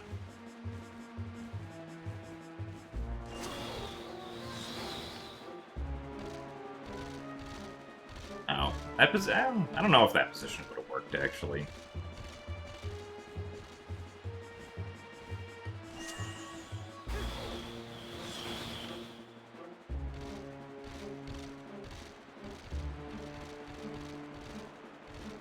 How I want to go in this direction.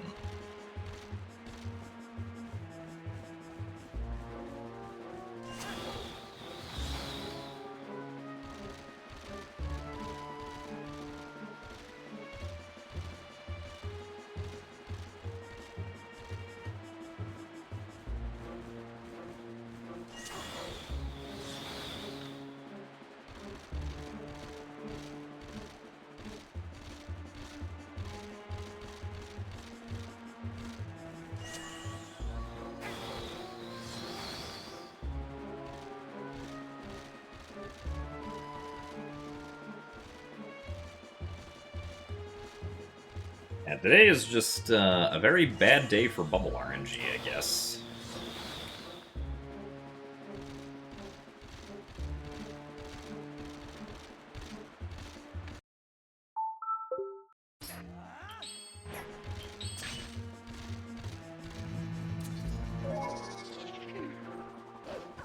But thanks for the raid, Shammers Deluxe.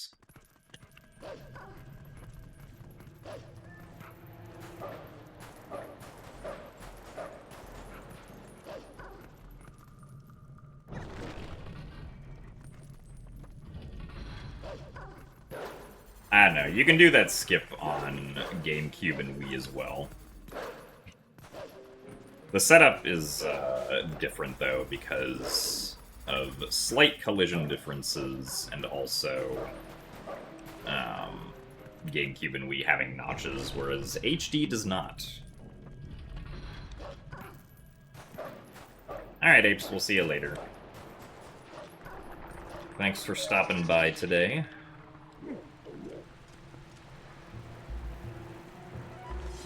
Really?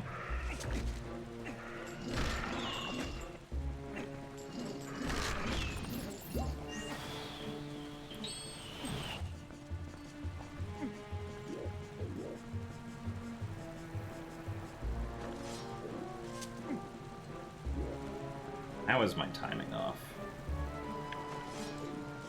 I honestly don't know.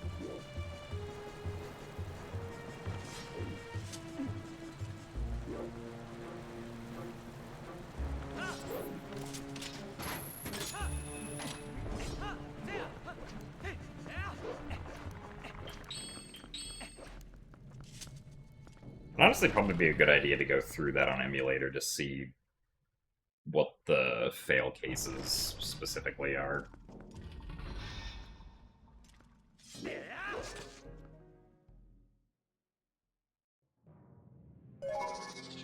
Or what the fail cases specifically mean.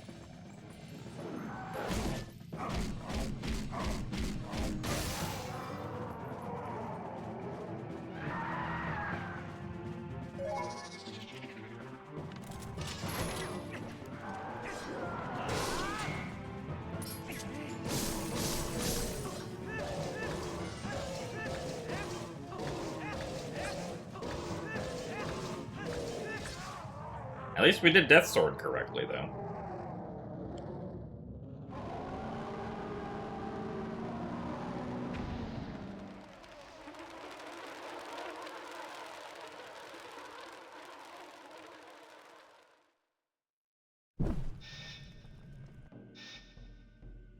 Low percent has one rupee slide left, which is the one that's done at the very beginning to skip getting the Farron small key.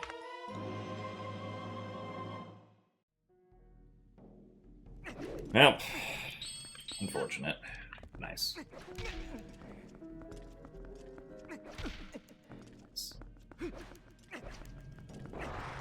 I at least want to finish Arbiter's Grounds, though, because I wanted to practice the Big Spinner Room.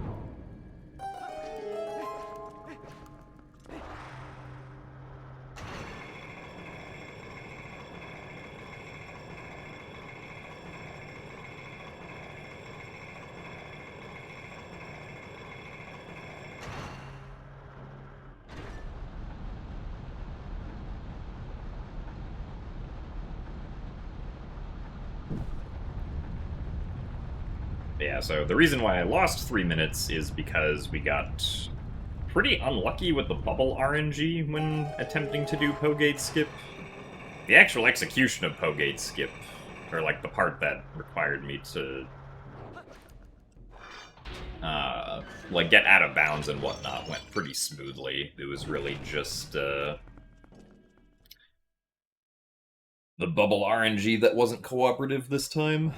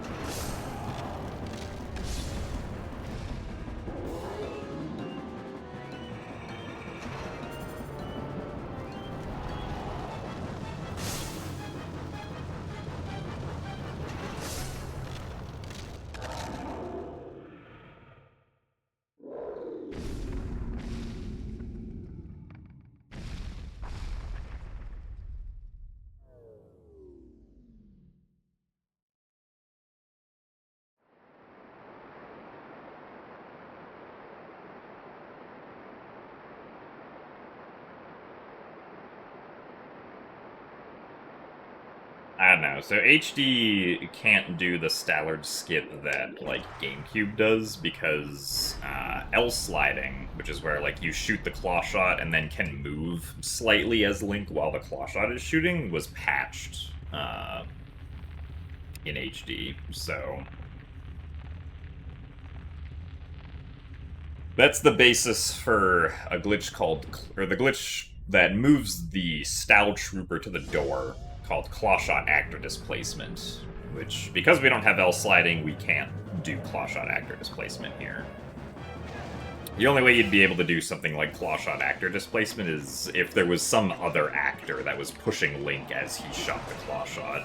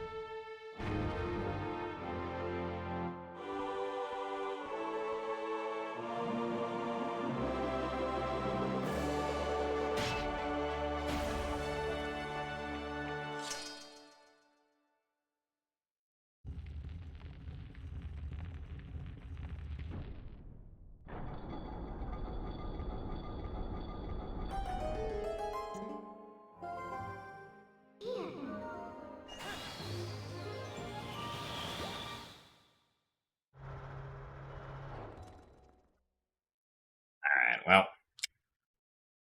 Yeah, unfortunately, I think that will be it for today.